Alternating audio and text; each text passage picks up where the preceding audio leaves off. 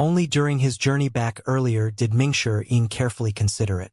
After all, the lotus-severing era had dawned quite a while ago. The tides were changing. He was truly in a dilemma. In the end, he said, "Master, Sixth junior sister can use this. She has been at the 8-leaf stage longer than I have. Her foundation must be more stable. Yi Tianxin has never recovered from her past injuries. Her cultivation base has never reached the peak as well. She needs more time," Lu Zhou said with his hands on his back. "The 4 elders of the Evil Sky Pavilion are old. After recultivating to the 8-leaf stage, they won't be able to compare to the younger generation." Lu Zhou continued to say, "Your eldest and second senior brother are possibly in trouble in the Red Lotus domain. From what we know now, the Red Lotus domain is much more powerful than the Golden Lotus domain. They haven't returned even after all this time. I'm certain that they've run into some problems. I'm going to bring both of them back. However, before that, I can't leave until there's a second 9-leaf cultivator in Great Yen. Do you understand?" Mingshi understood his master's concern, and he was impressed by it. "Among your fellow disciples, you're the one I worry about the least." Mingshi widened his eyes when he heard these words. He looked up and met his master's gaze. Perhaps he was imagining things or thinking too much, but his master seemed to have aged further. Time waited for no man. Even his ever-powerful master would grow old one day. The younger generation would have to take center stage sooner or later. In the end, he bowed and said, "With your faith in me, I'll do my best, master." "Good. Go back and prepare for it. When the time is right, I'll keep watch for you," Lu Zhou said. Mingshi was moved. Understood. Then, he retreated from the room respectfully. Many people in the world wished to be protected by the Evil Sky Pavilion, but it was similar to asking for the moon. This opportunity he was given could only be hoped for, but not obtained. The Sky Martial Court in the Red Lotus domain. Mo Bian entered the hall. He bowed at Elder Chiu and said, "Elder Chiu, the final person in the Golden Lotus domain, Zhang Wu, his life stone has shattered." Elder Chiu was much calmer than before when he received this news. Perhaps, there was the precedent of Fa Kong's death, so he was not surprised that someone with Zhang Wu's cultivation base would die as well. He opened his eyes and said, "He's alone in the Golden Lotus domain. It's impossible for him to conceal his avatar for so long unless he lived in the wilderness. I expected as much." Mo Bian nodded. Then, he said with a sigh, "Looks like the Golden Lotus domain is much more powerful than we thought. Also, the research on the Sky Chariot is almost done. What do you think that we should do now?" "Leave it for now. We'll come up with a new plan to understand the Golden Lotus's true strength. One Sky Chariot won't be enough. If a single 9-leaf cultivator is all they have, we'll need 10 Sky Chariots. I think the elites of Great Tang won't mind having a slice of the cake." Mo Bian was shocked. This plan was slightly bold. When they remained motionless, they did nothing, but when they made a move, they would launch a large-scale invasion on the Golden Lotus domain. After a moment, he said, "Also, we've received word from the Flying Star House. Their elder, Liang Zidao, and his subordinates, Yun Huan and Yun Luan, brought 80 disciples to the Thousand Willow Monastery. All of them are dead." Elder Chiu widened his eyes, and his brows were slightly furrowed. Before this, it was only a trivial matter, and they did not have to worry about the Flying Star House. However, it seemed like matters were not as simple as they imagined. The Flying Star House and the Sky Martial Court were the closest allies. Who would act against the Flying Star House? Has the Thousand Willow Monastery grown so bold now? It's complicated. Moreover, I don't think the Ninth Temple has a hand in this, Mo Bian said. Why do you say that? The Ninth Temple's 8-leaf cultivator, Kong Lu, was attacked by a saber user and was heavily injured. This saber user is in Thousand Willow Monastery. The Ninth Temple has sent experts to the Thousand Willow Monastery, Mo Bian said. Interesting, Elder Chiu sighed with relief. As long as it isn't the Ninth Temple. Meanwhile, in the Thousand Willow Monastery, in front of Fair Hall, The monastery master, Xianxia, had no other choice but to maintain a cordial relationship with Yu Zhenghai and Yu Shangrong. Based on what Elder Tian told him, the duo had unfathomable cultivation bases. He sighed. He was only worried about the fact that the duo was from the Golden Lotus domain. Xianxia looked down at the gazebo from the sky. Ji Fengxing was practicing with a saber and a sword outside the gazebo. Xianxia shook his head and sighed. I wonder if this is the right or wrong choice. I'm ashamed to face my predecessors due to my own powerlessness. Tian Buji flew to his side and looked down as he said, Monastery Master, I think that this might be an opportunity. I hope so. Xianxia sighed. Since I've made the choice, I can't regret it. There's no other way but forward. Tian Buji clenched his hands. That's right. We can only move forward. In the gazebo, Yu Zhenghai stood with his hands on his back as he observed Ji Fengxing's saber practice. You've improved quite a lot. You seem much more familiar with it now.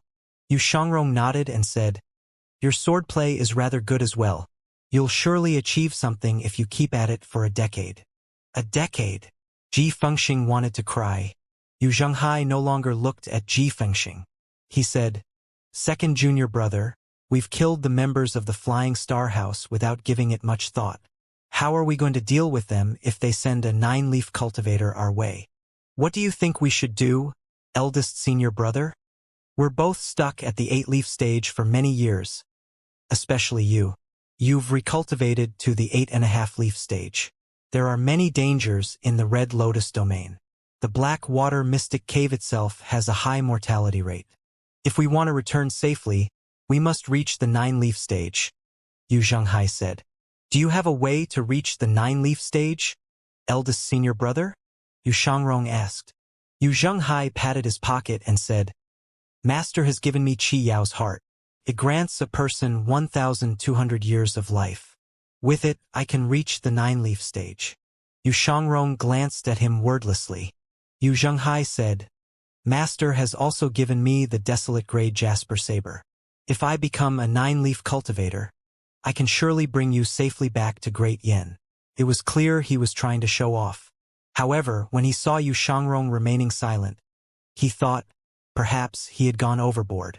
After all, his second junior brother was short-lived to begin with and had severed his lotus. Surely, his second junior brother had suffered greater hardship than him. Moreover, now that his junior brother heard about how their master favored him, his junior brother must not feel good. In the end, he said, If you need it, I can give you Qi Yao's heart. There's no need for that, Yu Shangrong calmly replied. How are you going to reach the 9-leaf stage without that thing? I can reach that stage without relying on an external object. In other words, he was implying that their master had given his senior brother Qi Yao's heart, because their master thought his senior brother was too weak. Yu Zhenghai. While they were engrossed in their conversation, Wu leaped off the gazebo and said, Big brother, look there. A person was riding a white crane on the horizon, flying in their direction. The two disciples from the Evil Sky Pavilion exchanged a look. Ji Fengxing noticed it as well. He exclaimed in shock, Big brother, quickly run. It's the 9th Temple's Zhu Xian. Yu Zhenghai stepped out of the gazebo into the air and asked, Who is 9th Temple's Zhu Xian? Ji Fengxing appeared anxious. He quickly approached the duo and tugged on their sleeves. There's no time to explain. Run. However, the white crane moved like a bolt of lightning. In just a moment, it had arrived in the Thousand Willow Monastery. An old man who seemed to be in his 70s sat on the white crane. His eyes were lively. He was holding a black brocade box. He asked loudly, Where's Xianxia? Above Thousand Willow Monastery. Xianxia had seen the white crane earlier. With Tian Buji, he led 1,000 disciples over. Brother Zhu, I didn't know that you're coming. What brings you here? Xianxia did not expect that a 9th Temple elite would arrive before the members of the Flying Star House. Zhu Xian said, Kong Lu has been unexpectedly attacked. I heard there's a saber user here in the Thousand Willow Monastery. He's the one who injured Kong Lu. Upon hearing this, Xianxia frowned slightly. Tianbuji said in a hushed tone, "We have a mole." Xianxia's eyelid twitched. The Thousand Willow Monastery was already past its prime. Was there a need to use such a despicable method? Yu Zhenghai flew up into the sky and asked, "Are you looking for me? Are you that saber user?" Zhu Xian's eyes quickly found Yu Zhenghai. At the same time, he saw the jasper saber at Yu Zhenghai's waist. Ji Fengxing said nothing else. He flew up and rammed into Yu Zhenghai's waist as he flew eastward. "Run!" Too late. Zhu Xian pushed his palm out. The brocade box in his hand flew out as well. The brocade box shone with a dazzling red light. It was as dazzling as the blue lotus. The Ninth Temple's peak desolate grade treasure. The square box. Xianxia was shocked. The square box obtained its name from its shape. It was impregnable like a fortress, and when it was activated, it would transform into a cage so huge that it seemed capable of caging the entire world. Its range was so wide that it would be difficult for one to escape. Among binding weapons, it was rather formidable. Even Zhu Xian did not have complete mastery over the square box. The box was the Ninth Temple's prized possession, and was also the temple's only desolate-grade weapon. When Zhu Xian threw the square box out, it shot toward and bore down on Yu Zhenghai like a huge mountain. Yu Zhenghai easily pushed Ji Fengxing aside. After all, Ji Fengxing was only in the Brahman 8 Meridians realm, and it would not be good if he was caught in the middle of a battle between those in the nascent divinity realm. As Ji Fengxing was sent flying back, he cried out, "Trust me, you should leave." How could Yu Zhenghai heed Ji Fengxing's suggestion of fleeing? He had always been someone who looked down on elites. Therefore, he acted as though he did not hear Ji Fengxing's words, as focused his attention on the square box. "Stand back." Yu Zhenghai leaped. He extended his right arm, and the jasper saber flew up swiftly into his hand. The jasper saber was wrapped in energy as it flew up to meet its target. Dozens of energy sabers arranged themselves into the shape of a long dragon and struck the square box. Zhu Xian's eyes widened. He frowned as he said, "I knew it! Golden energy!" Upon seeing this, Yu Shangrong looked up slightly. His longevity sword vibrated on his back, as though nudging him to take action. Meanwhile, since Ji Fengxing could not dissuade Yu Zhenghai, he landed next to Yu Shangrong and tried to dissuade Yu Shangrong instead. He pleaded in a low voice, "Please leave. We can't afford to cross the Ninth Temple." "Why not?" Ninth Temple rarely meddles in the affairs of the world, but it's still a major sect on par with the Sky Martial Court and the Flying Star House. A century ago, the Ninth Temple suddenly took an interest in foreign worlds and sent its men into the Blackwater Mystic Cave to reach the other side. However, the Sky Martial Court unexpectedly shut the cave and prohibited anyone from going in or out. Over the years, they started to have more and more conflicts. Ever since then, they have had a rocky relationship, Ji Fengxing said in a slightly worried tone. Meanwhile, with a flurry of movements, Yu Zhenghai appeared above the square box and brought his saber down with both hands. With this, the desolate-grade jasper saber was pitted against the desolate-grade square box. Bam! Bam! Bam! The golden energy and the red energy collided, and the aftershock rippled into the surroundings. The disciples from the Thousand Willow Monastery were sent flying by the backlash. All the spectators had to activate their energies to block the aftershock. Yu Shangrong glanced at Zhu Xian. At this moment, Zhu Xian was observing Yu Zhenghai calmly as he controlled the square box.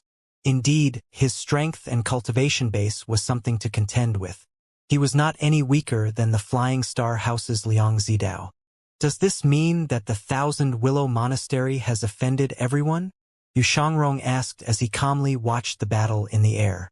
Ji Fengxing said with a bitter expression, "I know that you have a profound cultivation base, but the Ninth Temple is different from the Flying Star House. The Ninth Temple never openly makes their move. The forces that stood against it have never ended well. The Ninth Temple is extremely skilled in assassination. 50 years ago, an elite from the Flying Star House who had just entered the Nine-Leaf stage was heavily injured by the Ninth Temple. Even the Blood Sun Temple's monk, Fa Kong, who's a rare elite who has mastered the Red Lotus karmic fire, would have to restrain himself in front of the Ninth Temple. As he said this, he prepared to push Yu Shangrong away. He was clearly incredibly anxious. Yu Shangrong merely patted Ji Fengxing's shoulder and said, "There's no need to be nervous. Nobody's cultivation path is smooth and without obstacles. Only by overcoming hardships can we rise higher." The Thousand Willow Monastery's master, Xianxia, continued watching the battle between Yu Zhenghai and Zhu Xian. The area affected by the aftershocks grew wider as well. "Stand back." With this order, the disciples retreated further. Zhu Xian frowned deeply as he looked at Yu Zhenghai moving swiftly in front of him. Yu Zhenghai would launch energy sabers from the Jasper Saber every now and then, parrying the incoming blasts of red energy from the square box. It's no wonder Kong Lu was defeated. He's no ordinary 8-leaf cultivator. Based on their brief exchange, Zhu Xian had a vague idea of Yu Zhenghai's true strength. He no longer wasted any time and made several hand gestures. At this moment, Xianxia called out loudly, "Wait, Brother Zhu!" Bam! Zhu Xian slowed down. The square box was pushed back before it came to stop, still spinning. Yu Zhenghai flew back and looked at Zhu Xian. Meanwhile, Zhu Xian said to Xianxia, "Xianxia, you colluded with these foreign tribesmen, and I have yet to hold you accountable for that yet. And yet you're trying to stop me now." Xianxia shook his head and said, "This must be a misunderstanding. If he has offended you, I'm willing to apologize to you on his behalf, Brother Zhu." "No need." Then, Zhu Xian looked at Yu Zhenghai and said, "I want to take him away. Who dares to stop me?" Yu Zhenghai, who was holding the Jasper Saber, replied, "You'll have to see if you're capable of that first." With a flurry of movements, his energy sabers shot out again, fiercer than before. Avatar. Zhu Xian summoned his avatar. The 8.5-leaf red lotus under the avatar bloomed, emitting primal chi. The 140-foot avatar was a testament to his cultivation base. The Thousand Willow Monastery disciples exclaimed in shock upon seeing this. This was the closest they had gotten to the 9-leaf stage. Yu Zhenghai did not expect Zhu Xian's cultivation base to be more profound than Liang Zidao. The key was that Zhu Xian had the square box, a weapon that was almost at the peak of the desolate grade. Yu Zhenghai focused on attacking. He wielded his saber with both hands, from which his energy burst forth. The huge energy saber slashed at the square box again. At this moment, the square box was already several meters in size. Bam! The energy saber struck the square box.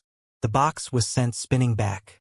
Zhu Xian snorted and lunged forward with his red lotus avatar. At this moment, Yu Zhenghai summoned his avatar as well. The two avatars faced each other.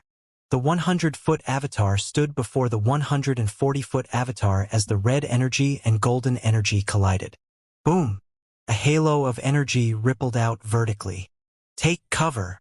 Ji Fengxing and Wu Wu moved away from the gazebo before the vertical energy halo struck the gazebo. With a crack, the gazebo was sliced in half by the energy. Yu Shangrong was the only one who did not move. An energizer barrier protected him from the aftershock of the collision. Yu Zhenghai wielded his saber with his avatar in tow and advanced. Zhu Xian would never allow a desolate-grade weapon to touch his avatar, so he withdrew his 140-foot avatar.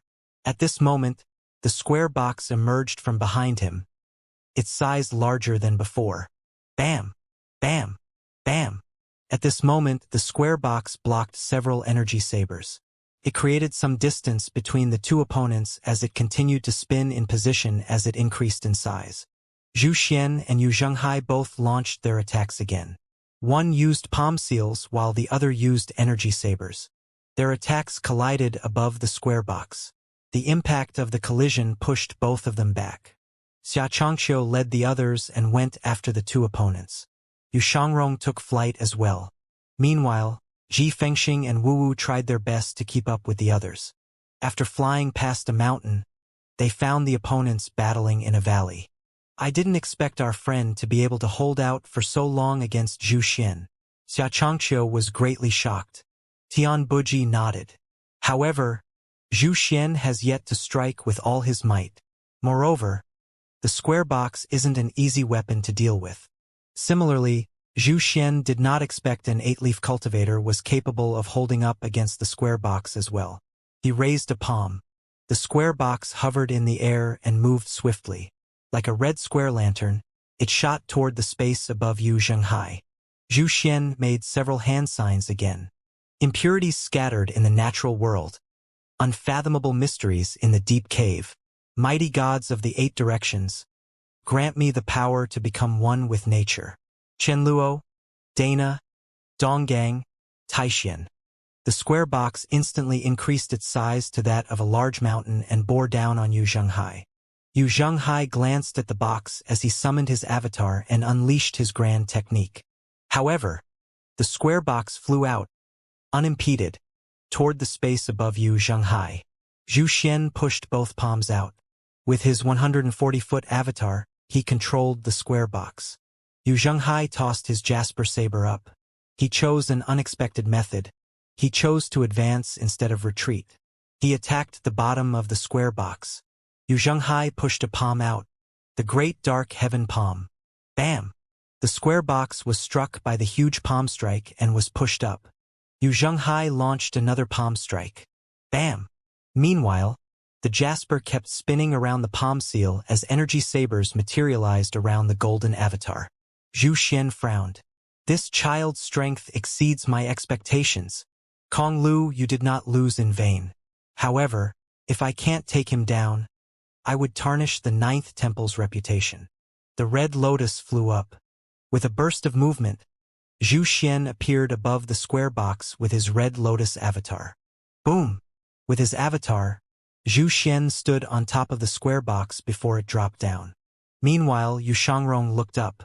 A cold breeze caused his robes to flutter in the air. Zing! The longevity sword flew out of its scabbard. Yu Shangrong raised his right hand, and his longevity sword flew into his hand. He remained silent as he continued to look at the red lotus avatar above the square box. In the next second, he disappeared into thin air. The members of Thousand Willow Monastery hovered in the air and continued to watch. As expected of Zhu Xian, a 9th Temple elite who has 1 foot in the 9-leaf stage. He's forcing both of them to fight him at once. By now, they had some basic understanding of Yu Zhenghai and Yu Shangrong. They knew the duo were fellow disciples and knew they liked to compete with each other, albeit in secret. Apart from that, they rarely attacked the enemy together. Even when they were teaching their students the saber or sword techniques, they competed with each other. In front of the fair hall, they would also guide the other Thousand Willow Monastery disciples as another way of competing with each other. Zhu Xian's strength was evident in the way he had forced the 2 fellow disciples to work together. Yu Shangrong's silhouette appeared next to the red lotus avatar. He leaned forward as he walked on air. The first technique he unleashed was the Guiyuan sword technique's Enter 3 Souls. 3 blurry figures appeared. Zhu Xian, who was hovering before the red lotus avatar, frowned when he saw the elite's 3 silhouettes. True elites could sense how powerful their opponent was through their exchanges. At the bottom, Yu Zhenghai was being targeted by the square box that kept bearing down on him. Zhu Xian had no choice but to split his attention and deal with Yu Shangrong. With a light tap of his feet, he shot into the air along with his avatar. The 140-foot shining red avatar could hardly be missed. The red lotus cultivators who were flying past looked up at this shocking sight. A 140-foot red lotus. Which elite is this? Shall we go and take a look? We'd better stay out of a fight between elites so that we won't get caught in the crossfire. The battle is close to the Thousand Willow Monastery's territory. What's that? They looked toward the distance again. Under the 140-foot red lotus avatar, a red cube was being lifted by a figure the size of a green bean. Every time it was pushed up, a thunderous sound would follow. Boom! Boom! Boom! The sounds made the others shiver despite the temperature. That's the weapon of the 9th Temple's Zhu Xian, the square box. An elite that needs the 9th Temple's elite, Zhu Xian, to deal with. The Thousand Willow Monastery is truly something. The Thousand Willow Monastery is no longer what it once was. I don't know what's gotten into them lately. They're offending people at every turn. The spectators discussed among themselves. All of them knew the weak could only resign themselves to being beaten up. The others exchanged their opinions. Meanwhile, Yu Shangrong's Guiyuan sword technique was already locked onto the Red Lotus. 3 silhouettes shot toward their target as an energy sword flew out. Zhu Xian joined his palms together. Dhyana Mudra. A red Dhyana Mudra wrapped around the golden lotus. Bam! The longevity sword drew across the Dhyana Mudra. Yu Shangrong shot Zhu Xian and hovered in the air with his sword in hand. The Dhyana Mudra was damaged, but the avatar was untouched. It was a draw. Zhu Xian withdrew his avatar and looked at Yu Shangrong. Who are you? The person who will kill you. Yu Shangrong's tone was light when he spoke. The square box has already been activated. This has nothing to do with you. I'm warning you to stay out of this. Zhu Xian did not want to fight 2 opponents at once if it was possible. I'm afraid that things won't go your way. Yu Shangrong moved at lightning speed. Traceless sword. Zhu Xian unleashed his Dhyana Mudra again. At the same time, countless palm seals shot into the air. Zhu Xian is skilled in both Buddhist and Taoist skills. Xianxia was awestruck. Yu Zhenghai pushed the square box up again. His 8-leaf golden avatar unleashed a surge of energy. When the cultivators in the distance saw this, they exclaimed in shock. A golden avatar! The foreign tribes have invaded. The cultivators flew into the distance immediately. However, when they were halfway there, they came to a stop. We shouldn't go there. Since the 9th temple is here, anyone who gets close will be deemed as their enemies. So, what the Sky Martial Court said is true. The cultivators looked at the square box as they hovered in the air. The grand 3-way battle continued until the sun was setting. The 3 opponents fought for 6 hours. At this moment, the forest in the valley had been flattened. Zhu Xian, who was forced to fight against 2 opponents, was slowly being pushed back. Ji Fengxing gulped before he said, I have the impression that if the 2 big brothers work together, they might be a match for a 9-leaf cultivator. At this moment, Wu Wu cried out, Look! She pointed at the 140-foot red lotus avatar, around which countless energy swords that resembled schools of fish swimming in the ocean circled. Whiz! The 140-foot seemed like it was growing. He's going to break through to the 9-leaf stage, Xianxia exclaimed in shock. If Zhu Xian somehow reached the 9-leaf stage during the battle, Yu Zhenghai and Yu Shangrong could not possibly defeat him. They had personally witnessed their master's 9-leaf might. They knew how great of a difference it would make in strength. While the energy sword spun, the energy sabers pushed against the square box from below. All of a sudden, the square box dropped 100 meters down. Yu Zhenghai broke free of the square box and flew out like a fired arrow. He spread his arms, and energy sabers gathered around him. For the first time in his life, he did not feel embarrassed about having to join forces with another person. Moreover, that person was his second junior brother. He cried out, Junior brother! With just that, Yu Shangrong understood Yu Zhenghai's intention.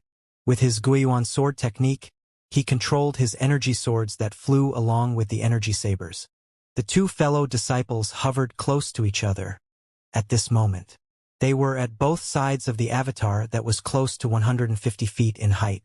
Zhu Xian's face flushed red from the effort he was expending. He barely had time to catch his breath with the duo pressuring him. At this moment, Xianxia made his move. I'm sorry, Brother Zhu. Xianxia summoned his avatar and swept his horsetail whisk at the square box. The square box spun out of control. Xianxia unleashed his grand technique again and appeared above the others. He looked down at the red lotus avatar that was almost 150 foot tall. Then he raised 2 fingers, and his horsetail whisk flew out. At the same time, the energy sabers and energy swords shot toward the heart of the avatar like a water dragon. Boom! The horsetail whisk struck the avatar's head. Boom! Zhu Xian grunted. Blood trickled out from the corners of his mouth. However, his eyes flashed with a strange light. At this moment, the red lotus avatar surged intensely with energy as it spun. It instantly formed a vortex that devoured the energy sabers and energy swords. Bam! Bam! Bam! Yu Shangrong raised his longevity sword and flew back. Yu Zhenghai raised his jasper saber and flew back as well. Xianxia was worse off. He had been standing right before Zhu Xian. He was hit by the red energy and was sent flying back. He grunted as his blood essence surged. The battle ended. 150 feet. Everything was silent as the energies dissipated. Yu Shangrong and Yu Zhenghai looked at each other. I'm fine. Me too. In the middle of the red lotus avatar that was hovering in the air, Zhu Xian slowly opened his eyes before his eyes swept past Yu Zhenghai and Yu Shangrong. This is bad. Zhu Xian has reached the 9-leaf stage. The cultivators who watched from afar felt their bodies tremble. Hey, this is something worth celebrating. Great Tang has gained another 9-leaf cultivator. However, we're talking about the 9th temple after all. As expected of Zhu Xian, who's regarded as the grand cultivator closest to the 9-leaf stage for the past 50 years. Zhu Xian looked at the fellow disciples and asked, "Do you still wish to continue?" Yu Zhenghai said, "If you wish to continue, we'll continue." "What about you?" Zhu Xian looked at Yu Shangrong. "If you want to fight, we'll continue fighting." Yu Shangrong straightened his right arm as his longevity sword buzzed. Zhu Xian did not ask Xianxia.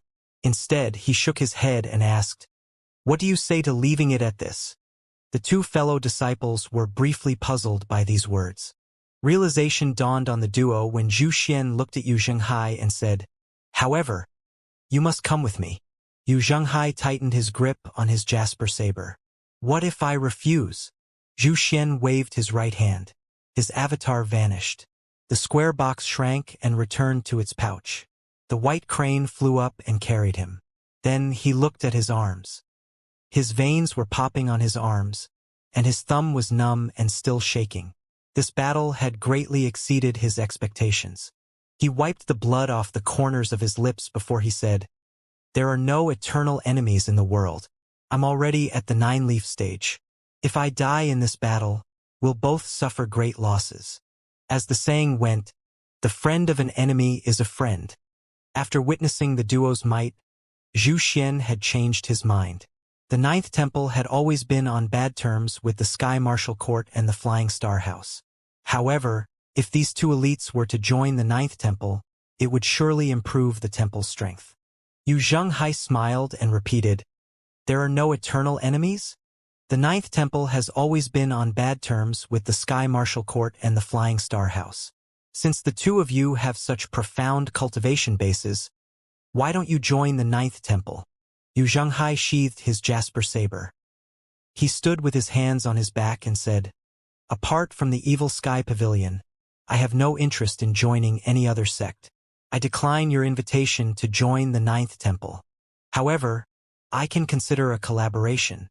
The aura he exuded when he led the Nether sect was apparent at this moment. Although Zhu Xian had a profound cultivation base, he was not someone with a high position. Therefore, he was not as articulate with his words. He wondered what kind of force the Evil Sky Pavilion was. At this moment, Yu Zhenghai looked at Yu Shangrong and asked, "A wise man submits to circumstances. I won't force you to do anything against your will. What do you say?" Yu Shangrong glanced at Yu Zhenghai before he calmly said, "You have a point, senior brother. All right." Zhu Xian descended slowly until he drew level with the duo. "As the 9th temple's grand elder, I invite both of you to the 9th temple if you'll follow me." Yu Zhenghai placed his hands on his back. He looked at the remaining bloodstains at the edge of Zhu Xian's lips before he turned to look at Yu Shangrong. He seemed to be waiting for Yu Shangrong to express his opinion. Meanwhile, Xianxia, the monastery master of the Thousand Willow Monastery Master, was shocked by the 9th temple's sudden change in attitude. Everyone knew how the 9th temple usually operated. Zhu Xian's strength was apparent, and he had come to avenge Kong Lu. How could he not feel shocked by the 9th temple suddenly changing its stance? Ji Fengxing immediately cried out, "Don't go!" He was afraid of the 9th temple's might and was honestly afraid of speaking out against an elite like Zhu Xian. However, this matter was related to Yu Shangrong and Yu Zhenghai's safety. He could not sit back and do nothing. Zhu Xian looked at Ji Fengxing. He naturally understood Ji Fengxing's thoughts. He said, "My guests, if I wanted to harm you, I could leave right now and return for revenge some other day after my 9-leaf stage has stabilized. Why would I invite both of you to return with me now?" Zhu Xian had a point. Yu Zhenghai said, "I'll go with him, second junior brother, you stay." Yu Shangrong frowned. Then, he looked at Zhu Xian and said, "I'll go with you." Then, he said to Yu Zhenghai and parroted his senior brother. "Eldest senior brother, you stay?" Both of them had initially planned on staying at the Thousand Willow Monastery to deal with enemies. If a 9-leaf cultivator showed up, they would just run. However, their encounter with the 9th temple made them change their minds. If they did not go to the 9th temple, they would surely create more trouble. Based on Xianxia and Ji Fengxing's attitude, they knew that the 9th temple was different from the Flying Star House. Xianxia pressed on his chest before he lowered his head and sighed. Zhu Xian could tell the duo was undecided. Hence, he addressed Xianxia. "I heard the Thousand Willow Monastery is recently at odds with the Flying Star House. The Flying Star House has always been on good terms with the Sky Marital Court. They are trying to monopolize the Black Water Mystic Cave and the Endless Ocean. The Flying Star House will certainly seek revenge. Am I right, Xianxia?" He addressed Xianxia by name. His attitude was a stark contrast from his attitude toward Yu Shangrong and Yu Zhenghai. Xianxia nodded and said, "Indeed." Then, Zhu Xian said to the two fellow disciples, "My friends, since you're both esteemed guests of the Thousand Willow Monastery and the 9th Temple, will the Flying Star House still dare to recklessly come and seek revenge?" Xianxia's eyes lit up. Zhu Xian's had a point. However, this would depend on Yu Shangrong and Yu Zhenghai completely. Yu Zhenghai said loudly, "It's settled." Then, when he saw Yu Shangrong was about to say something, he hardened his expression and straightened his back. With his hands on his back, he said, "There's no need to say anything else. Throughout the years, I've never used my status as your eldest senior brother against you. But today, I'm ordering you to stay here as the Evil Sky Pavilion's first disciple."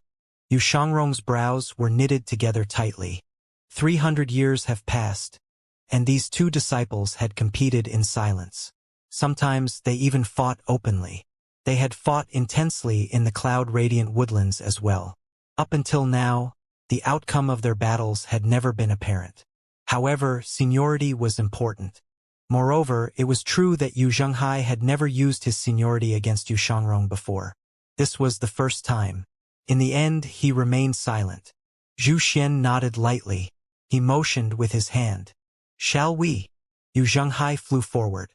Before they parted, Zhu Xian glanced at Yu Shangrong. He cupped his fists and said, "We'll meet again." After saying this, he left on the white crane. Yu Zhenghai and Zhu Xian vanished into the clouds in no time at all. Ji Fengxing flew over and said worriedly, "Big brother, I'm worried the collaboration the 9th Temple spoke of is just a means to capture you." Wu walked over. When she saw Yu Shangrong's cold expression, she could tell he was in a bad mood. She hastily said, "Big brother, are you hurt? Shall I heal you?"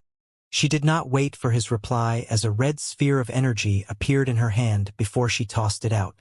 The red sphere fell on Yu Shangrong's body and dissolved into spots of starlight. At this moment, Yu Shangrong finally replied, "I'm fine," Xianxia said with a sigh. "Both of you got into trouble on the Thousand Willow Monastery's grounds, but the monastery couldn't do anything." Wu blinked her huge eyes and asked, "What should be done now?" Yu Shangrong looked in the direction where Yu Zhenghai left. Then he said frostily, "If the 9th Temple dares to touch a single strand of his hair, I'll make sure to drench the 9th Temple in blood." Upon hearing this, Xianxia, Tianbuji, Ji Fengxing, and Wu felt speechless. On the other hand, the Thousand Willow Monastery disciples shivered despite the temperature. After Yu Shangrong finished speaking, he descended. Meanwhile, Zhu Xian had gotten off the white crane and was walking on air like Yu Zhenghai. Although their speed could not compare to the white crane, they were not slow. Zhu Xian glanced at the jasper saber hanging from Yu Zhenghai's waist before he asked, "May I know your name?" "Yu Zhenghai." Yu Zhenghai replied. I've seen countless weapons throughout my life. Heaven, Earth, Mystic, Yellow, Universe, Cosmos, Desolate and Flood grade. A heaven-grade weapon is rare enough as it is, and there are even fewer Desolate-grade weapons. Is that saber of yours a Desolate-grade weapon? Zhu Xian asked. It's only a weapon gifted to me by my master. Your square box isn't bad as well, Yu Zhenghai said. Compared to blades, the square box's offensive power is lacking. Based on today's battle, it's clear I was at a disadvantage. Indeed, Zhu Xian seemed unable to gain the upper hand when the square box was pitted against the jasper saber. I was just lucky. Yu Zhenghai would not forget himself just because he was praised. I have 2 questions to ask. I wonder if that's all right. Yu Zhenghai looked at the setting sun and said, I'll answer them if I can. Are the 2 of you truly from the Golden Lotus domain? Zhu Xian asked. Of course. There was no longer any need to conceal this. Yu Zhenghai had already manifested his Golden Lotus avatar during battle earlier. It was not his style to blatantly lie. Zhu Xian said, filled with praise. I didn't expect that the prediction of that Sky Martial Court's lunatic to come true. Lunatic? Zhu Xian slowly explained. A lunatic who liked studying foreign worlds. She was convinced there was another world on the other side of the endless ocean. Yu Zhenghai silently sped up as he said, The 9th temple has a strong foundation, but why can't the temple defeat the Sky Martial Court or the Flying Star House? You've underestimated them. The Sky Martial Court belongs to the Great Tang dynasty. Their elites are as numerous as the clouds. After saying this, Zhu Xian recalled something and asked, Is the Evil Sky Pavilion powerful? Based on the 2 men's attitude, Zhu Xian could vaguely guess the Evil Sky Pavilion was not a force to be trifled with. Yu Zhenghai smiled before he bluntly replied, If Evil Sky Pavilion were here, there would be no need to fear the Sky Martial Court or the Flying Star House. In fact, he was being cautious not to reveal too much information about the Evil Sky Pavilion. This one sentence was sufficient. Zhu Xian's expression remained neutral, but he was inwardly shocked. To think that the Evil Sky Pavilion was at least comparable to the Sky Martial Court. After a beat, Zhu Xian asked, It must be difficult for both of you to travel this far. You weren't the only ones who had visited the Red Lotus domain. What's your business here? This was the burning question in his mind, and he was most interested in its answer. Yu Zhenghai asked, Would you believe me if I told you that I came here by mistake? Indeed, from Yu Shangrong's perspective, Yu Shangrong had indeed come to this place by mistake despite how unbelievable it sounded.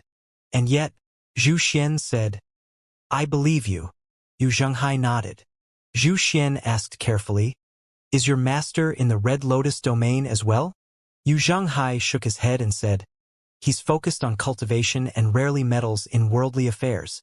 However, I can't guarantee what would happen if things get out of hand. Upon hearing this, Zhu Xian wondered inwardly. For someone to be the 2 men's master, that person has to be at the 9-leaf stage. Fortunately, I didn't kill them earlier. If their life stones shatter, there will definitely be trouble. At that time, the 9th temple would have unwittingly gained a great enemy. In the Golden Lotus domain, in the dense forest halfway up Golden Court Mountain, the bright moon was hanging high in the sky. In the dense and impermeable forest, a faint starlight could be seen. Pure primal chi in the surroundings rose from the plants and merged with the primal chi in the air. It gathered around a cluster of weeds. After a moment, an exclamation could be heard from the cluster of weeds, as though the person who had spoken had just been hit with a sudden realization. Wait! The 9-leaf stage requires 1,200 years. But Shu Xi's heart will only give me 800 years of life. So, I'll have to burn for 100 years of my life. I'm young now, but doesn't this mean I'll turn into an old man when I reach the 9-leaf cultivator? How can that be? I'm so handsome and suave. No. How hideous would I become if I looked as old as Master? Mingshi shuddered at the thought of this. He stopped cultivating and emerged from the tall blades of grass. He surveyed his surroundings. He had been cultivating here over the years. His master had said the bluewood heart technique was most suited to him. However, he had to rely on his own effort to learn about the Bluewood Heart technique. Finding this place was a product of his luck. He had discovered long ago that his rate of improvement when he cultivated in the forest when he cultivated elsewhere. His fellow disciples only knew that his cultivation method had the best effect if he were in the forest. However, they were unaware that he yielded the best result when he cultivated in the forest as well. He had also cultivated the ground escape technique here. If he tunneled underground, he would be completely safe after all. He mulled over his thoughts as he stroked his chin and muttered to himself, 1,200 years. How did Master overcome that? After a moment, his eyes widened as he exclaimed, Does Master have many Qiyao's hearts? He paced around before he came to a halt. He continued muttering to himself, Why didn't I think about this before? Master is too intelligent. He won't do anything that he has no confidence in. I should cultivate harder, so I can reach my peak state in the shortest time possible. Cultivation in itself was going against the will of the heavens. Even at the peak, cultivators had to choose the best time to achieve a breakthrough. With this thought in mind, he returned to the center of the cluster of weeds. He flipped his palms up as his primal chi surged. More weed grew around him, and they grew taller as well. They were now almost the same height as him. For walls made of grass were formed around him. Mingshi sat with his legs crossed and eyes closed, and he regulated his breathing. At this moment, vitality surged from him.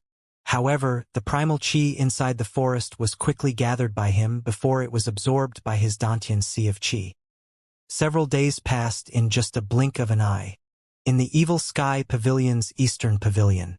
In the morning, Lu Zhou had fully replenished his extraordinary power, and he had stabilized his 9-leaf cultivation base as well. Remaining life, 218,980 days. A question appeared in Lu Zhou's mind. I wonder if there's a 10-leaf stage after the 9-leaf stage? Is there another great limit to be overcome between the 9-leaf stage and the 10-leaf stage? The human cultivators in Great Yen had been stuck at the 8-leaf stage for many years now. They were very familiar with the cultivation process under the 8-leaf stage. However, everything about the 9-leaf stage and above was unknown. Lu Zhou was like the lighthouse, lighting up everyone's path while he progressed in the dark. In the end, he decided there was no point dwelling on this matter. He would obtain his answer by slowly raising his cultivation base. He could purchase the 1,000 realms whirling with 500,000 merit points. This seemed to hint that he could enter a new realm. Merit points, 23,640. His current points were too far from 500,000 merit points. After thinking about it for a moment, Lu Zhou bought another deadly strike card. 15,000 merit points were deducted from him. Up until now, he had 2 deadly strike cards. Before he made his way to the Red Lotus domain, he had to make as many preparations as he could. The deadly strike card was one of his trump cards. He had to have them ready. Since he was only left with 5,000 merit points after his latest purchase, he could no longer buy any other item card for now. Master, Zhu Tianyuan requests an audience. Si Wuya's voice rang from the other side of the door. Lu Zhou was slightly curious. Zhu Tianyuan's attention should all be focused on Zhu Honggong. Why did Zhu Tianyuan come? What's the matter? He has checked the ancient Saint Cult's warehouse and discovered one thing. He personally brought it here so you can have a look at it. Lu Zhou emerged from his room and walked out of the eastern pavilion. He looked at Si Wuya and said in a slightly puzzled tone, Your cultivation base has improved a lot. Si Wuya replied, I daren't slack off under your supervision, Master. I've been diligently cultivating every day. When will you reach the 8-leaf stage? Si Wuya shook his head. He had no idea as well. Nobody could be sure about cultivation, after all. Lu Zhou no longer pressed Si Wuya for an answer. With his hands on his back, he walked to the southern pavilion. Si Wuya followed closely behind him. Shortly after, the two of them arrived at the southern pavilion. There were many gathered on the plaza before the southern pavilion. The Evil Sky Pavilion's 4 elders and many female disciples were gathered around some black object as they studied it curiously. Meanwhile, Zhu Tianyuan and Zhu Honggong stood at the side. "Greetings, master." The others turned around and bowed. "Rise." Lu Zhou arrived before the others with hands on his back. He looked at the object at the center of the plaza and asked in confusion, "Zhu Tianyuan, what's this?" It looked like a small battered boat. It was black and covered in a thick layer of grime. Zhu Tianyuan said, "You might not know this, Brother Ji. Do you remember the blueprints on Jiekai's body?" Lu Zhou had seen the blueprints on Jiekai before. However, the sky shuttle, the water shuttle, and the sky chariot did not resemble this thing. His voice deepened as he said, "What does it have to do with this thing? Don't beat around the bush." Zhu Tianyuan's expression turned solemn. He bowed and uttered a statement that shocked everyone. "This is left behind by that Luo woman." Lu Zhou was shocked. Si Wuya was the first one to rush forward. He hastily wiped the grime off the object with his sleeve. After wiping it a few times, formation veins could be seen on it. It was not strange if the others did not recognize these, but he would not miss these. He had been studying the sky shuttle, the blueprints, and Luo Shirin's notes for a long time, so he instantly recognized the formation veins. He exclaimed, "It's the formation veins on the sky shuttle." The sky shuttle? The others were shocked. Si Wuya immediately ordered, "Clean this." Understood. Several female disciples fetched buckets of water over to clean the object. They did not dally now that they realized the importance of this object. In time, as they cleaned, the object that resembled a small boat was slowly restored to its original appearance. The veins on its body could clearly be seen as well. Si Wuya, who had been studying it all this time, sighed and stroked it. A hint of admiration could be seen in his eyes. "Master, the formation veins on this thing are slightly weaker than the sky shuttle. Moreover, its shape is clearly different from the sky shuttle as well. The sky shuttle has strong defenses and is quick, but its altitude is limited. This must be a mini sky chariot." Zhu Tianyuan laughed. "Ha! I knew this wasn't an ordinary object. You should be proud of your father for having such a good memory." He patted Zhu Honggong's shoulder heavily after he finished speaking. Lu Zhou said, "A mini sky chariot. If this can't even compare to the sky shuttle, how could it cross the ocean?" Si Wuya said, "Great Yen cultivators have countless experiences exploring the endless ocean. The beasts in the ocean are exceptionally strong. However, they won't simply leave the ocean and won't leap too high up. Hence, by flying higher, we can avoid the beasts. The formation veins on the surface are used to resist high-altitude flight. The disadvantage is that primal chi will suddenly drop at a certain height. It might even vanish. It's difficult for cultivators to control." Zhu Tianyuan asked in confusion, "So, it's useless?" "Not entirely, although it's not as good compared to the sky shuttle in the sense that it's slow and has weak defenses.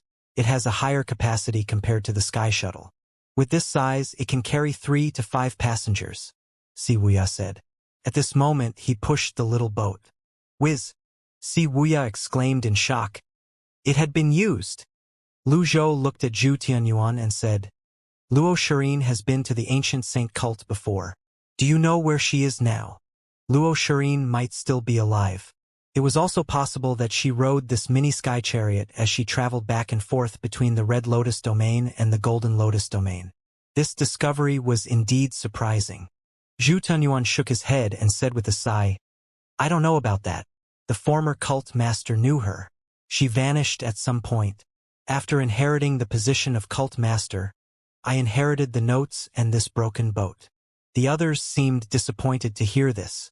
Si Wuya finished inspecting it and said, "Master, this mini sky chariot can be used, but its defenses are weak." Lu Zhou nodded and said, "Call Old Fourth over. Tell him to wait at the Eastern Pavilion. I have a task for him." "Yes, master." Si Wuya turned around and left. After that, Lu Zhou said, "Protect the sky chariot. Nobody is to get close to it. Anyone who disobeys this order will be exiled from the evil sky pavilion."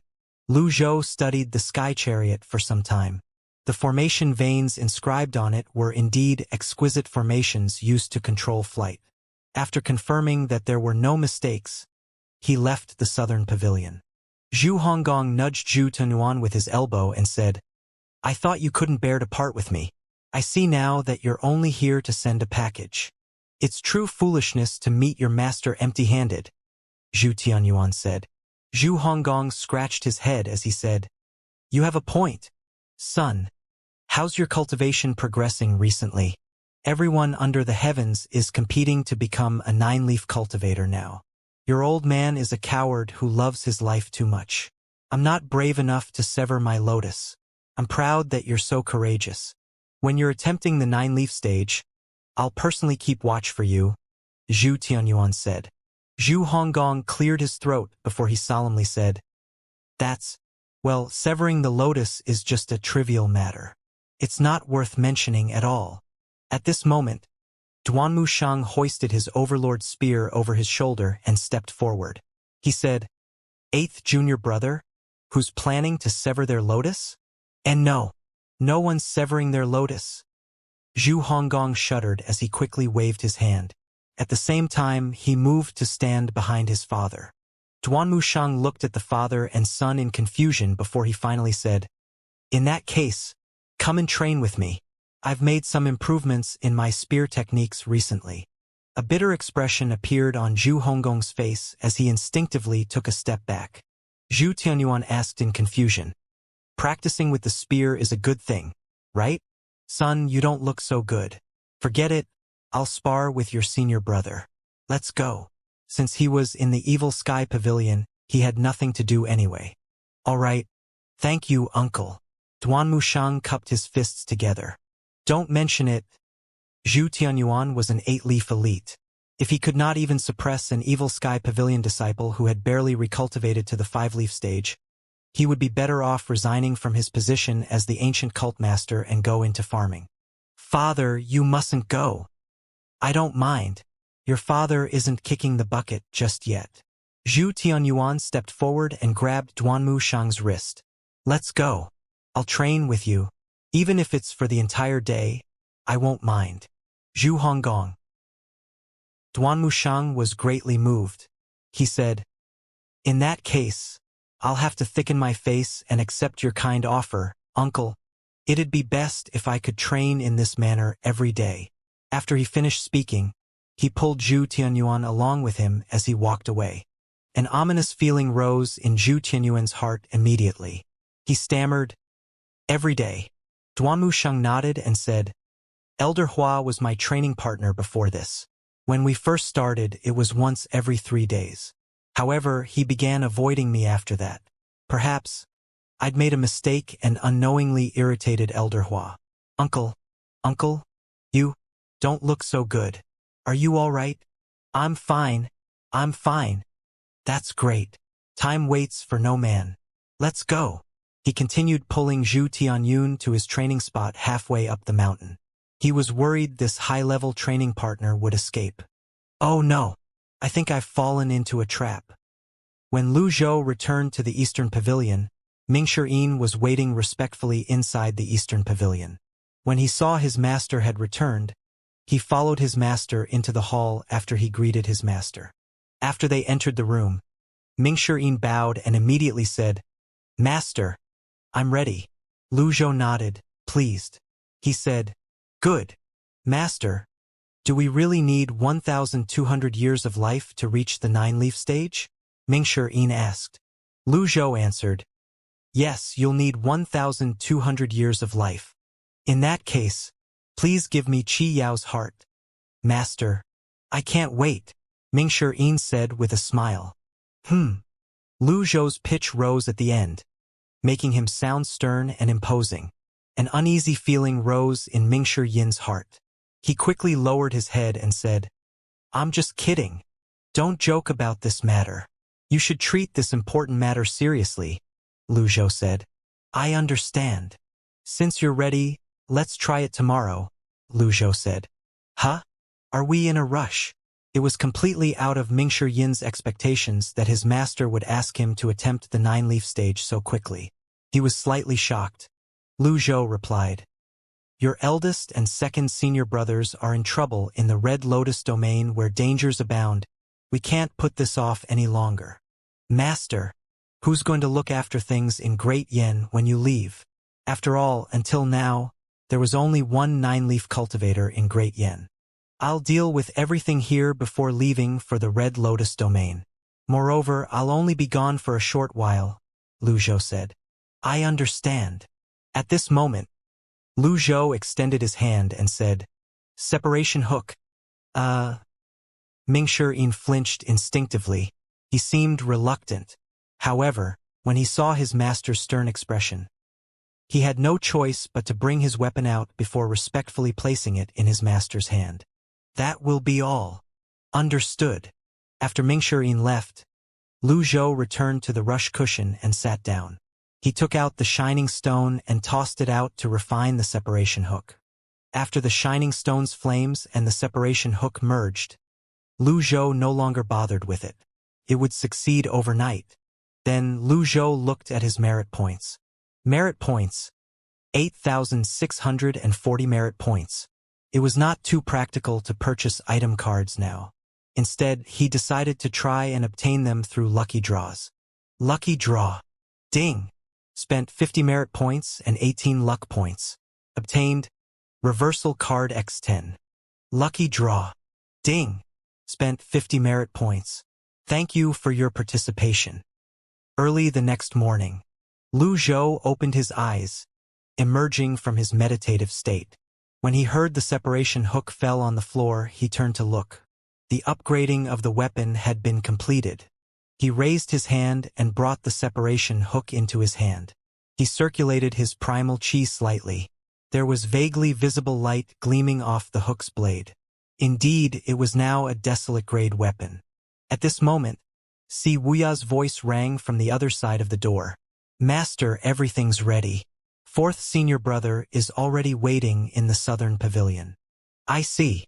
Lu Zhou put the separation hook away and left the eastern pavilion. When Lu Zhou arrived at the southern pavilion, he saw a tall square platform had been built outside the southern pavilion. At this moment, Mingshi was sitting on the platform. His spirits were calm, and he seemed composed. When the others saw Lu Zhou, they bowed. Pavilion Master. Master. His disciples bowed. Lu Zhou looked up at Mingshi. What a mess. What kind of a joke is this? Get down. Flashy but without substance. He's spending too much time on useless matters. Mingshi shuddered and leaped off the high platform immediately. He sighed inwardly. I can't even act cool like Master.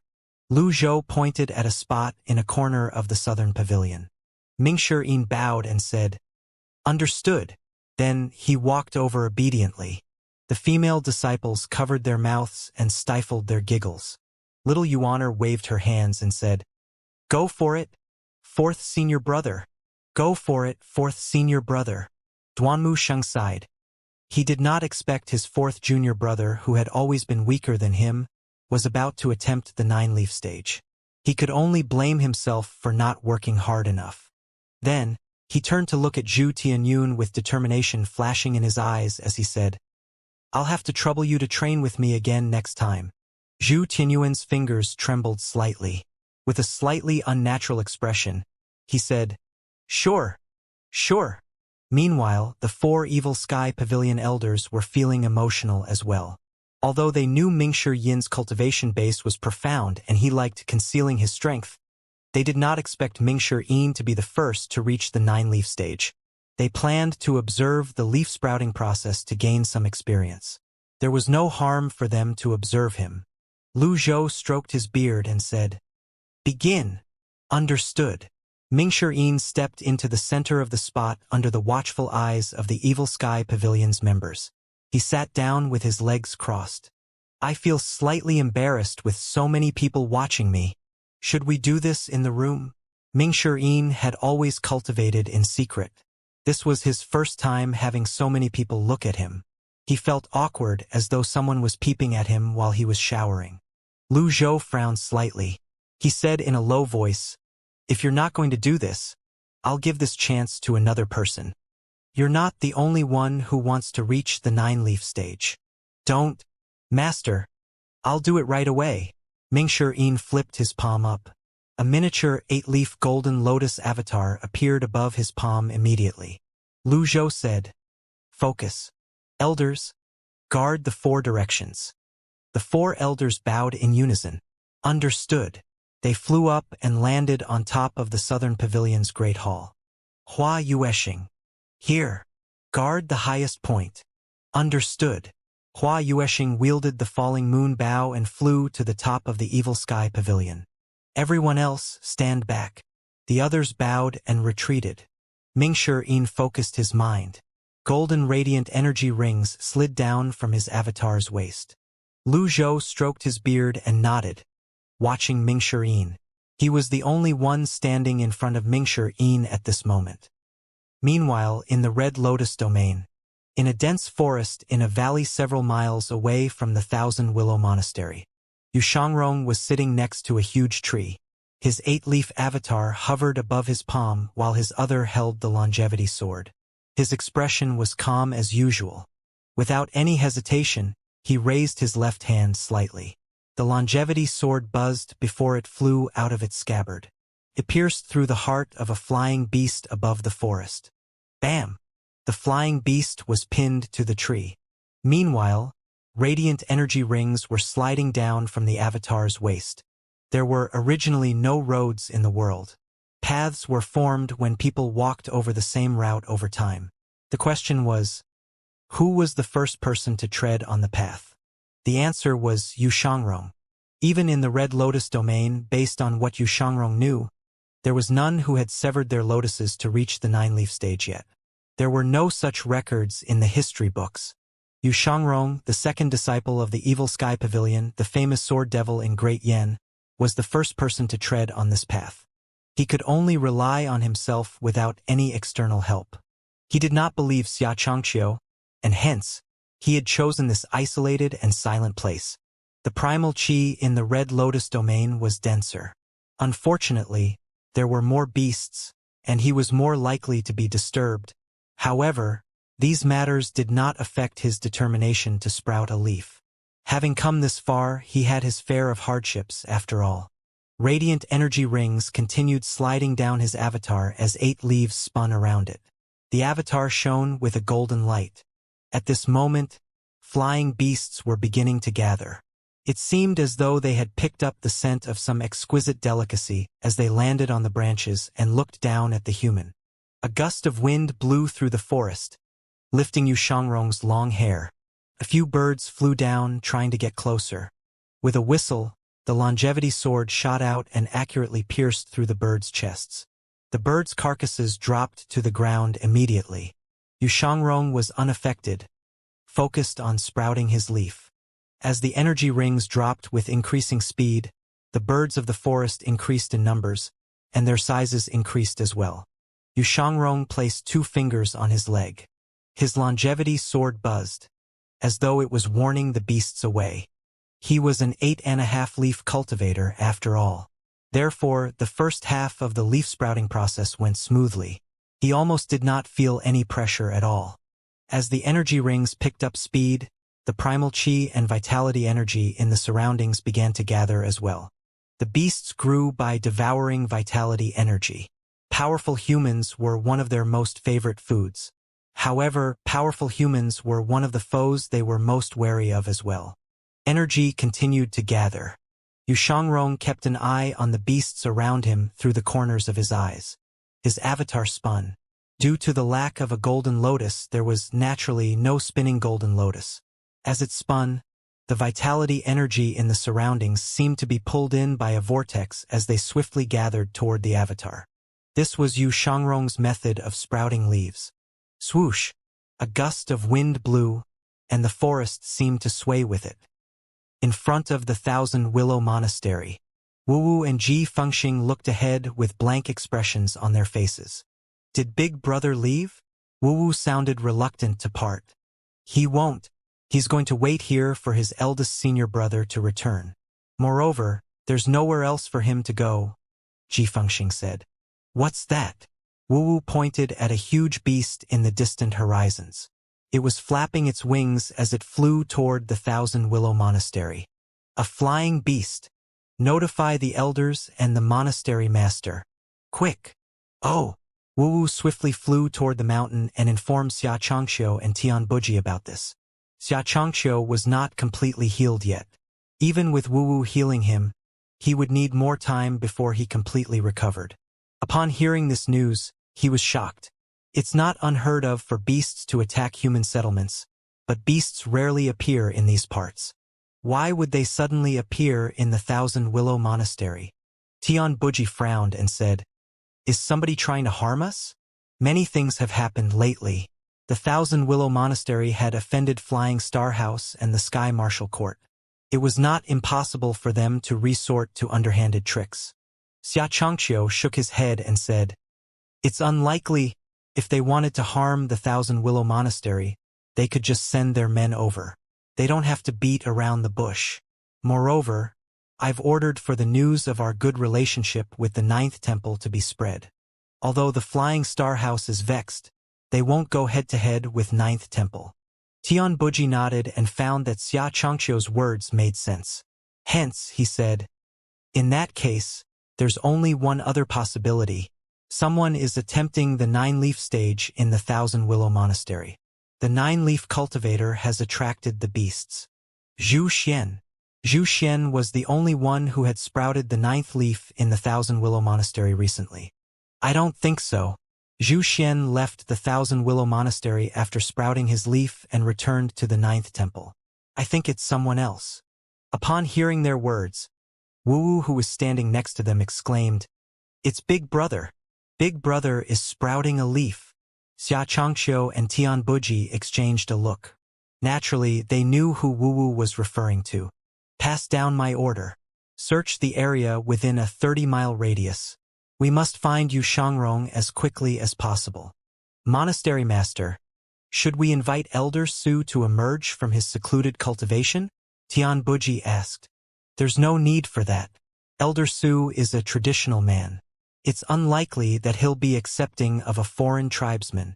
I'll explain the circumstances to him personally when he emerges from his cultivation." "All right." Tianbuji led hundreds of disciples and flew away from the Thousand Willow Monastery.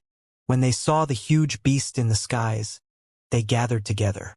Tianbuji looked at the dense forest in the distant valley and said, "Follow me." "Understood." Tianbuji led the way and flew toward the huge beasts.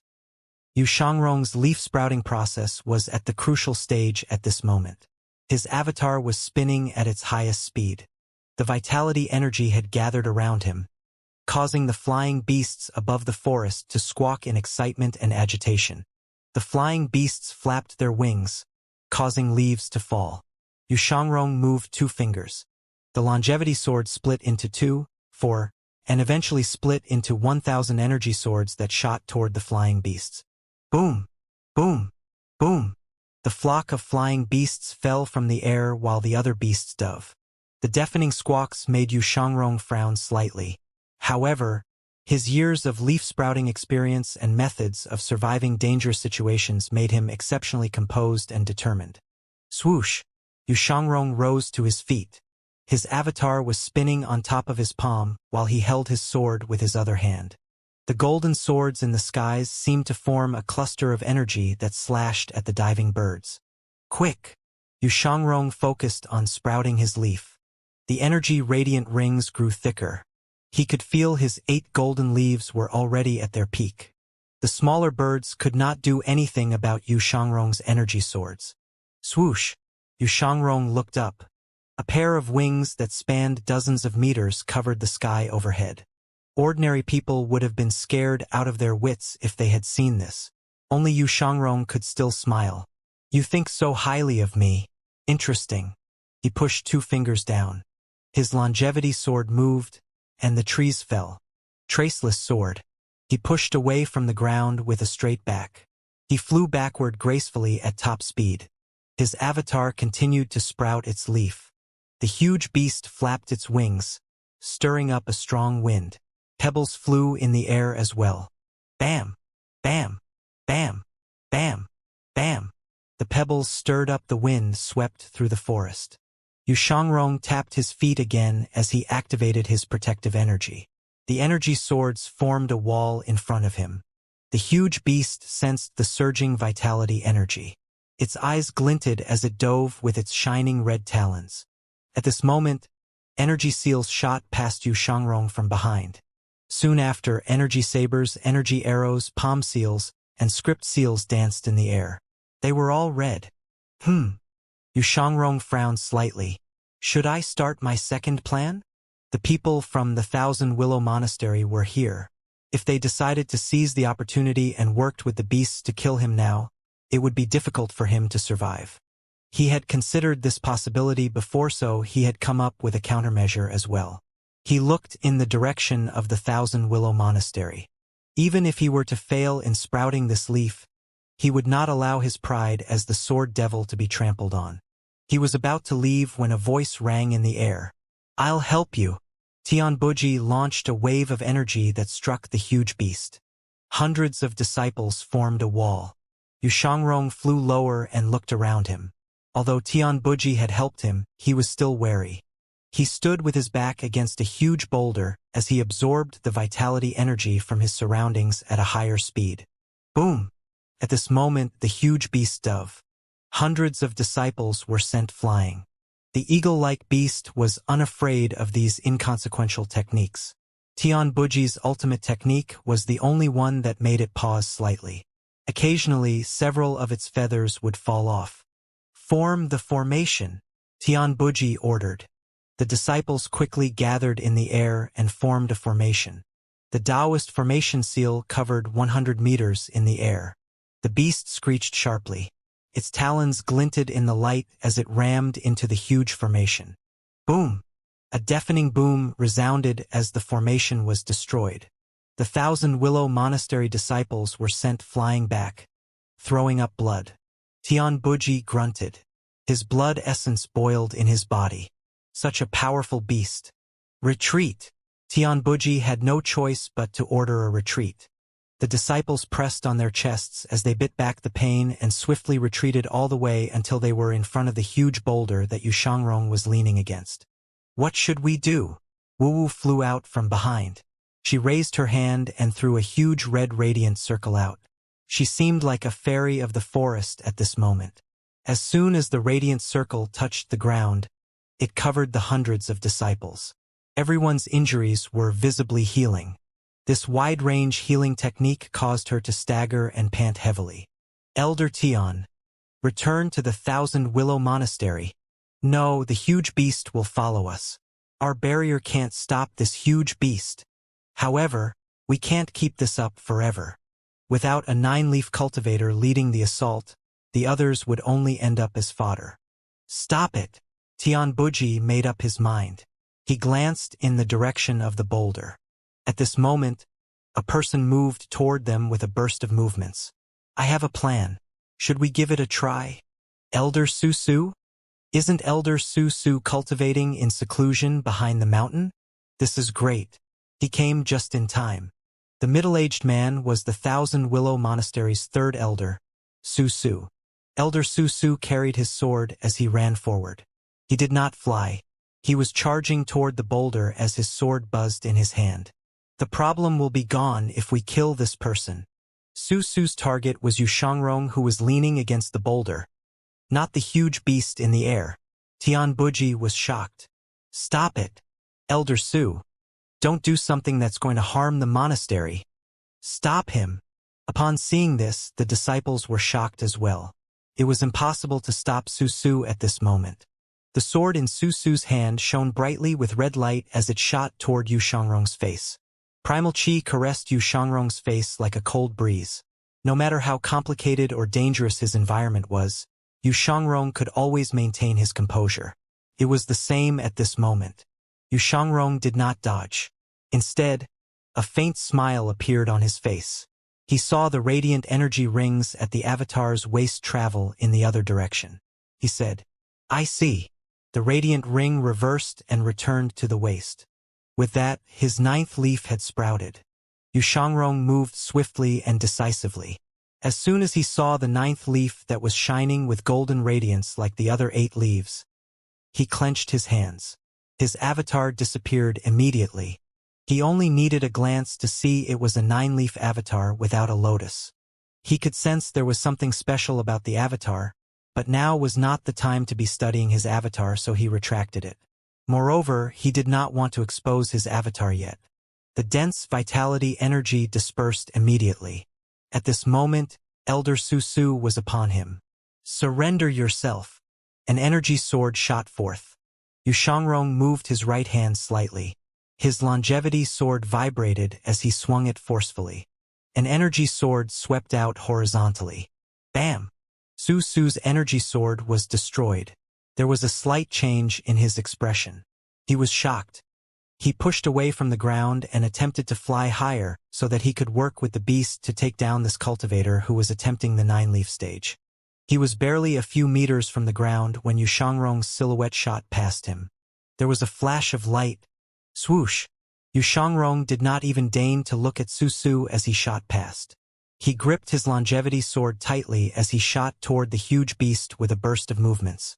The 1,000 Willow Monastery disciples merely felt a breeze blowing past them when they saw shadows brandishing swords shooting in the air above them. Every sword strike hit the beast's vital points. The 1,000 Willow Monastery disciples were stunned by this. Meanwhile, in the forest, Susu slowly looked up and saw the magnificent display of dancing shadows in the air. Then, he looked at the wound the sword left on his stomach. The sword strike had slit it open, and blood was gushing out, dyeing his robes red. Is he an 8-leaf cultivator? Susu's eyes widened as he fell backward. Tianbuji saw this and shuddered. Elder Susu is dead? Among the people present at this moment, Xianxia was the only one who could kill Susu effortlessly while he attacked the huge beast at the same time. Tianbuji was shocked. He gulped. The battle was too intense, leaving him no time to think about too many things. The other disciples did not have time to worry about Susu's death as well. They attacked the huge beast. Xianxia unleashed his Guiyuan sword technique without restraint. The beast was a beast after all. The colossal creature was nowhere as nimble as humans. It flapped its wings but could not seem to hit its target. Xianxia went all out with his fighting style. He shot in all directions as he swung his sword around. Feathers fell to the ground. Tianbuji saw the opportunity and ordered, "Everyone, attack!" He joined his palms together and an energy barrier shrouded the 1,000 Willow Monastery disciples, blocking the wind and rocks that were stirred up the beast's wings. Hundreds of them attacked at the same time. None of them seemed aware that Xianxia was now a 9-leaf cultivator. His swift sword strokes that moved like the wind impressed the others. Finally, after Xianxia's series of attacks, the final dozens of energy swords landed on the huge beast's belly. A deafening cry resounded through the forest. The huge beast flapped its wings. It adjusted its direction and shot into the distance. Xianxia leaped back and hovered in midair. The 1,000 Willow Monastery disciples were delighted to see the effect of Xianxia's attacks. Tianbuji ordered, "After it." Xianxia shook his head and said, "There's no need to chase after it." Why? Tianbuji wondered. This northern goshawk beast might drop a heart of life. One heart might be worth 200 to 800 years. It's a great treasure. Heart of life. Xianxia was puzzled. Tianbuji explained, "Beyond human settlements, there are many unknown and powerful beasts. Humans are more insignificant than ants before them. They like to hunt humans, especially powerful ones, since feeding on such humans would improve their abilities. Some beasts would form a heart of life, and humans can replenish their lives if they consume the hearts." Something stirred in Xianxia. He was indifferent to most things, but as a member of the Melilot nation, how could he remain indifferent to such an important piece of information? The citizens of the Melilot nation had tried to fight against their destinies of being short-lived for generations. Although Xianxia was at the 8-leaf stage previously, he only had 500 years to live at most. Currently, he had lived for more than 300 years. Even with his master's longevity pill, he would not be able to overcome the great limit. He was now left with more than 100 years to live. Who would not want such a treasure? However, Xianxia had just attained the 9-leaf stage. Perhaps it was due to the lack of lotus, his 9-leaf stage was extremely unstable. The primal chi in his sea of chi was chaotic. At the same time, pulses of vitality energy leaked out. He would suffer a great loss if he gave chase now. If that's the case, won't everyone have long lives? Yu Shangrong asked. Tian Buji shook his head and said, Impossible. Based on current research, cultivators can only live for 3,000 years at most. Even hearts of life can't extend a person's life past that. Yu Shangrong looked at the leaving beast silently. If Yu Shangrong did not give chase, how could Tian Buji dare to give chase? Tian Buji raised his hand. Retreat. His disciples bowed in the air. Understood. Wu Wu wiped the sweat off her face and moved to Yu Shangrong's side. She blinked her huge eyes and said, Big brother, you're amazing. Yu Shangrong merely smiled faintly at her and did not reply. At this moment, a disciple cried out, seemingly flustered, Elder Su is dead. Elder Su is dead. The disciples of the Thousand Willow Monastery landed and surrounded Su Su's corpse. As soon as Tian Buji heard these words, he instantly reprimanded the disciple. Why are you making a ruckus? Carry his body back. I'll personally explain this to the monastery master. He glanced at Yu Shangrong before he cupped his fists and flew back to the Thousand Willow Monastery. Ding! Killed a target. Reward: 1,500 merit points. Domain extra: 1,000 merit points. When he heard this notification, Lu Zhou merely frowned slightly before he organized his thoughts again. He shifted his attention back to Mingshi Yin, who was focused on sprouting a new leaf. At this moment, Mingshi Yin's leaf sprouting process was at a crucial point. Naturally, he did not know that his disciple, Yu Shangrong, was already a 9-leaf cultivator now. Moreover, his second disciple had broken through and sprouted the 9th leaf under difficult circumstances. Mingshi Yin's golden lotus was spinning swiftly. The leaf sprouting process resembled Lu Zhou's determination. The radiant energy rings continued sliding down. Clearly, the power Mingshi Yin generated was not sufficient to make vitality energy and power surged out from the golden lotus, after which the energy rings would slide backward before sprouting the 9th leaf. The members of the Evil Sky Pavilion looked at the golden lotus anxiously. They were more nervous than Mingshi Yin himself. At this moment, Mingshi Yin's hair whitened, and his skin wrinkled. The golden lotus had already devoured most of Mingshi Yin's longevity. Shu Si's heart. Lu Zhou reminded him. Although Mingshi Yin was the disciple whom he worried about the least, his experience in attempting the 9-leaf stage was still lacking. Perhaps, due to his rapid aging, Mingshi Yin's attention was slightly divided. He grunted in response to his master's reminder. Then, he brought Shu Si's heart out before he divided it into large chunks and consumed them quickly. The others were bewildered as they watched Mingshi Yin aged. Those who had severed their lotuses sighed in relief, while those who had not were beginning to worry about their futures. This was especially true for little Yuaner. When she imagined herself being old and wrinkled, she felt a lump in her chest. On the other hand, Si Wuya and Yi Tianxin accepted this more readily. Yi Tianxin had experienced too many deaths and did not have much to ask from life. She would not be dejected even if she could not make it to the 9-leaf stage. Conk had never seen this before, so she was curious about everything that she was seeing. After consuming Shu Si's heart, Mingshi Yin felt vast vitality energy expanding in his sea of qi. However, that was swiftly devoured by the golden lotus. They negated each other. Mingshi Yin felt his heart race. It was getting more and more intense by the moment. The golden lotus became agitated after being supplied with longevity. It was nearing saturation. At this moment, the 4 elders who guarded the 4 corners looked up. The beasts are here. Everyone, get ready to defend.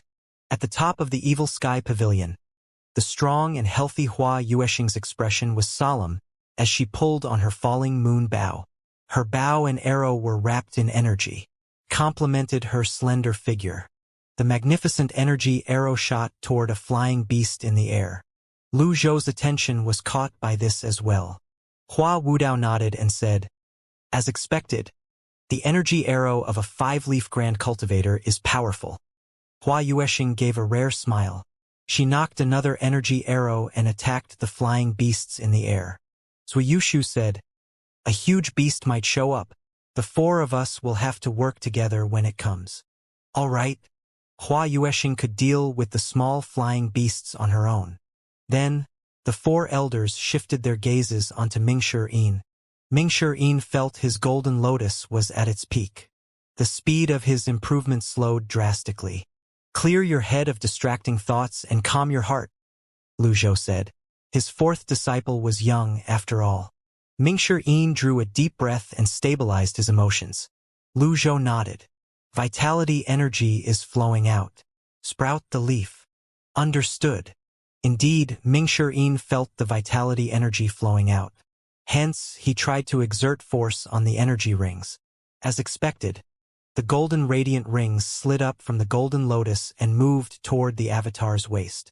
When they moved up, the avatar grew taller. The golden lotus enlarged as well. An empty space between the 8 golden leaves. When the energy ring shot back toward the outermost region of the golden lotus, there was a crisp sound. Mingshi could clearly see the 9th lift sprouting from the inner side of the golden lotus. The 9th leaf had taken form. In the air, there were flocks of flying beasts. Many beasts on the ground appeared around Golden Court Mountain as well. The others were delighted.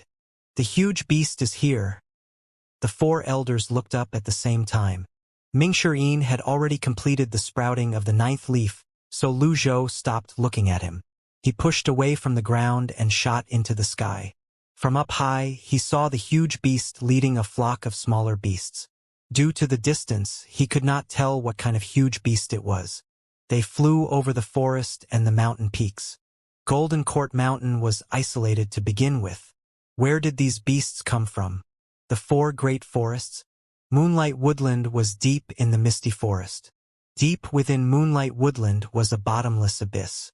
Yi Tianxin had seen countless beasts in the abyss and had obtained the fair folk's inheritance there. Are these beasts from the Moonlight Woodland? His host, Ji Tiandao, had been to the 4 great forests before, but not the deeper parts of Moonlight Woodland. It was too easy to lose one's direction there. It was a sure way to seek death. Lu Zhou stroked his beard and waited as looked at the incoming flock of flying beasts. At this moment, Wuxia exclaimed, "It's a Fei bird." "Fei," Lu Zhou repeated. Wuxia explained, "It's recorded in one of the books in the Western Pavilion. This bird fights physically and is very fierce." Ever since the appearance of the beasts, Wuxia had pored over the books about beasts in the Western Pavilion and even those in the divine capital's imperial city. Therefore, he was rather knowledgeable. "Does it have a heart?" Lu Zhou asked. "Every animal has a heart. However, this beast is mostly brawn. I don't think it's capable of forming a heart of life. I'm still searching for a concrete way to categorize them." Lu Zhou nodded. He was glad that he had a disciple like Wuxia who saved him a lot of trouble. As a transmigrator, he had been tormented by books in the past. He would hardly take a look at books. Without a heart of life, there was no benefit in fighting the beast. It would even be a loss if he had to use a deadly strike card. He muttered to himself for a moment before he rose even higher in the air. Whiz! The 9-leaf golden lotus avatar looked down proudly from the sky. With the evil sky pavilion in the center, his 150-foot avatar expanded. The golden flaming golden lotus released energy halos into the surroundings. Then it shrank and dissipated. Lu Zhou looked in the direction from which Fei Yi was coming. His display of avatar made the other winged beasts retreat. As he expected, Fei Yi turned around and flew away. It disappeared in an instant. It was as silent as a graveyard at the bottom of the evil sky pavilion. The others looked at Lu Zhou with fearful respect. Meanwhile, the 4 elders and Hua Yuexing were filled with envy. They would never grow sick of looking at the golden flaming avatar. Mingshi stood up. Hey! I'm a 9-leaf cultivator. I became a 9-leaf cultivator." Nobody entertained him. They were still in awe of the golden flaming avatar. "Little junior sister, would you like to look at my 9-leaf avatar?" Naturally, Ming-Shi was reveling in his delight from successfully breaking through to the 9-leaf stage. Conk ignored him. She did not seem impressed. She pointed at their master in the sky and said, "Golden flames." With these 2 words, Ming-Shi seemed to wilt. Lu Zhou landed. The others bowed. Ming-Shi cleared his disappointment away.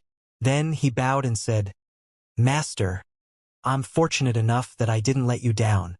I'm now successfully become a 9-leaf cultivator." Lu Zhou nodded in satisfaction. "Very good. You're now a 9-leaf cultivator. But why don't you look happy?" No. That's not it. I'm just feeling sad about you leaving, Master." Ming-Shi raised his sleeve and wiped away a drop of tear. The other members of the Evil Sky Pavilion were speechless. How fake! Not to be outdone, Zhu Honggong stepped forward and exclaimed in shock, "Master, you're leaving?" Lu Zhou looked at the others as he said, "There's now another 9-leaf cultivator in Great Yen. I believe that more 9-leaf cultivators will emerge soon enough. We can fend off beasts, but the hearts of men are what we should fear. With a 9-leaf cultivator here, we can prevent the Red Lotus domain from invading." The others nodded. Lu Zhou looked at Ming-Shi and said, "It's only a matter of time before the Red Lotus domain invades the Golden Lotus domain. I'm going to the Red Lotus domain mainly to retrieve your eldest and second senior brother. My other objective is to get to the bottom of Konk's origins. Also, I want to prevent the Red Lotus domain from continuing their invasion." Apart from that, he had another objective as well. He wanted to search for the other half of his memory crystal and learn about the void seeds, among others. "You're now a 9-leaf cultivator. Look after Great Yen. I won't let you down, Master." Ming-Shi fell to one knee. At this moment, the others looked at Ming-Shi. Before they knew it, Ming-Shi had become the strongest person in the Evil Sky Pavilion. Lu Zhou continued, "You've just reached the 9-leaf stage. Your vitality energy will flow out soon to restore your life. Give me your hand." Ming-Shi nodded and extended his hand. Lu Zhou placed 2 fingers on Ming-Shi's wrist. After examining Ming-Shi, he was puzzled. Xu Xi's heart provided 800 years of life. If the Golden Lotus needed more than 1,200 years of life, Ming-Shi would need to make up for more than 500 years with his own lifespan. However, it seemed like Ming-Shi had only used up 400 years. With this, he speculated the years of life the Golden Lotus absorbed were not fixed. They ranged around 1,200 years. Reaching the 9-leaf stage will grant you 200 years of life. From the 1-leaf stage to the 8-leaf stage, you'll gain 50 years at every stage. In total, you're given 600 years of life," Lu Zhou said. Ming-Shi was overjoyed. "Thank you for your teaching, Master. Thank the heavens. If I have to put up with this old appearance, I'd have a mental breakdown. I never knew that reaching the 9-leaf stage with the Golden Lotus has this benefit," Duan Mushang said enviously. Si Wuya shook his head. "Not exactly. After reaching the 9-leaf stage, the Great Limit is no longer applicable.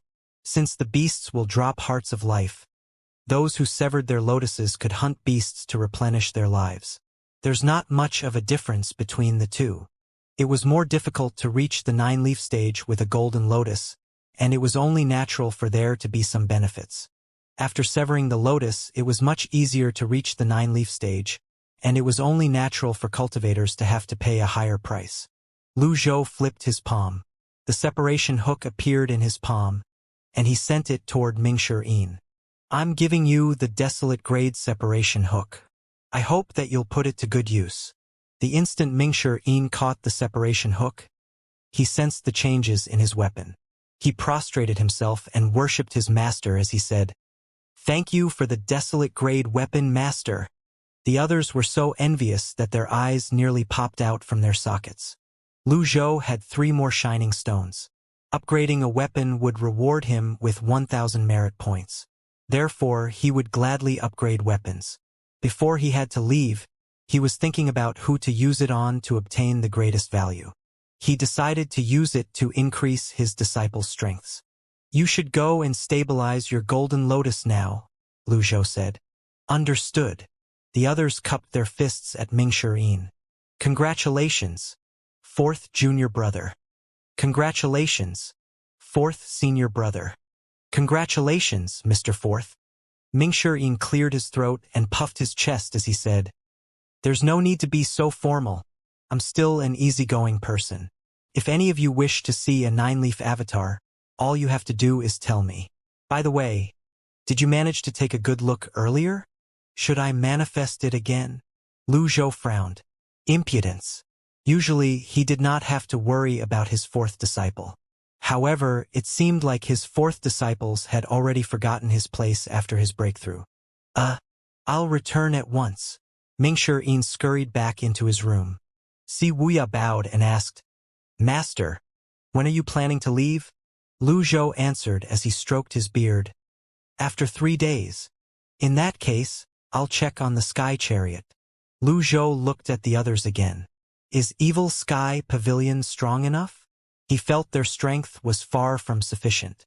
If a karmic fire elite such as Fa Kong were to appear, it would be difficult for them to deal with such a person. Fortunately, Si Wuya and Mingshi were here to look after things.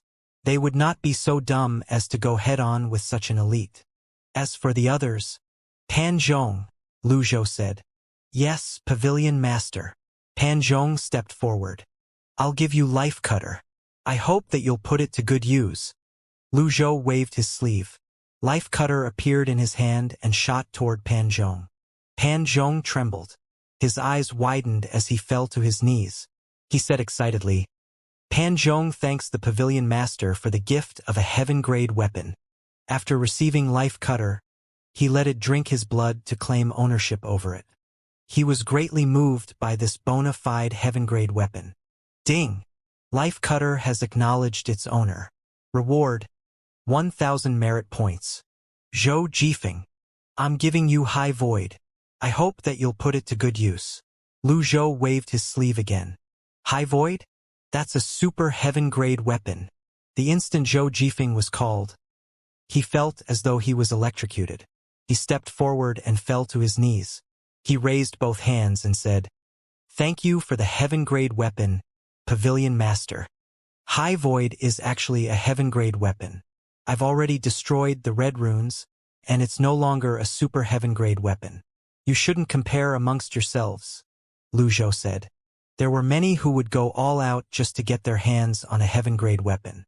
Countless cultivators would have loved to possess a heaven-grade weapon, but they could not. Although Zhou Jifeng and Pan Zhong envied the 10 disciples of the Evil Sky Pavilion, that was all they could do. They did not dare to hope to possess weapons like the disciples.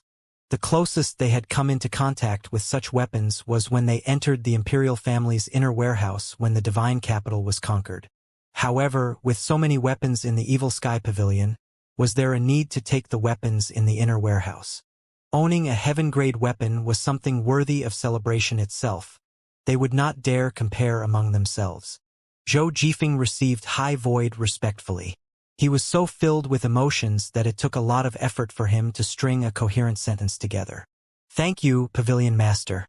I will surely dedicate my life to the Evil Sky Pavilion and sacrifice my life if I have to." Their loyalties went up by 10% each. With this, the loyalties of the younger members were basically above 80%. Lu Zhou looked at the 4 members of the Old Age Pavilion. The others followed his gaze. What's gotten into the Pavilion Master today? Why is he giving away weapons? Lung Luo, Lu Zhou said. Lung Luo was not as expressive as the younger ones. Throughout his life, he had owned weapons of his own. This was also attributed to him cultivating Dao invisibility. Often, when he felt that he could not defeat his opponent, he would choose to flee. His rich experience and wide knowledge resulted in his personality that was seldom affected by anything. Lu Zhou looked at his remaining weapons. Unnamed, Jade Horsetail Whisk, Spotless Blade, Magistrate Brush, and 9-string Zither. Naturally, he could not give Unnamed away. It was one of his trump cards. This was also the only weapon that grew stronger as his cultivation base improved. Moreover, it was enhanced by the black runes. The impregnable sky shuttle was as brittle as a thin piece of paper before it. The Jade Horsetail Whisk was used by both the Buddhist and Taoist sections. Knowing Leng Luo, he would not accept this. What about spotless blade? The magistrate brush was best used by someone from the Confucian school. It could work wonders as it wrote scripts and formed script seals. 9-string zither?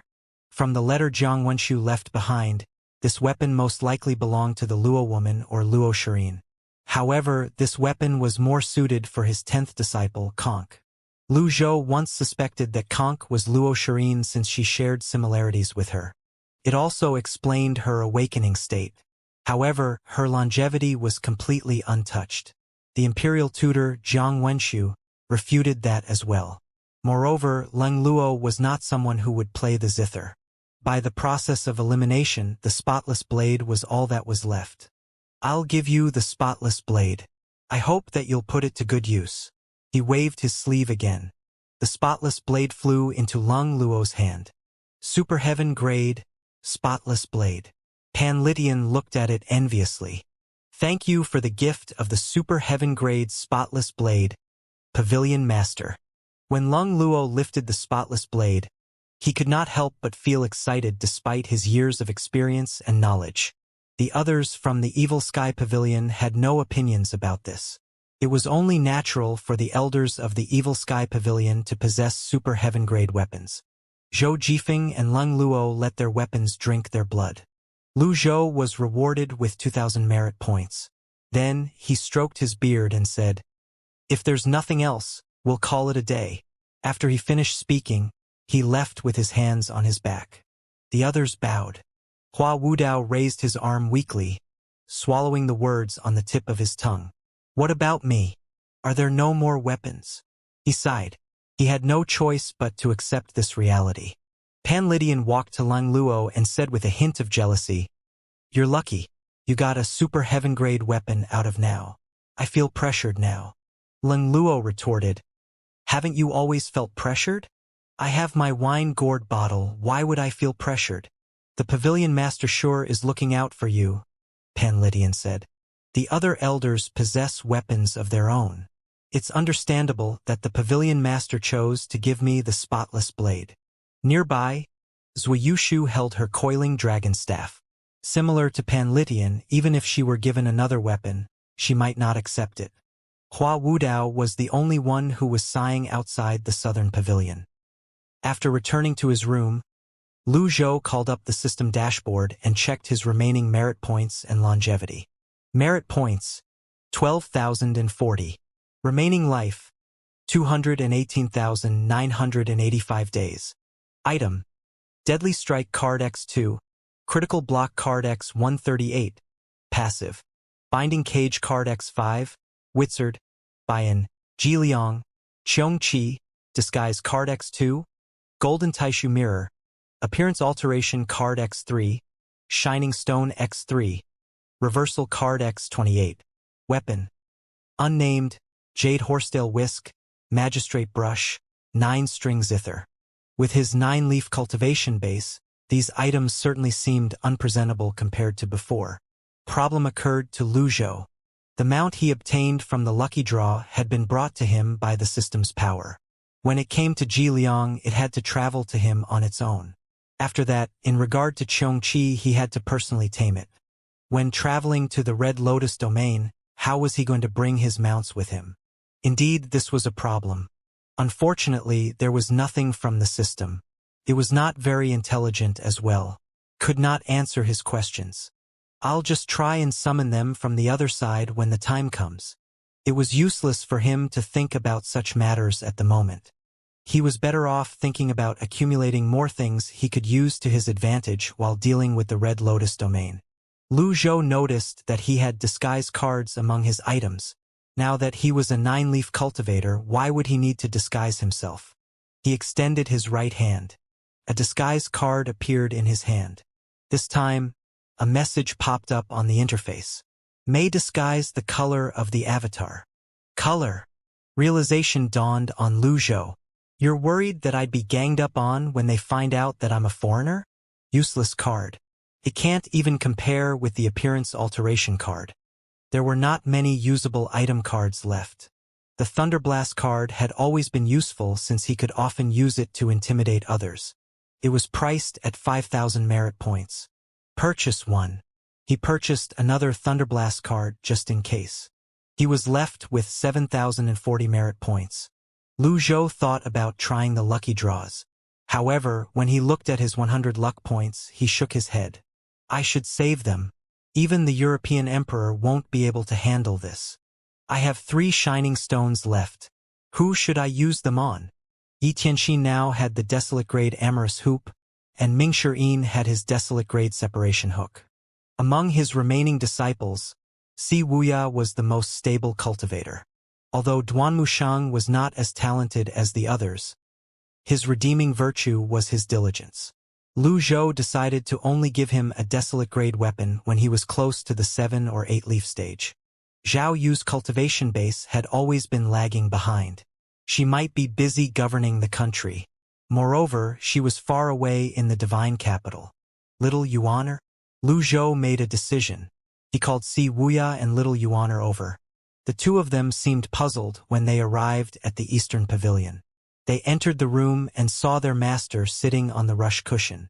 His eyes were closed as he rested his mind. His hands were placed on his lap. Greetings, master. The two of them kneeled. Lu Zhou opened his eyes and said, Leave your weapons here. Si Wuya and Little Yuaner exchanged a look. Master, what are you going to do? Little Yuaner asked. She was bolder than the others, after all. You'll find out tomorrow. Understood. Both of them left their weapons before leaving the Eastern Pavilion. Lu Zhou did not hesitate to use 2 shining stones. The peacock plume burned in the fire and shone brilliantly. The Nirvana sash was clearly made of cloth, but it was not damaged from the burning flames. Everything went smoothly. Then Lu Zhou entered his meditative state. Early the next morning, Lu Zhou heard 2 notifications. Ding! Obtained Desolate Grade Peacock Plume. Reward: 1,000 merit points. Ding! Obtained Desolate Grade Nirvana Sash. Reward: 1,000 merit points. Lu Zhou returned the weapons to Si Wuya and Little Yuaner. Then he returned to his meditative state. 3 days passed in just a blink of an eye. After receiving the peacock plume, Si Wuya was filled with awe. He stroked his weapon as he muttered to himself, How does Master raise the grade of our weapons? He knew his peacock plume as well as Yu Shangrong knew his longevity sword. Just by touching it, he knew the peacock plume had received a huge upgrade. Golden flames. Si Wuya recalled his master's 9-leaf avatar. In the cultivation world, apart from forging flames that had to meet high requirements, materials were also important. The greater the skill and cultivation base of the blacksmith, the better the weapon's quality would be. There was no other explanation. Si Wuya could only attribute this to the golden flames. When Si Wuya arrived at the Eastern Pavilion, he called out, Master, the sky chariot is ready. A voice rang from the room. I see. Tell Little Yuaner and Conk to wait near the sky chariot. Understood. On the Evil Sky Pavilion's plaza, the members of the Evil Sky Pavilion had gathered near the sky chariot. They did not dare to miss the pavilion master's departure to the Red Lotus domain. Si Wuya, naturally, understood his master's intention when his master told him to summon Little Yuaner and Conk. Clearly, his master intended to bring the 2 young girls with him. Little Yuaner had a profound cultivation base and had always been favored by their master. It was not surprising for him to bring her along. The others would not have any opinion about it. Meanwhile, Conk was a Red Lotus cultivator. It was only natural that their master decided to bring along her as well. After a brief wait, Lu Zhou appeared before them. Welcome, Pavilion Master. Welcome, Master. Lu Zhou looked at them before finally shifting his gaze to the miniature sky chariot. After inspection and cleaning, the sky chariot was now spotless. The formation veins on its surface were painted over with black ink. There's no need for formalities. Si Wuya said, Master, I've inspected the sky chariot many times over and carved the red runes left by Jiang Wenshu on the helm. Most of the runes are damaged, but these can basically bring you to the Red Lotus domain. Very well. Lu Zhou nodded in satisfaction. He did not hurry onto the chariot. Instead, He looked at Si Wuya and asked, "What's the situation like in Great Yan's 9 provinces?" Si Wuya replied, "There are more beasts now.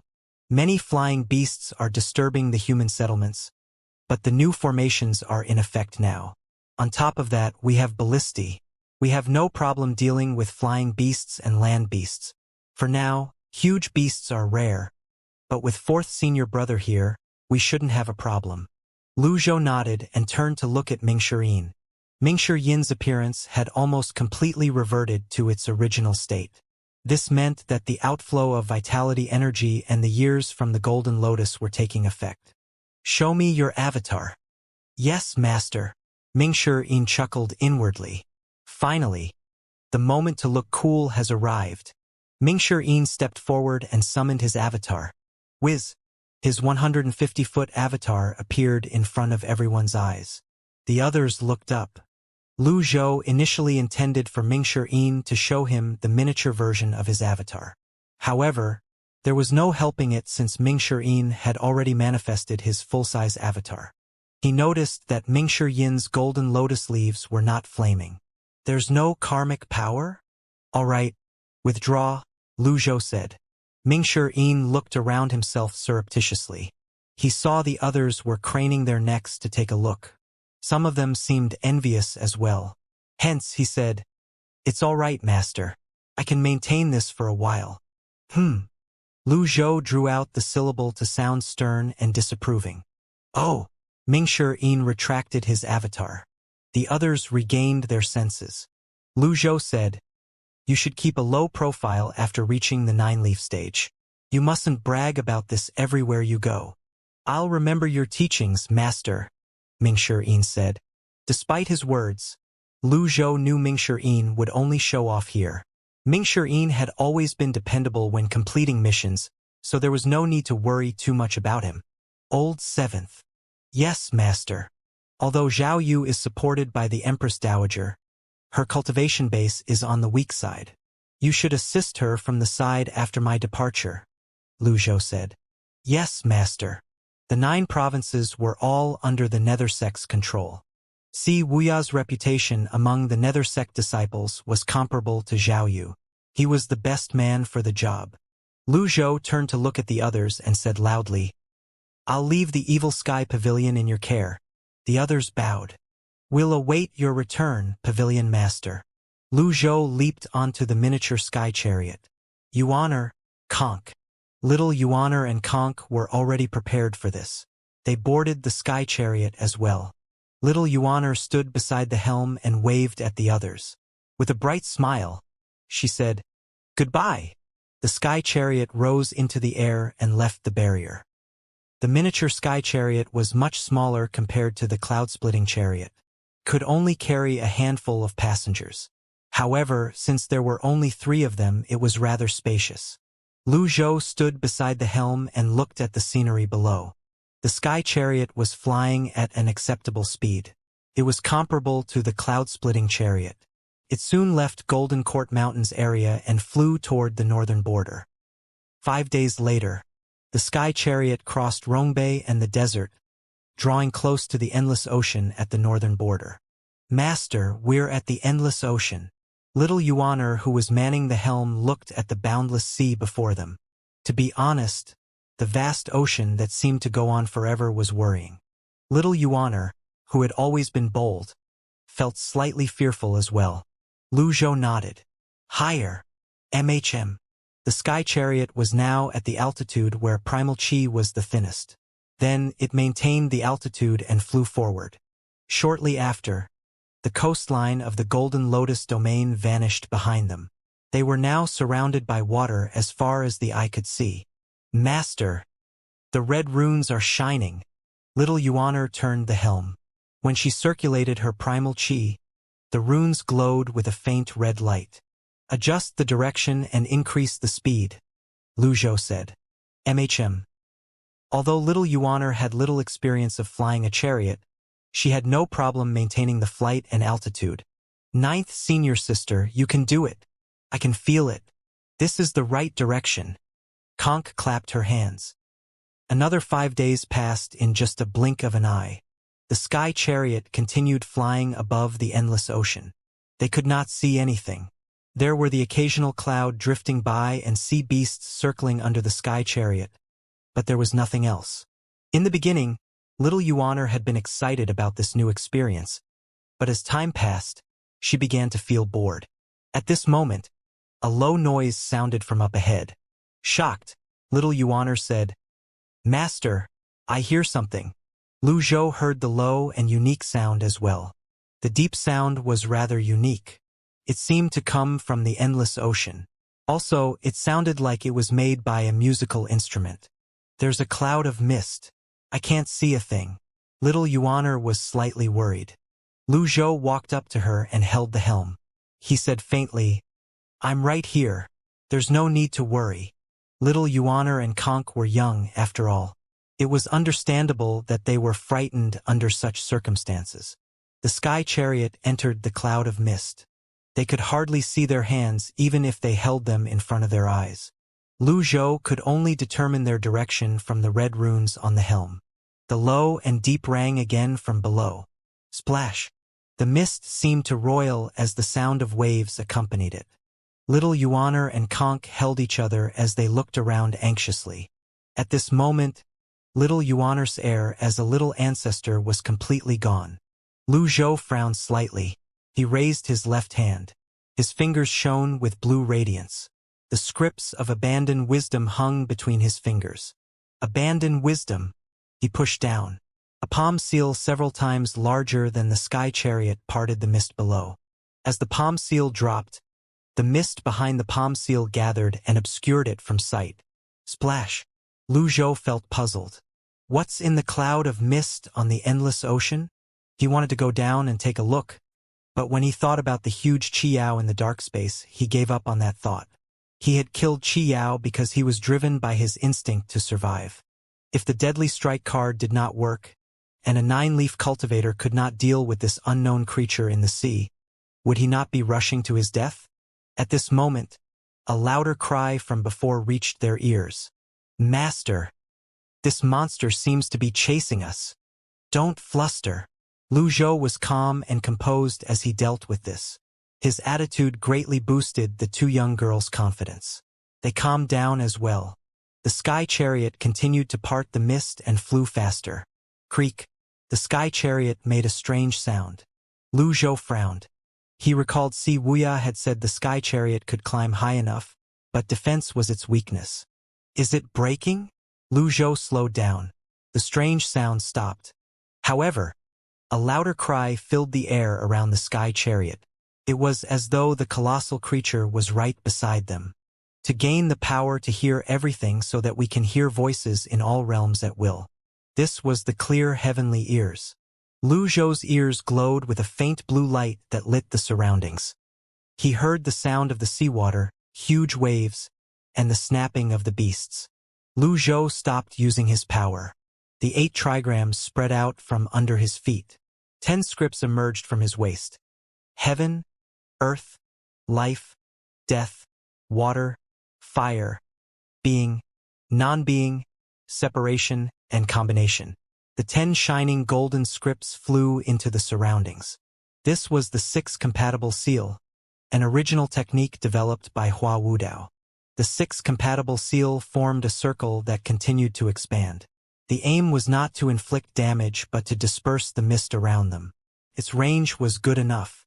With Lu Zhou's 9-leaf strength, the 6 compatible seal's range was hundreds, or perhaps 1,000 meters. Lu Zhou looked down. He saw an unimaginably huge dorsal fin slide past his eyes. A whale! Lu Zhou wondered. Little Yuaner and Conk were completely stunned. They had been flying for a long time. The beast was not chasing after them. It was just that it was so huge that all this time they had merely been flying from its tail to its head. Up until now, they had not overtaken the huge beast. Although Lu Zhou was knowledgeable with his 1,000 years worth of memories and insight, he was still deeply awed by the colossal creature. It called out again in low groans. Little Yuaner and Conk were still clinging onto each other tightly. Their eyes were brimming with awe as well. One would always regret not being prepared after the fact. At this moment, Lu Zhou wondered if he should have brought Si Wuya along. If Si Wuya were here, Si Wuya could have helped him identify this oceanic beast. Why did he bring two inexperienced young girls? The six compatible seal faded away. The mist around them gathered around them and obscured their visions. Little Yuaner released her energy to cover the miniature sky chariot. At the very least, the view in their direct vicinity was clear. The sounds of the waves, the groans, and snapping jaws continued to ring in their ears. Survival of the fittest. That's the unchanging truth of nature. Big fish preyed on smaller fish while smaller fish preyed on krill. Lu Zhou piloted the sky chariot and sped forward. Splash! Lu Zhou unleashed his six compatible seal again. The circle spread outward. Lu Zhou looked down. Around the colossal creature, there were various oceanic beasts engaging in a battle royale. It's not a whale? It looks nowhere close to a whale at all. In comparison, those other beasts would not even be enough to fill the gaps between this colossal creature's teeth. Humans were too insignificant to mention before the beasts as well. Hundreds and thousands of beasts leaped into the air, stirring up huge waves. They can even manage short flights, Lu Zhou said in amazement. Some of the oceanic beasts could leap so high it was almost as if they could fly. It was when they leaped up that they noticed the sky chariot cutting its way across the mist. Many of them tried to ram against the sky chariot. At this moment, the colossal beast leaped up and a rainbow arc streaked across the air. Lu Zhou flipped his palm. A deadly strike card appeared in his hand. Up until now, this card had never failed him. Can this card kill this colossal beast? While he was hesitating, Lu Zhou heard a string of notifications from the system. Not suggested to kill this target. Killing this target will deplete the system's energy and it won't be able to recover. Killing it will lead to various unpredictable outcomes. Unpredictable outcomes? Does this mean that I can't kill this beast? The colossal beast and the other oceanic beasts around it were the obstacles that stood between the Red Lotus domain and the Golden Lotus domain. If he killed this creature, the Red Lotus would be able to invade the Golden Lotus domain much more easily. However, Lu Zhou did not know if this was the unpredictable outcome the system was referring to. Moreover, if more beasts were attracted to the area after he killed this colossal beast, it would spell great trouble for him. He only had 2 deadly strike cards. It was not wise to poke a hornet's nest. As he pondered on this matter, the mist gathered around them seemed to grow denser. Their vision was once again obscured. Lu Zhou's thoughts snapped back to the present, and he withdrew his item card. Lu Zhou brought the sky chariot higher to avoid those oceanic beasts that could almost fly. The sky chariot kept climbing until it was at the highest point possible. The primal chi was extremely thin here. He sent a palm strike down. The palm seal parted the mist and dropped down. At this moment, the deep groans of the beast rang from behind them. With this, the sky chariot was finally out of the colossal beast's range. Although a 9-leaf cultivator was powerful, he was too insignificant to mention in the face of this colossal beast. There were truly all kinds of wonders in the big wide world. The expanse of the sky and lands were extolled, and the brightness of the sun and the moon were praised. If it were not for this sky chariot and his 9-leaf cultivation base, he would not have the chance to see this colossal creature at all. The mist is gone. The sky chariot finally emerged from the mist. However, they were presented with a new challenge. Bolts of lightning flashed in the sky accompanied by deafening claps of thunder. Strangely, there were no clouds in sight. Soon after, the sun set and darkness fell. Lu Zhou had a firm grip on the helm as his energy wrapped around the sky chariot. The sky chariot could not be damaged. If it was, Lu Zhou would have to carry his 2 disciples as he flew. Humans could hardly maintain flight at this height. Flying at a low altitude would also be dangerous since they risked running into oceanic beasts. The sky chariot flew in the turbulent wing as the lightning bolts flashed for 3 days. If Lu Zhou did not have a profound cultivation base and could not shield the chariot with his energy during the past 3 days, the sky chariot would have fallen apart a long time ago.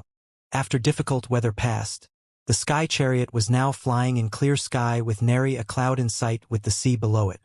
The sun that hung proudly in the sky shone on the sky chariot, seemingly able to clear away the heaving feelings in its passengers' hearts. At this moment, little Yuan volunteered to man the helm. "Master, allow me." Lu Zhou allowed her to do it. With his cultivation base, he would have no problem with maintaining the sky chariot's flight for a long time. However, the mental strain made him feel slightly numb. Lu Zhou stepped aside, sat down, and closed his eyes. "Master, how far away is the Red Lotus domain?" Little Yuan asked as she steered the sky chariot. "I don't know," Lu Zhou replied. "Will the Red Lotus domain be as beautiful as Great Yen?" "I don't know," Lu Zhou replied. Little Yuan looked ahead and asked, "Junior sister Conk, do you know?" "It's as beautiful as Great Yen," said Conk. "I nearly forgot.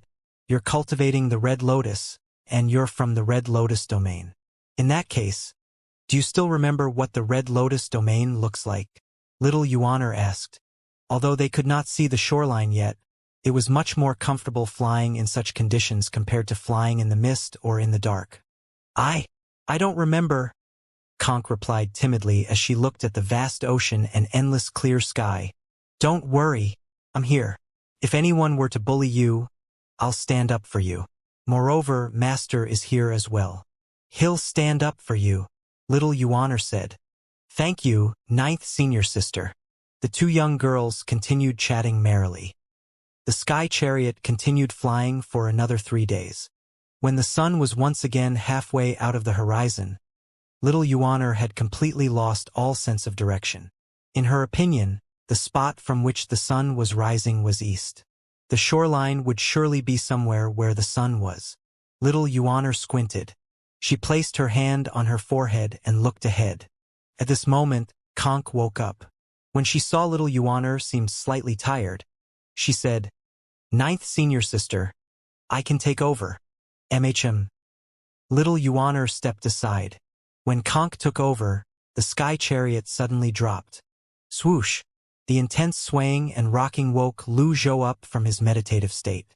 He placed his hand on the deck as rich energy appeared around the sky chariot like a huge bubble before it finally stabilized in midair. Little Yuan started. She patted her chest. Conk said apologetically, "I'm sorry. I didn't do it on purpose." "Channel your primal chi into the helm," Lu Zhou said. "Oh!" Conk's primal chi surged. Lu Zhou retracted his own primal chi. The energy around the sky chariot disappeared. Conk displayed her stunning and quick ability to learn.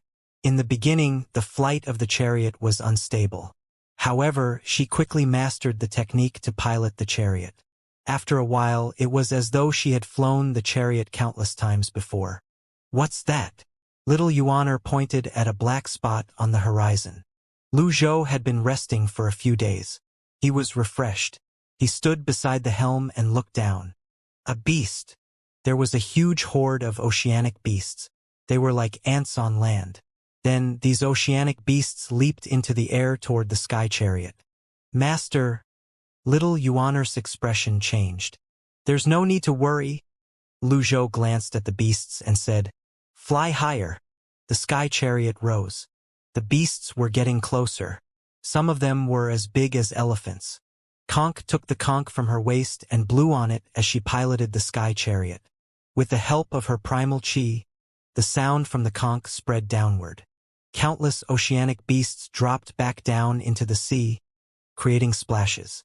Then, all of them leaped out of the sea in unison, drawing a breathtaking arc in the air before they dove down again. "You can control them?" Lu Zhou asked. "Master, I merely greeted them. They bear no ill will." Lu Zhou nodded and looked ahead. The sun was high in the sky. "Master, the red runes on the helm are shining brighter now," Conk said after she saw the changes in the red runes. Lu Zhou turned to look at the runes before moving his gaze up ahead again. The coastline had finally appeared. It looked like a thin black line that gradually grew thicker as they moved forward. They were here. After flying for a fortnight and crossing the endless ocean, they were finally at the other side. However, Lu Zhou could not gauge the distance they had covered. Little Yuan and Conk applauded in excitement, leaping and cheering. Lu Zhou heaved a long sigh. Although there had been close calls during the journey, they managed to overcome it. The sky chariot that Luo Shirin left behind was quite useful. The flight did not take too long. The greatest obstacles between the Golden Lotus domain and the Red Lotus domain were the mist and the colossal beast. It was no wonder the Sky Marshal Court invented the Sky Shuttle to carry Red Lotus Karmic Fire elites to cross the ocean. It was no wonder that the Sky Shuttle's defenses were terrifyingly strong. At this moment, the coastline was right before them. Even so, they still had to fly for some time before arriving. The cliffs, the walls, the reefs, the forests on the shore appeared before them. "Master, look!" Little Yuaner pointed to the right. He looked in the direction she pointed. There were several wooden platforms along the shore. "Fly lower." "MHM." The sky chariot slowly descended and flew toward the coast. Swoosh! A huge projectile shot out from one of the shot platforms. It whistled as it sailed through the air. "Master, allow me." Little Yuaner circulated her primal chi and condensed it into energy that shielded the sky chariot. Bam! Her energy blocked the projectile. Little Yuaner was a seven-leaf nascent divinity realm cultivator, after all. It was not surprising that she was capable of deflecting this attack. The ballista was not weak as well. A deafening boom rang in the air as it landed. On the platforms in the forest, dozens of cultivators leaped into the air to meet them. Two of them were clearly faster than the others. They flew in front while everyone arranged themselves in rows behind them. "They're from the Golden Lotus domain. Take them down." The elder was right. The Golden Lotus domain is much faster than we are. They're sending their men over to invade. Lu Zhou stood beside the helm and looked at the duo. As he expected, the Eye of Truth did not work on them. He could see no information about them. He did not know the reason for this, but it was not important. With his 9-leaf cultivation base, he could easily gauge his opponent's strength. Moreover, even if there were elites, all he needed was a single card. "I'm Song Gang of the Sky Marshal Court. Invaders, I demand that you surrender yourselves," the man on the left said. "Get out of the way," Little Yuaner said with a smile. Song Gang looked at Little Yuaner on the sky chariot. He did not expect the invader to be so young. "Is there no one else in the Golden Lotus domain?" The elders are right. The Golden Lotus domain is unbelievably weak. He, like many others, was unaware of Fa Kong and Gu Ming's deaths since the higher-ups kept them a secret. This was to keep the masses calm and to retain the peace. Moreover, they would not openly admit that they had made a mistake. "Little girl, do you know the Sky Marshal Court?" "I don't care if you're the Sky Marshal Court or the Ground Marshal Court. I'm telling you to move. Don't you understand what I'm saying?" "Master, I don't think they understand me," Little Yuaner said as she pointed at Song Gang. "Song Gang." The man on the right was more polite. He cupped his fists together and said, "I'm Song Chu of the Sky Marshal Court.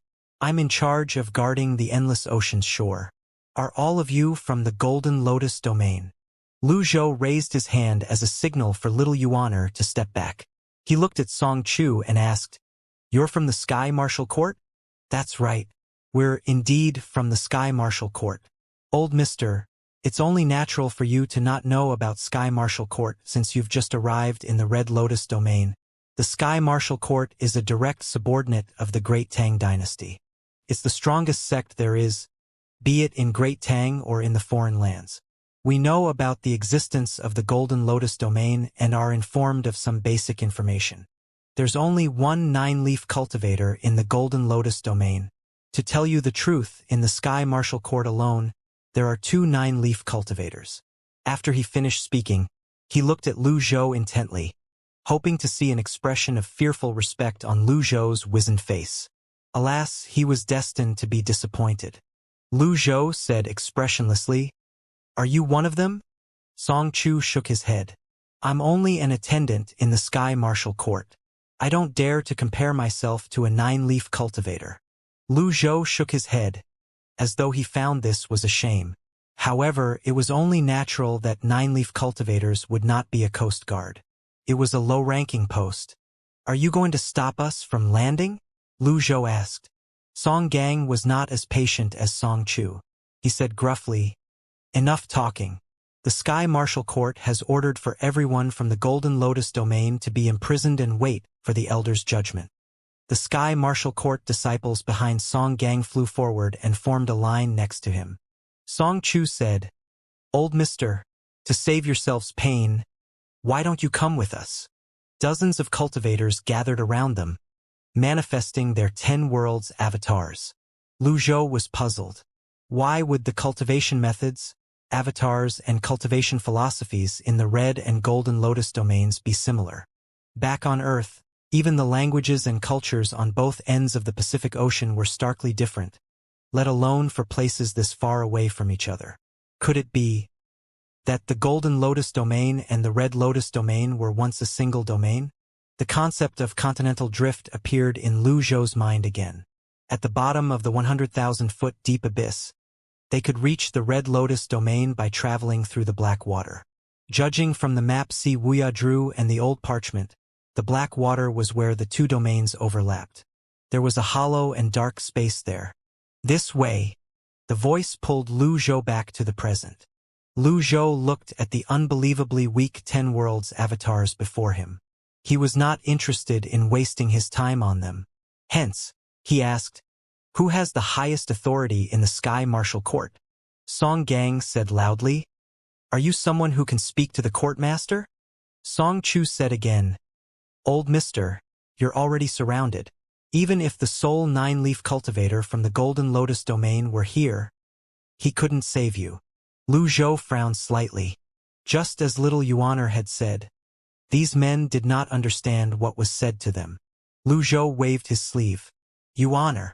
"Yes, master. Clean this up." Little Yuaner was immediately invigorated. In Great Yen, she had always been restricted. This was the first time her master had given her such a command. She pushed away lightly from the chariot and flew out. Song Chu and Song Gang shook their heads at the same time. "You don't know your place." 2 Red Lotus avatars appeared in the air. It was a 3- and 5-leaf avatar. When the avatars appeared, little Yuaner giggled. She faded out of focus as her Nirvana sash shot toward the 2 cultivators like a rain dragon. Then she gave the duo a firm kick. Bam! Bam! The 2 of them plummeted from the sky. Exclamations of shock could be heard among the members of the Sky Martial Court. How can this young girl be so powerful? Kill her! Dozens of cultivators advanced to attack. Little Yuaner summoned her avatar. Her 7-leaf Golden Lotus avatar grew before releasing a blast of energy. The dozens of 10 worlds avatars before herself were sent flying, and the cultivators spat out blood.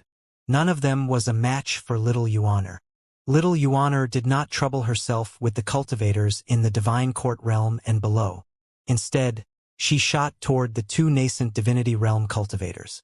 She moved with her cloud-treading boots on her feet and the Nirvana sash around her waist. Boom! In the next second, little Yuaner was above the head of the 3-leaf avatar. She stepped on the Red Lotus avatar. Ding! Killed a target. Reward: 1,000 merit points. Domain extra: 500 merit points. Retreat. Fall back. Notify the elders. The Golden Lotus domain has invaded. At this moment, Song Chu finally realized the precarious situation they were in. Stop her! After saying that, he turned around and sped away. Alas, little Yuaner was a 7-leaf cultivator. On top of that, she had the cloud-treading boots and her 7 stars cloud-treading steps. How could a puny 5-leaf cultivator escape from her? With her Nirvana sash, little Yuaner moved at lightning speed as her Golden Lotus blossomed. The 10 worlds avatars fell into the sea. The oceanic beasts appeared and devoured the fallen cultivators mercilessly. Little Yuaner was everywhere. Dozens of cultivators were immediately struck out of the sky. Then she pursued Song Chu. With several bursts of movement, she appeared before Song Chu, blocking his path. Song Chu was shocked. If this young girl is a 7-leaf cultivator, then the old man is an 8-leaf cultivator? Little Yuaner smiled and stomped her feet. Bam! Lu Zhou raised his hand and said, I want him alive. Ding. Killed a target. Reward. 1,500 merit points. Domain extra. 1,000 merit points. This little girl was too unrestrained. She had no intention of letting any of them survive. Master, I didn't do that on purpose. I didn't know he was so weak, little Yuaner said sheepishly. Lu Zhou intended to interrogate a local cultivator to obtain more information about the Red Lotus domain, such as its basic structure, number of sects, or who the ruler was, among others. If he knew who the leader was, he could just directly go to the leader. It was stated in the art of war that one should always aim for the king. If one could capture or kill the enemy's commander, the remaining army would crumble of its own accord. This way, the Red Lotus domain's plans of invading the Golden Lotus domain would be foiled. He thought this was a rather feasible plan. However, since they did not manage to capture anyone alive, he would have to look for someone else. The information he wanted was not a great secret after all. He could always just ask around when he arrived at a human settlement. Forget it. Just listen to my orders when we enter the human city. Don't make any rash movements. Lu Zhou felt these words were not enough. Although the young girl had improved by leaps and bounds, she was not too familiar with the workings of the world or the conflict between the Golden Lotus domain and the Red Lotus domain. Therefore, he added, "You mustn't reveal your energy or your avatar as well." Oh, got it. Little Yuaner seemed to know she had made a mistake since she joined her palms together in a pleading gesture. Lu Zhou turned to look at the sky chariot. There was a new problem. Where should he park the sky chariot? When he discovered the human settlement was still some distance away, he decided to take a look before deciding on anything. Let's go. The Sky Marshal Court. Mo Bian hurried into the main hall. He bowed and said, "Elder Chiu, the Song brothers guarding the endless ocean are dead." Elder Chiu's eyes snapped open in shock. He asked, "What about the others?" Song Gang and Song Chu were in the 5th team. Team 1 to Team 4 guard the northeastern direction. Team 5 to Team 8 guard the southeastern direction.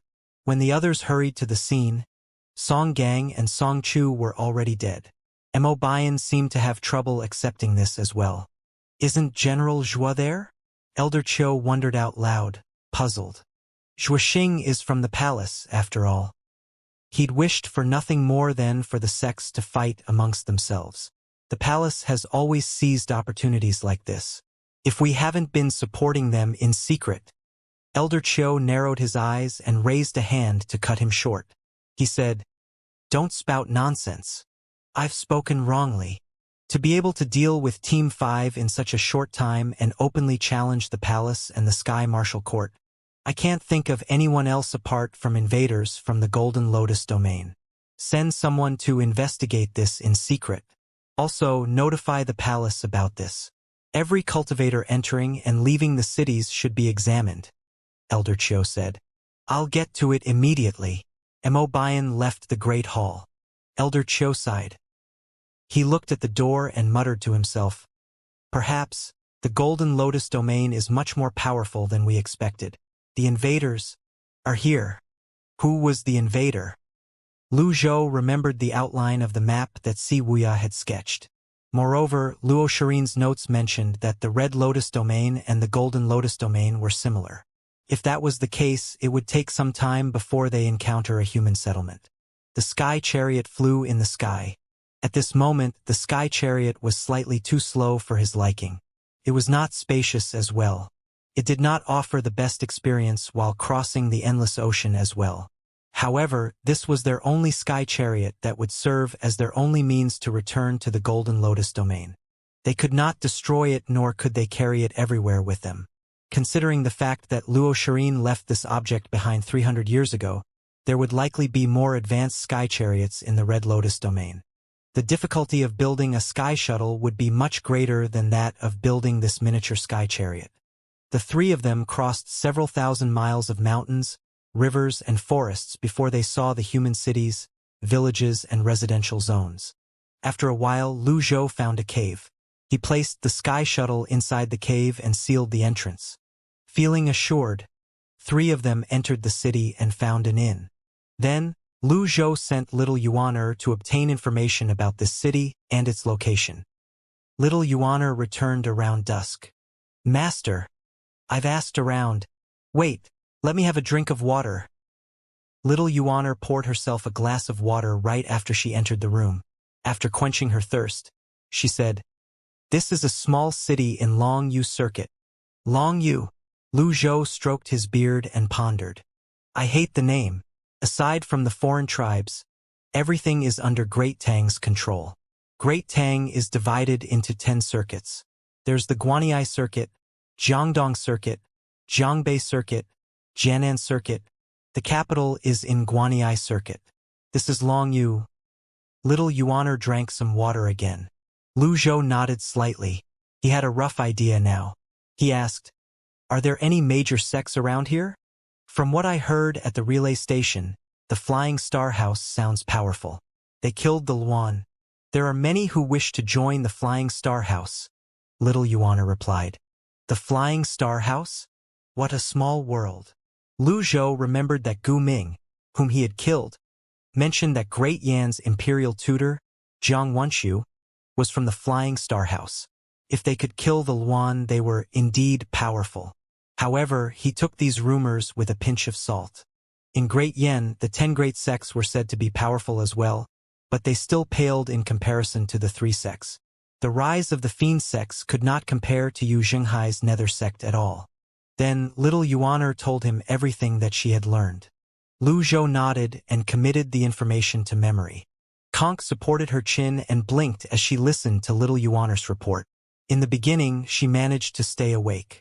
However, as she listened, she slowly rested her head on the table and fell asleep. After listening to what Little Yuaner had to say, Lu Zhou now had a basic understanding of the Red Lotus domain. Aside from learning about the Sky Martial Court and the Flying Star House, there were still organizations such as the Blood Sun Temple, the Thousand Blades Temple, the Ninth Temple, and the 12 sects of Cloud Mountain. The restrictive power of the palace was not as great as compared to Great Yan. However, it was not to be underestimated since it managed to remain in power up to this day. Apart from that, there were also more foreign tribes around Great Tang, but none of them dared to invade Great Tang. Things were comparatively peaceful here. The problem was, how was he supposed to find Yu Zhenghai and Yu Shangrong? Did you find out anything about your eldest and second senior brother? Lu Zhou asked. Little Yuaner shook her head. Lu Zhou wondered inwardly. Yu Zhenghai and Yu Shangrong have killed many Red Lotus Grand Cultivators, but they weren't exposed. The issue of the Golden Lotus domain isn't a common topic of conversation among the people yet. Among the sects, the Blood Sun Temple was the nearest. Moreover, they had lost one Karmic Fire elite, and they did not have many monks. They would be a relatively easy target. With his Deadly Strike card, Lu Zhou was not worried about opponents with possibly more profound cultivation bases than his.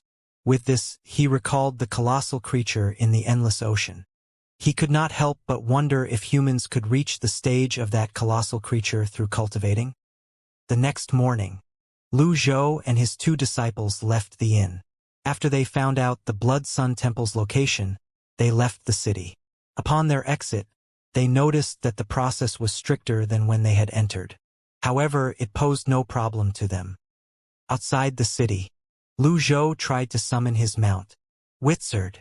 After waiting for a while, there was still no sign of Witzard. Lu Zhou told Little Yuaner and Conk to stay close, as he called up the system dashboard and checked the information of his mount. Witzard, rushing to the Red Lotus domain. Xianxia, insufficient ability, could not head to the Red Lotus domain. Ji Liang, rushing to the Red Lotus domain. Lu Zhou thought of summoning Baian here as well.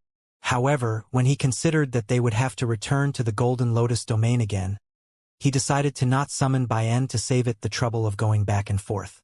He made his decision after considering Yu Zhenghai and Yu Shangrong. 2 would be enough. Witzard could carry 3 riders, and Ji Liang could carry 2. It was just right. Lu Zhou sighed. I don't think parents would have this much trouble. Being a master is much harder than being a parent. With no mounts available, they had no choice but to fly themselves. Lu Zhou looked up and saw some beasts circling in the sky. He was puzzled. What's the Red Lotus domain using to prevent the beasts from coming nearer? There were more beasts during the night, but they couldn't break the city's barrier. He turned to look at the city wall, and he looked at the towering walls. It was 100-meter tall, so he could not see the ends on either side. When he looked up, he could see a web-like pattern halfway up the wall. Formation veins? It was too far away for him to see. Formation veins were largely used on weapons, flying chariots, and formations on the ground. It was rare to see them being used on city walls. Indeed, the Red Lotus domain was much more advanced than the Golden Lotus domain. He would have to reach a consensus with the Red Lotus domain's cultivators as quickly as possible. If a war were to break out, the Golden Lotus domain would be hard-pressed to fend off the Red Lotus domain with its combined strength. Let's go. Lu Zhou took flight, made his way to Blood Sun Mountain. Little Yuaner and Conk responded and followed him. 2 days later, the three of them landed at the foot of Blood Sun Mountain. Without mounts, they took longer than usual. They gained a better understanding of the Red Lotus domain's surroundings along the way. The plants, mountains, and rivers were lusher in the Red Lotus domain. The beasts in the wild were more ferocious. They could often see larger beasts that tried to get close to human settlements, but they were swiftly killed by human cultivators. Master, is this Blood Sun Mountain? Little Yuaner looked at the red leaves that covered the mountain. Under the sun, the red maple leaves painted the scene bright vermilion. Blood Sun Mountain was true to its name. Lu Zhou nodded. He stroked his beard and said, "Go up the mountain." The three of them flew instead of walking. When they were halfway up the mountain, a young novice monk came up to meet them. His palm was straightened before his chest, and his head was bald. He bowed politely as he said, "Dear benefactors, kindly halt. This is Blood Sun Temple, and we're not accepting visitors at the moment. I kindly ask you to leave." Lu Zhou looked at the little novice monk and said, "Notify your abbot that I have something to discuss with him about Fa Kong." The novice monk knew the Buddhist master Fa Kong's name. Fa Kong was a 9-leaf karmic fire elite from the Blood Sun Temple, after all. His expression immediately changed as he said, "Kindly wait here, dear benefactors." The novice monk sped back to the Blood Sun Temple. After passing through several courtyards, he finally arrived at the courtyard where the abbot was staying. He stood outside the door and said, "Abbot, there's an old benefactor at the foot of the mountain. He says he has something to say to you regarding Master Fa Kong."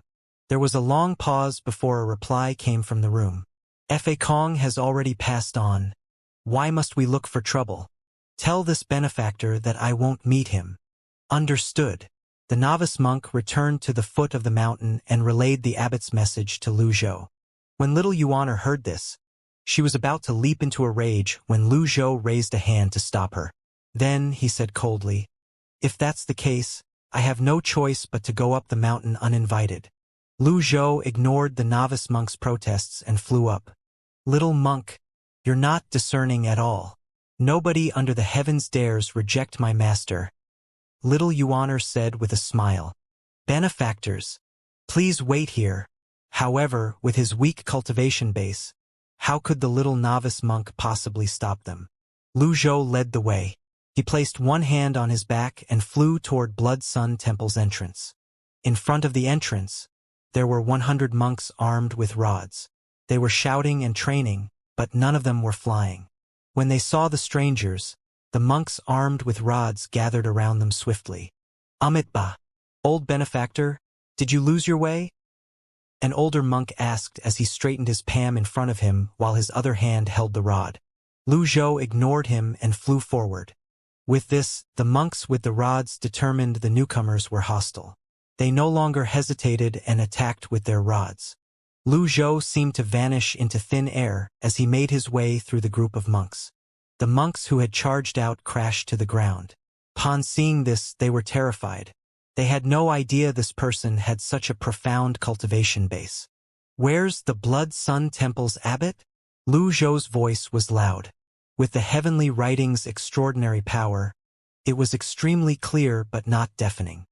His voice spread from the heavenly king hall in front of him to the great strength hall, the Thousand Buddhas Hall, the Receiving Hall, the Scripture Depository, the Dojo, and the Cloud Tower.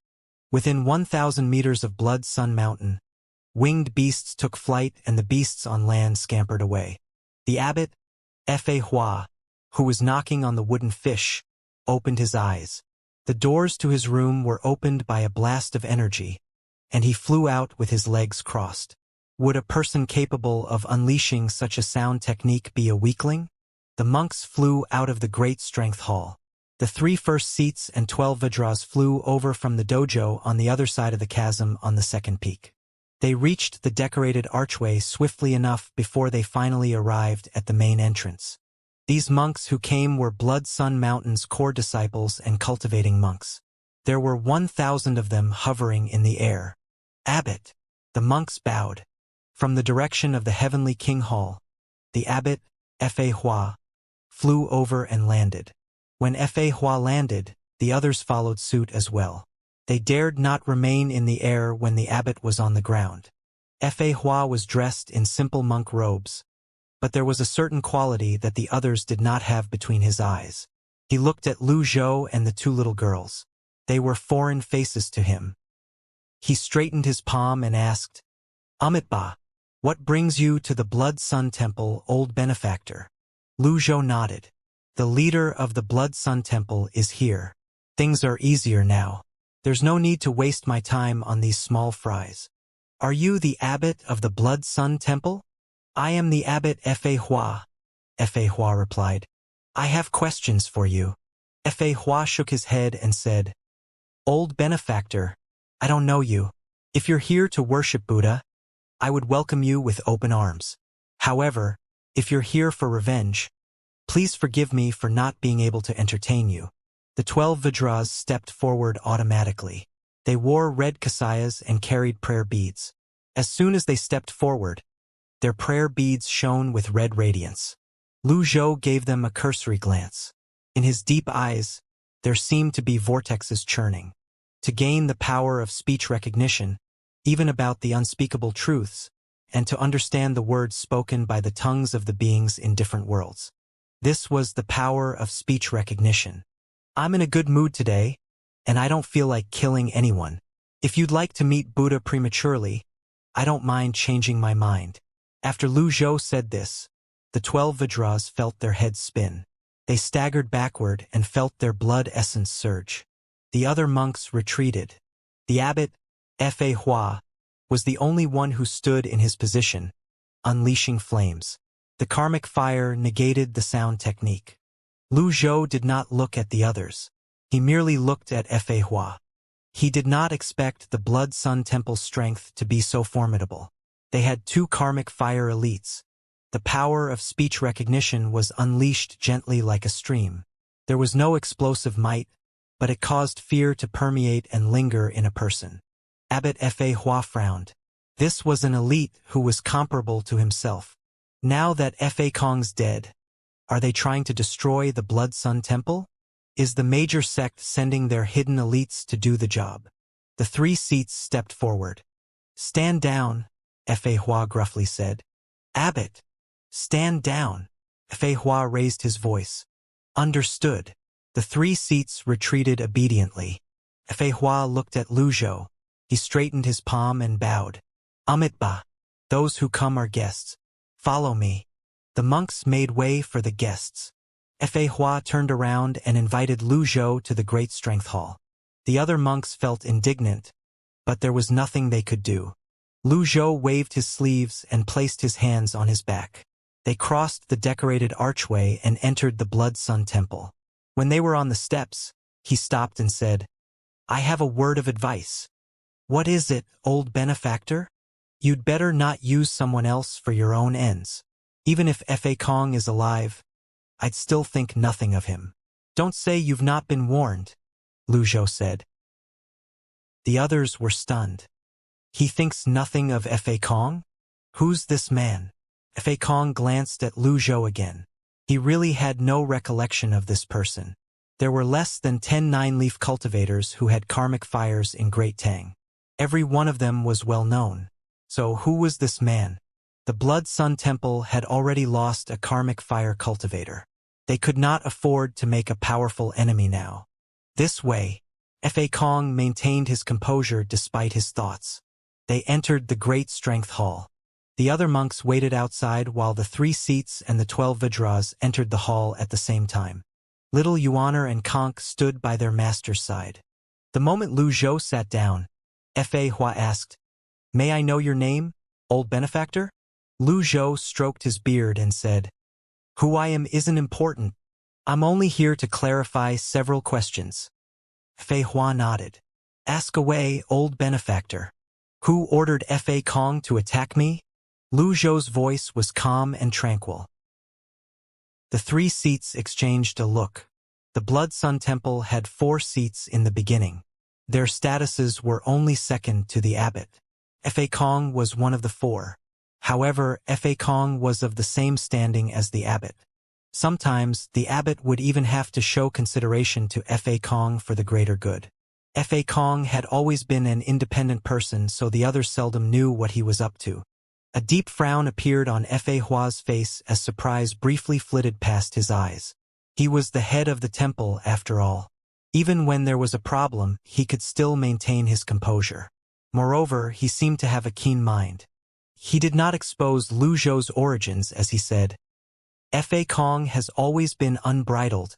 Although he's the monastic discipline hall's first seat, he rarely abided by the monastic rules. After saying this, he asked, "Fa Kong attacked you, old benefactor?" Fa Hua was clearly trying to change the topic in an attempt to fish out information. How could Lu Zhou not know what Fa Hua was trying to do? He bluntly said, "Fa Kong snuck up on me, so I came here for revenge. What do you think?" The other monks inhaled sharply when they heard Lu Zhou's words. Fei Hua chuckled. He seemed at ease and not worried at all. He also seemed unperturbed by Fa Kong's death. He said, "I'm the head of this temple, and one of the few karmic fire controllers in Great Tang. If you're here for revenge, old benefactor, you would have made a move long ago. Why would you wait until now? When 2 karmic fire users fight, it'll only end in mutual destruction." Lu Zhou's expression remained the same. He stroked his beard, feigning confusion. Mutual destruction? Aren't you overestimating yourself? Isn't this monk trying to walk in Fa Kong's footsteps? If anyone else had spoken such words, the other monks would have leaped into a fit of rage and raised their rods to beat that person senseless before throwing the person out of the temple. However, this visitor was not a pushover. He repelled the 12 Vajras with just a sound technique. There were not many monks in the Blood Sun Temple, but with their 2 karmic fire elites, they became renowned in the world. Every sect in Great Tang was wary of them. However, they could only suppress and hide their anger as the old man criticized the abbot. "Have you mastered the karmic fire, old benefactor?" Fei Hua asked. Lu Zhou was as calm as an old well. He looked at Fa Hua indifferently. Fa Hua knew this question was slightly offensive, so he explained. "Since you've mastered the karmic fire, you know how powerful it is, old benefactor. If the karmic fire gets into your extraordinary 8 meridians and burns your sea of qi, you'll surely be greatly injured. A 9-leaf cultivator without the karmic fire is weaker than one with the karmic fire. Moreover, those without karmic fires would have to avoid those with karmic fires. I've been cultivating painstakingly for more than 800 years and obtained the red lotus karmic fire." Swoosh! Fa Hua opened his palm, and a red lotus hovered on top of it. Scarlet flames rose in the air as though they were made of blood. They were a dazzling sight to behold. The monks regarded the flames with fear and admiration. These flames were likely the reason the Blood Sun Temple remained standing until this day, and they were also the source of the temple's confidence. What happened to the art of conversation? No matter how many reasonings one could come up with, people would still resort to the fist. From time immemorial, whether it was on Earth or some other world, if one wanted to intimidate their enemies and make them play by one's own rules, one would have to display sufficient strength. Fa Hua clenched his hand, and the red lotus karmic fire disappeared. A friendly smile could be seen on his face as he straightened his palm in front of his chest and said, "Amit Ba."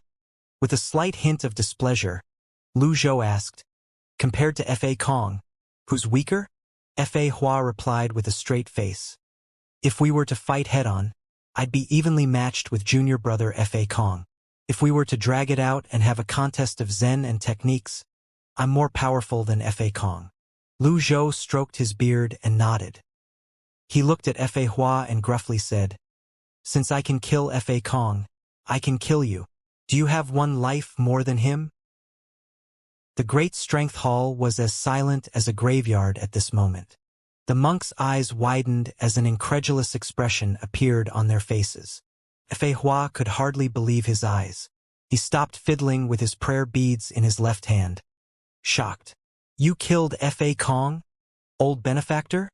The monks rose to their feet and stared at Lu Zhou as though he was a great enemy. Lu Zhou's expression remained the same. No changes could be seen on his face at all. Inwardly, he was puzzled. These monks did not seem to know much about what Fa Kong did in the Golden Lotus domain.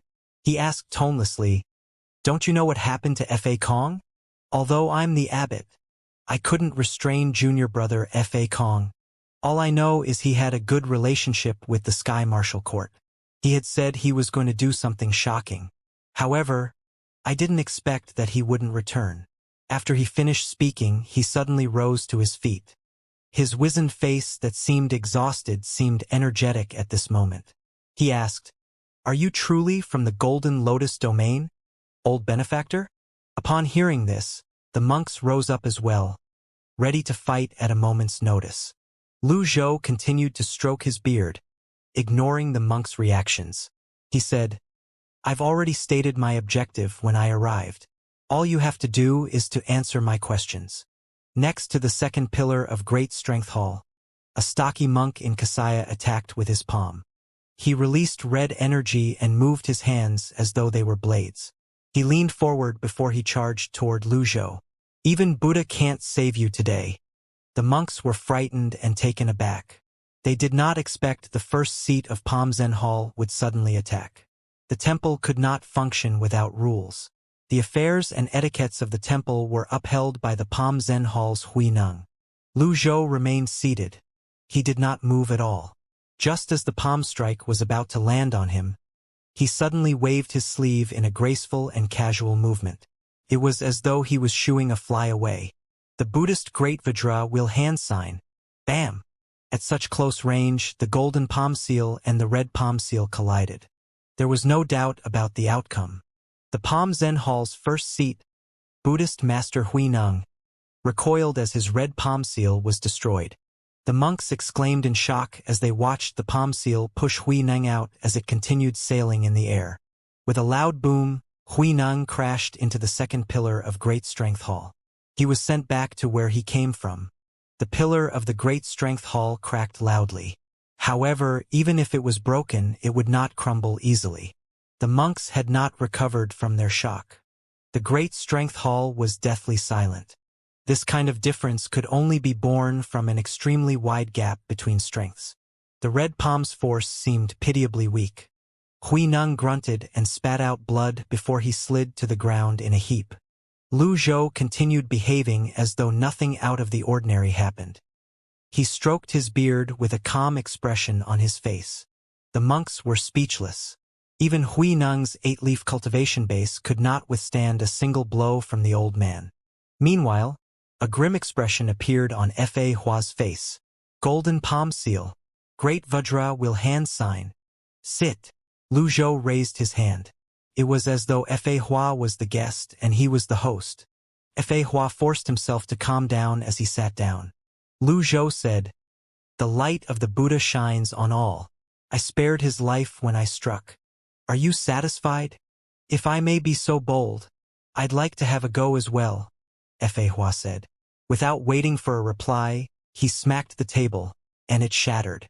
Then, he shot toward Lu Zhou, extending a palm shrouded with flames toward Lu Zhou. Lu Zhou remained seated and only lifted one hand in response. The two palms collided. Bam! Fa Hua's palm had red flames while Lu Zhou's palm was bare.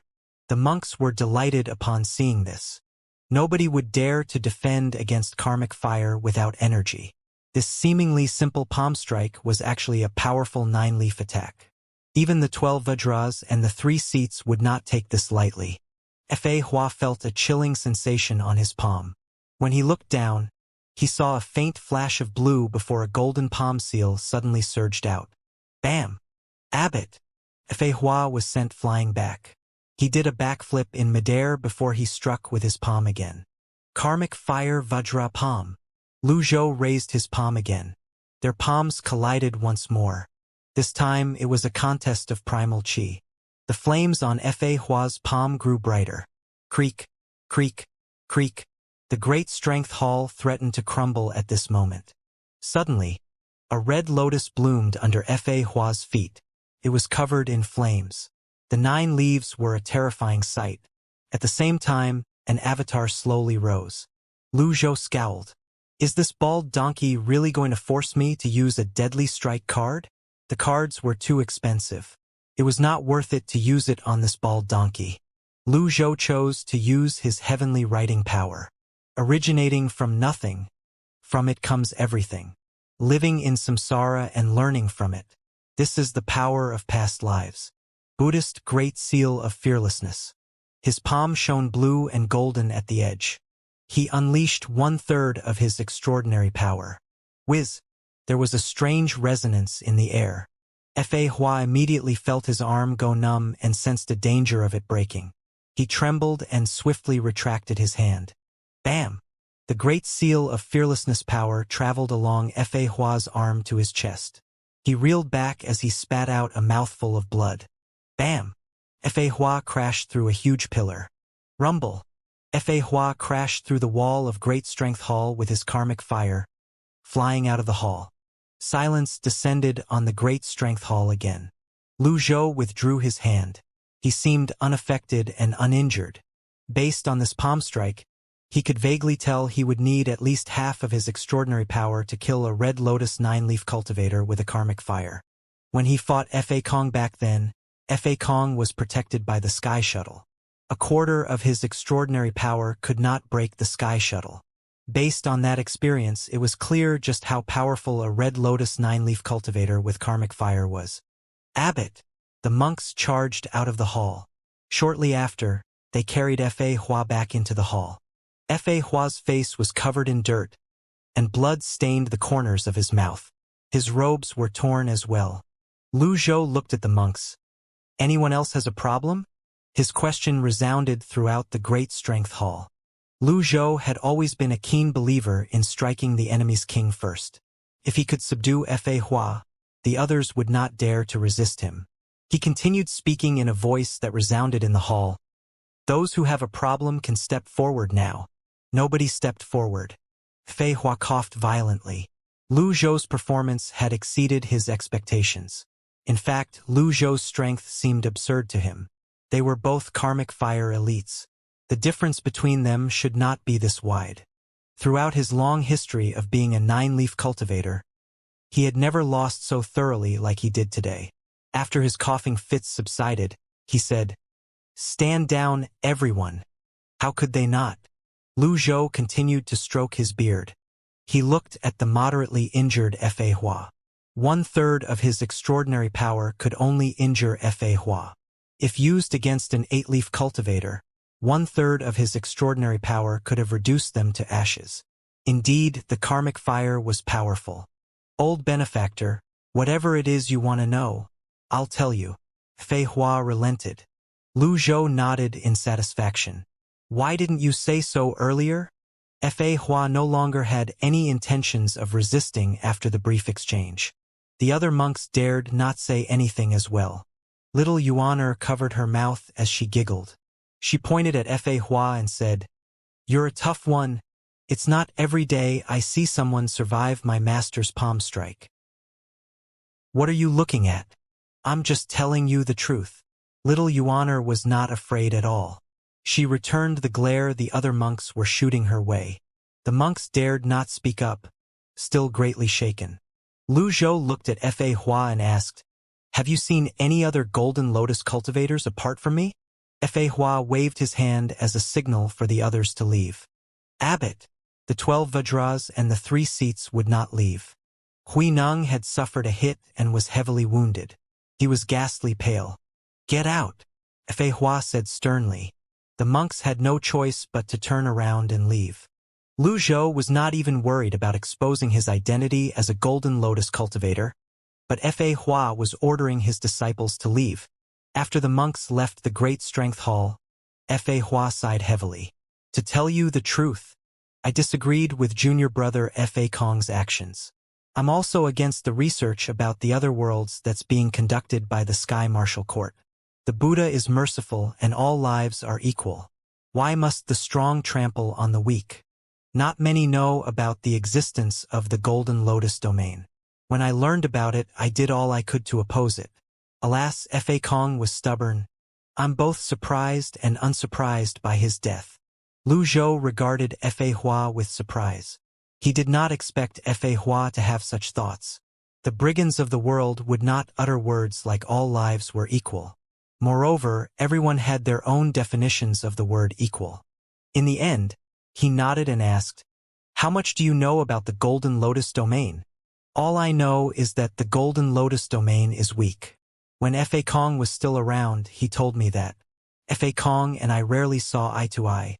Hence, we don't often speak to each other. The Sky Martial Court is researching the other worlds and discovered the Golden Lotus domain some time ago. They sent some of their men to investigate as well. Fei Kong worked with the Sky Martial Court. He was tasked with killing the strongest person in the Golden Lotus domain." After Fei Hua finished speaking, he pressed his chest and coughed. "Since you're against it, why didn't you stop Fei Kong?" Lu Zhou asked. Fei Hua sighed heavily again. "You might not know this, old benefactor, but I suspect the Sky Martial Court's master is a 10-leaf cultivator." When he mentioned the 10-leaf cultivator, a hint of fearful respect could be seen in his eyes. Moreover, there was a hint of helplessness as well. Something stirred in Lu Zhou. This was by far the most important piece of information he had received since arriving in the Red Lotus domain. With this information, it meant that he could not do as he pleased just because he was a 9-leaf cultivator.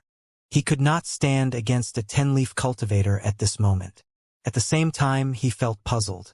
Since there was a 10-leaf cultivator around, why did they not send the most powerful cultivators they had in the Sky Shuttle? Would that not have been a better plan? When Fei Hua saw that Lu Zhou was deep in his thoughts, he asked, "Did Fei Kong truly attack you, old benefactor?" "I don't have a habit of lying," Lu Zhou said. Fei Hua shook his head and said, "Karma and sins. Since you're here for revenge, old benefactor, I have nothing more to say. You haven't answered all my questions yet." Lu Zhou glanced at Fei Hua before he rose to his feet and paced around with his hands on his back. "Do you mean the other Golden Lotus cultivators?" After asking the question, Fei Hua said with a hint of uncertainty, "A few months ago, there were rumors going around that there was a great battle between a Golden Lotus avatar and a Red Lotus avatar at the Thousand Willow Monastery." "The Thousand Willow Monastery?" Lu Zhou turned to look at Fei Hua. "It's only a rumor. It's said that the Ninth Temple's Grand Elder fought against 2 Golden Lotus cultivators with his treasure, the square box. However, the Sky Martial Court and the Flying Star House stepped forward to dispel the rumor." "I have no clue about how true the rumor is," Fei Hua said. "However, based on what I understand about how the Sky Martial Court operates, the rumor is probably true." Lu Zhou stroked his beard and nodded. He committed the names the Thousand Willow Monastery and the Ninth Temple to memory. He recalled the many notifications he had received about his 2 disciples killing elites in the Red Lotus realm. It was not surprising that they would have to expose their avatars when fighting against elites. However, why did the Sky Martial Court and the Flying Star House want to keep the matter a secret? "The Ninth Temple's Grand Elder fought those 2 on his own?" Lu Zhou asked. "You shouldn't underestimate the Ninth Temple, old benefactor. They're as powerful as the Sky Martial Court. The Grand Elder, Zhu Xian, is said to be the person who's closest to breaking through to the 9-leaf stage in the last 50 years. Apparently, he had broken through to the 9-leaf stage while he was fighting the 2 Golden Lotus cultivators and suppressed both of them," Fei Hua said. Little Yuaner could no longer hold back. She waved her fist and angrily said, "Master, let's go to the Ninth Temple now." I'll show them for daring to beat my senior brothers. Senior brothers? Fa Hua was frightened when he heard little Yuaner's words. He looked at the old man in front of him and studied him again. The old man seemed like an erudite man. His actions seemed experienced as well. Suddenly, realization dawned on him. He asked in shock, "Are you here to look for your disciples, old benefactor?" Lu Zhou did not answer Fa Hua. Instead, he asked in return, "If you knew, why didn't you answer me earlier?" Inwardly, he thought to himself, "Must you only submit after tasting pain?" Since entering the Blood Sun Temple, Lu Zhou could tell the old monk was not a rash person. The old monk was probably used to biding his time and knew when was the right time to advance and retreat. The old monk did not choose to battle just because he had the karmic fire or because he had the advantage of being on his home turf. Clearly, the old monk was intelligent. Fa Hua wiped away the blood from the edge of his lips with his sleeve before he said, "Old benefactor, I only used half of my strength in that last palm strike." "You deliberately held back your strength?" Lu Zhou was puzzled. "You've seen the 3 seats. The Palm Zen Hall's first seat, Huinang, is the injured one. The other 2 are the West Hall's first seal, Huiju, and the back hall's Huisheng." At this point, he lowered his voice and used primal qi to project his voice to Lu Zhou. "Those 3 are from the palace." Lu Zhou's eyes widened imperceptibly. "Are you saying those 3 are sent here to keep an eye on you? There are many sects under the heavens. A 9-leaf cultivator can tip the scales in the other direction greatly, and those with karmic fires are 1 in a million. How can the 4 seas remain peaceful if the ruler doesn't have a trick or 2? The palace has its own methods. Although the Blood Sun Temple has 2 karmic fire users, it can't possibly stand up against the entire world," Fa Hua said. "With your cultivation base, why didn't you become a high official that governs the lands? Or you could have freely roamed the lands. Who would stand in your way?" Lu Zhou asked. "I have no interest in an official career. Although the palace is powerful, its movements are still restricted by the nobles. The nobles originated from the major sections. They keep each other in check. That's how the monarchy functions. Moreover, the Blood Sun Temple is close to my heart. I can't possibly abandon this temple and roam the lands," Fa Hua said emotionally. Lu Zhou felt he knew too little about the Red Lotus domain. The power struggles in the Red Lotus domain were not simple at all. In fact, it might be even more complicated than those in Great Yen previously. Perhaps he needed to have a longer chat with Fa Hua. At this moment, voices rang from outside the Great Strength Hall. "Abbot!" Lu Zhou and Fa Hua turned to look. They were none other than the first seats of Blood Sun Temple's West Hall and Back Hall, Huiju and Huisheng. Fa Hua's expression returned to normal. He asked, "What's the matter?" "Senior brother Huinang is in a serious condition." "All right." Fa Hua rose to his feet with great difficulty. Upon seeing this, Huiju and Huisheng hurried over and supported Fa Hua. Now that Lu Zhou was paying attention, it did seem like these people were keeping an eye on Fa Hua. How interesting and unexpected. Huiju straightened a palm in front of his chest and said to Lu Zhou, "Regardless of your origin, old benefactor, I'm sure you've vented some of your frustrations after hurting the abbot. I hope your misgivings have lessened as well. Would you like to stay the night so that you can have another conversation with the abbot after he recovers?" Lu Zhou understood the meaning of Huiju's words. He shook his head and said, "No thanks. I have something else to do." Then, he looked at Fa Hua and said, "I didn't kill you because of your cultivation base. I'll look for you again once I've dealt with my matters. Fei Hua." Lu Zhou motioned to little Yuaner and Conk. The 2 young girls responded and obediently followed him out of the Great Strength Hall. However, the trio from the Evil Sky Pavilion had barely taken 2 steps away from the hall when the 12 Vajras and 1,000 monks surrounded the Great Strength Hall. Meanwhile, Huinang and Huisheng carried Fa Hua out. Fa Hua said sternly, "Stand down. They're not to be obstructed." The monks retreated. However, Huinang suddenly said, "Abbot, they're foreign golden lotus cultivators. Don't you think that Lu Zhou, who was just beginning to walk away, suddenly came to a halt. He turned around with his hands on his back and looked at the two monks before he looked at Fa Hua. He said, "Your Buddha is merciful and surely he's able to differentiate between good and evil. Fa Hua, have you ever killed someone?" Ba. The Blood Sun Temple's monastic rule is that we're not to kill. Indeed, the act of killing is the gravest sin of all. Of all merits, sparing lives ranks first. After Fa Hua finished speaking, Lu Zhou said indifferently, "In that case, I'll kill on your behalf." There was a flurry of movements. Grand technique. Then a golden lotus bloomed under Lu Zhou's feet as 9 golden leaves spun around it. The other monks were frightened when they saw the golden flames shrouding the golden lotus. Lu Zhou struck with both palms. The power of past lives. 2 golden great seal of fearlessness shot out. At this moment, Hui Nang and Hui Sheng finally realized the 2 palm seals were meant for them. Whiz! Whiz! The 2 monks immediately summoned their red lotus avatars. At the same time, they raised their arms to defend themselves. Boom! Boom! Boom! An explosion of energy rang in the air as the 2 palm seals seemingly struck Hui Ju and Hui Sheng's arms at the same time. Both of them reeled back and spat out blood.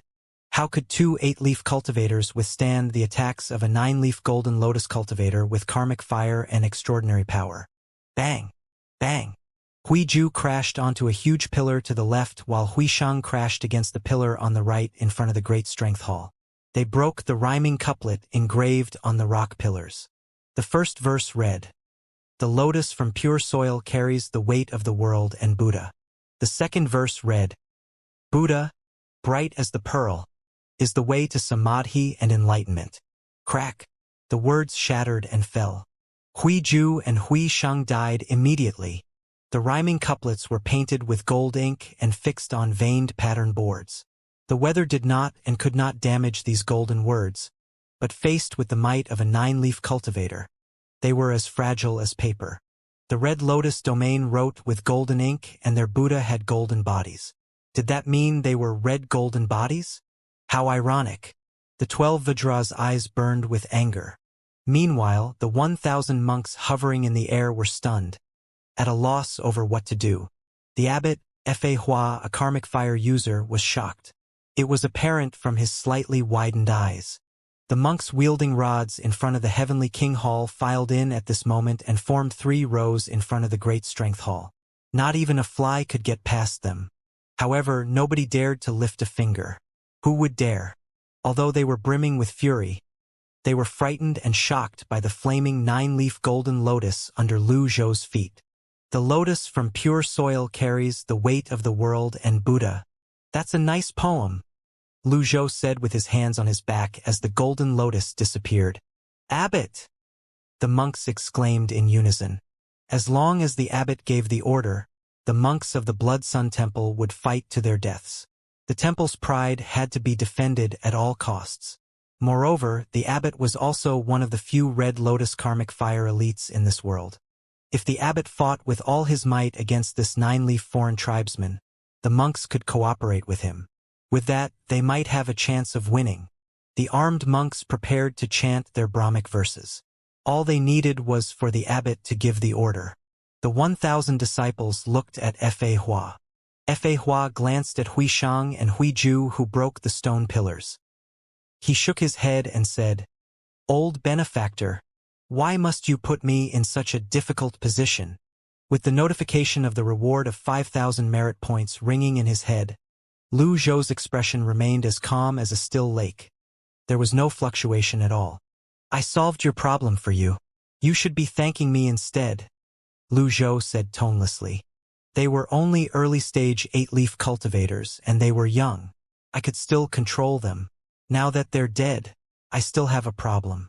You might as well kill me, old benefactor," Fa Hua said with a pained expression. "If a 9-leaf karmic fire elite is this worried, the palace must be a force to be reckoned with. If the Sky Martial Court has a 10-leaf cultivator, it stands to reason the palace would have one as well. It seems like I was too reckless." Despite his thoughts, Lu Zhou said to Fa Hua, "That's your problem. Your junior brother, Fa Kong, attacked me, and I have yet to settle that debt with you. Seeing that you answered all my questions truthfully, I'll spare your life. If I find out that there's an ounce of untruth in your words, I'll surely kill you. Fa Hua was rendered speechless by Lu Zhou's words. He was suffering enough as it was, and Lu Zhou's words were like pouring oil over fire. The other monks were stunned. The Grand Abbot of the Blood Sun Temple was a rare 9-leaf karmic fire cultivator, and yet, he was being spoken to like a junior by this old man. How awkward. Moreover, Hui Ju and Hui Shang's corpses were still lying on the ground. What was the abbot doing? Abbot! The monks cried out again. At the same time, they straightened their palms in front of their chests. Lu Zhou turned around and looked at the monks. Do you have a death wish? Without using primal qi, the mysterious old man's voice pressed down on the monks, making them struggle just to breathe. They had urged their abbot, filled with anticipation earlier. The Blood Sun Temple's monks were unafraid of death. However, faced with this imposing old man, their pride was crushed. Stand down. Anyone who causes a scene will be exiled, Fa Hua said thunderously. The monks sighed and landed. At the same time, the armed monks near the Heavenly King Hall parted to form a path. Lu Zhou looked up at the veins on the decorated archway. He was curious about them. They seemed similar to the ones on the city walls. However, these were even more detailed and delicate. In the sky above the Blood Sun Temple, he could see a net-like barrier keeping the beasts at bay. Lu Zhou remembered it now. The veins were similar to the veins on the armor Lin Xian obtained from the Crown Prince. The Red Lotus cultivators sent by the Sky Martial Court to the Golden Lotus domain wore armor with these veins as well. Was this some advanced power that protected human settlements? Lu Zhou turned around with his hands on his back. He looked at Fa Hua and said, You merely used half of your strength when you fought me, but I only used 1/3 of mine. Fear washed over Fa Hua when he heard these words. When he regained his senses, Lu Zhou had already risen to the air. Lu Zhou formed an energy shield around himself. Behind him, little Yuaner and Conk took flight as well. The 1,000 monks from the Blood Sun Temple did not dare to stop them. Lu Zhou's palm shone with golden radiance. There was an imposing pressure that could not be resisted, like something heavy bearing down on the monks. The monks hastily deactivated the formation veins, and the pressure lifted as Lu Zhou left the Blood Sun Temple and Blood Sun Mountain. The monks did not understand what happened. Meanwhile, the 12 Vajras stepped forward. Abbot, we should notify the Sky Martial Court immediately. The foreign tribesmen have invaded and killed our monks. The foreign tribesman has drawn blood, and we must avenge the fallen. Fa Hua looked at the monks with a stern expression as he straightened his palm in front of his chest. He said, Nobody is to act without my orders. Ha! The monks were confused. Fa Hua joined his palms together. The red lotus karmic fire on his body burned brightly, and he seemed to be shrouded in flames. Under the light from the karmic fire, the monks backed away. Amitba. The karmic fire and the red energy between Fa Hua's palms fell on Hui Ju's and Hui Shang's corpses. The corpses were lit with flames and burned to a crisp in no time at all. Fa Hua thought about Hui Nang. Of the 3 seats, only the Palm Zen Hall's first seat is left. Hui Nang knows everything. Do I really have to break my non-killing stake? Meanwhile, on a precarious peak 100 miles away from the Thousand Willow Monastery, Yu Shangrong carried his longevity sword as he looked at the mountains and the setting sun. He had been on this mountain peak for 3 days now, stabilizing his 9-leaf stage. He summoned his avatar and looked at the 9 lotus leaves spinning around it. My life has only increased by 100 years? Compared to the 8-leaf stage, aside from the additional leaf and the avatar's height, there were no other obvious changes. From Ji Fengxing, he learned that cultivators in the Red Lotus domain were not restricted by the 1,000-year life limit. From the 1-leaf to the 8-leaf stage, the Red Lotus cultivators would receive 100 years of life. Between the 8-leaf and 9-leaf stage, the Red Lotus cultivators gained 200 years of life. Yu Shangrong was puzzled. Ever since he began to cultivate, the years he had received had always been fewer compared to others. Indeed, he overcame the great limit of life with the 9-leaf stage. However, he merely gained 100 years of life. He was rather surprised by this. Nevertheless, due to his experience, the surprise did not show on his face, and he quickly regained his calmness. It's better than nothing. 100 years were better than none. He retracted his avatar and looked at the setting sun, the birds of the forests, and the mountains. He smiled faintly. You'll be my targets today. A good swordsman had to polish his sword skills after his cultivation base had improved to achieve perfect control and affinity. Yu Shangrong faded out of focus and left afterimages in the air, making the birds of the mountains and forests his victims. At the foot of Thousand Willow Mountain, in the refurbished gazebo, Wu and Ji Fengxing leaned against the railing and looked ahead in a daze. Senior brother, do you think Big Brother has gone to the 9th temple to rescue his senior brother? Wu wondered out loud, worried. Ji Fengxing shook his head with a sigh and said, I told them to run away, but they wouldn't listen. Not only that, but they even fought with him. I don't think things are looking good for eldest Big Brother. He must be suffering now.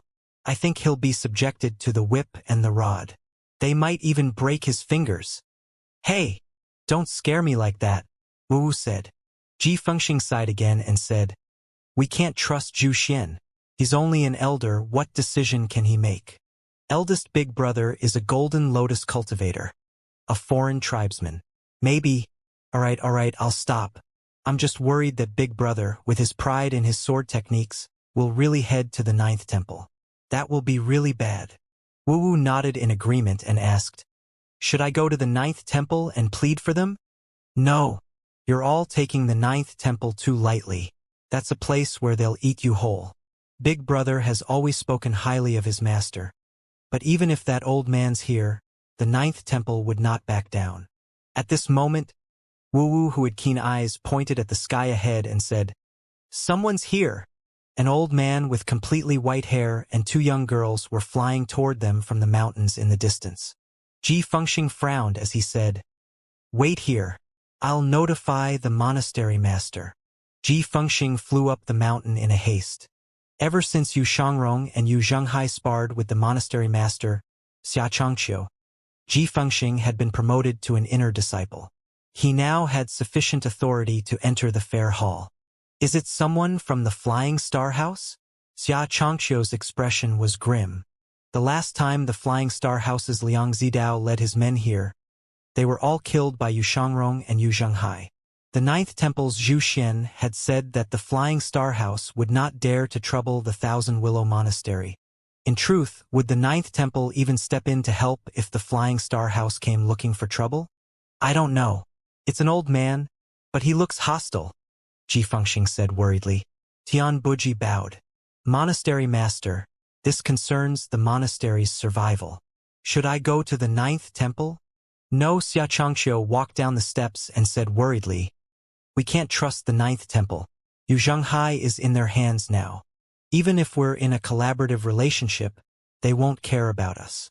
He turned to look at Ji Fengxing, who was kneeling on one knee, and said, have you found Yu Shangrong? Ever since his attempt to reach the 9-leaf stage was interrupted, we haven't seen him. The 2 of them sighed. All they knew was that Yu Shangrong's attempt to reach the 9-leaf stage was interrupted when they were dealing with the huge beast. They did not see the 9th leaf or a 9-leaf avatar. Xianxia knew Elder Su was killed because he tried to sneak up on Yu Shangrong to kill Yu Shangrong. It was understandable if Yu Shangrong left the Thousand Willow Monastery because of that matter. Come with me. We'll meet the visitor. If it's a blessing, it's not a disaster. If it's a disaster, we won't be able to avoid it anyway. Xianxia waved his sleeve and flew outside. The disciples in front of the fair hall flew out as well. At the foot of the mountain, Wu walked out of the gazebo. She called out to the slowly approaching old man and asked, who are you? What are you doing here at the Thousand Willow Monastery? Lu Zhou did not answer her immediately. After landing, he surveyed his surroundings before he looked up at Thousand Willow Mountain. They had to ask for directions along the way to get here. Fortunately, it was not difficult to locate the Thousand Willow Monastery. All things considered, their journey was rather smooth. He nodded, pleased. It's remote and strategically located. Indeed, this is a sound spot. Wu raised her voice and said, Hey, I'm talking to you. Little Yuaner looked over. When she saw that Wu was about her age, she frowned and asked, Do you think you can talk to my master that way? Little girl, let me ask you, have you seen a slender, out-of-this-world handsome swordsman who carries a long sword on his back? His sword skills are incredibly amazing. When Wu heard this, her assumptions were confirmed. She immediately put on an act and said, I'm not a little girl. The swordsman you're looking for isn't here. I haven't seen him. You haven't seen him? Little Yuaner was skeptical. Conk gestured as she said, In that case, have you seen a saber user who carried his saber around his waist? He's tall and stocky, and very skilled with the saber. He's on par with that swordsman. Wu's heart skipped another beat. She was now convinced these people were here to look for her big brother and eldest big brother. She averted her gaze and said, Never seen him. Conk seemed disappointed.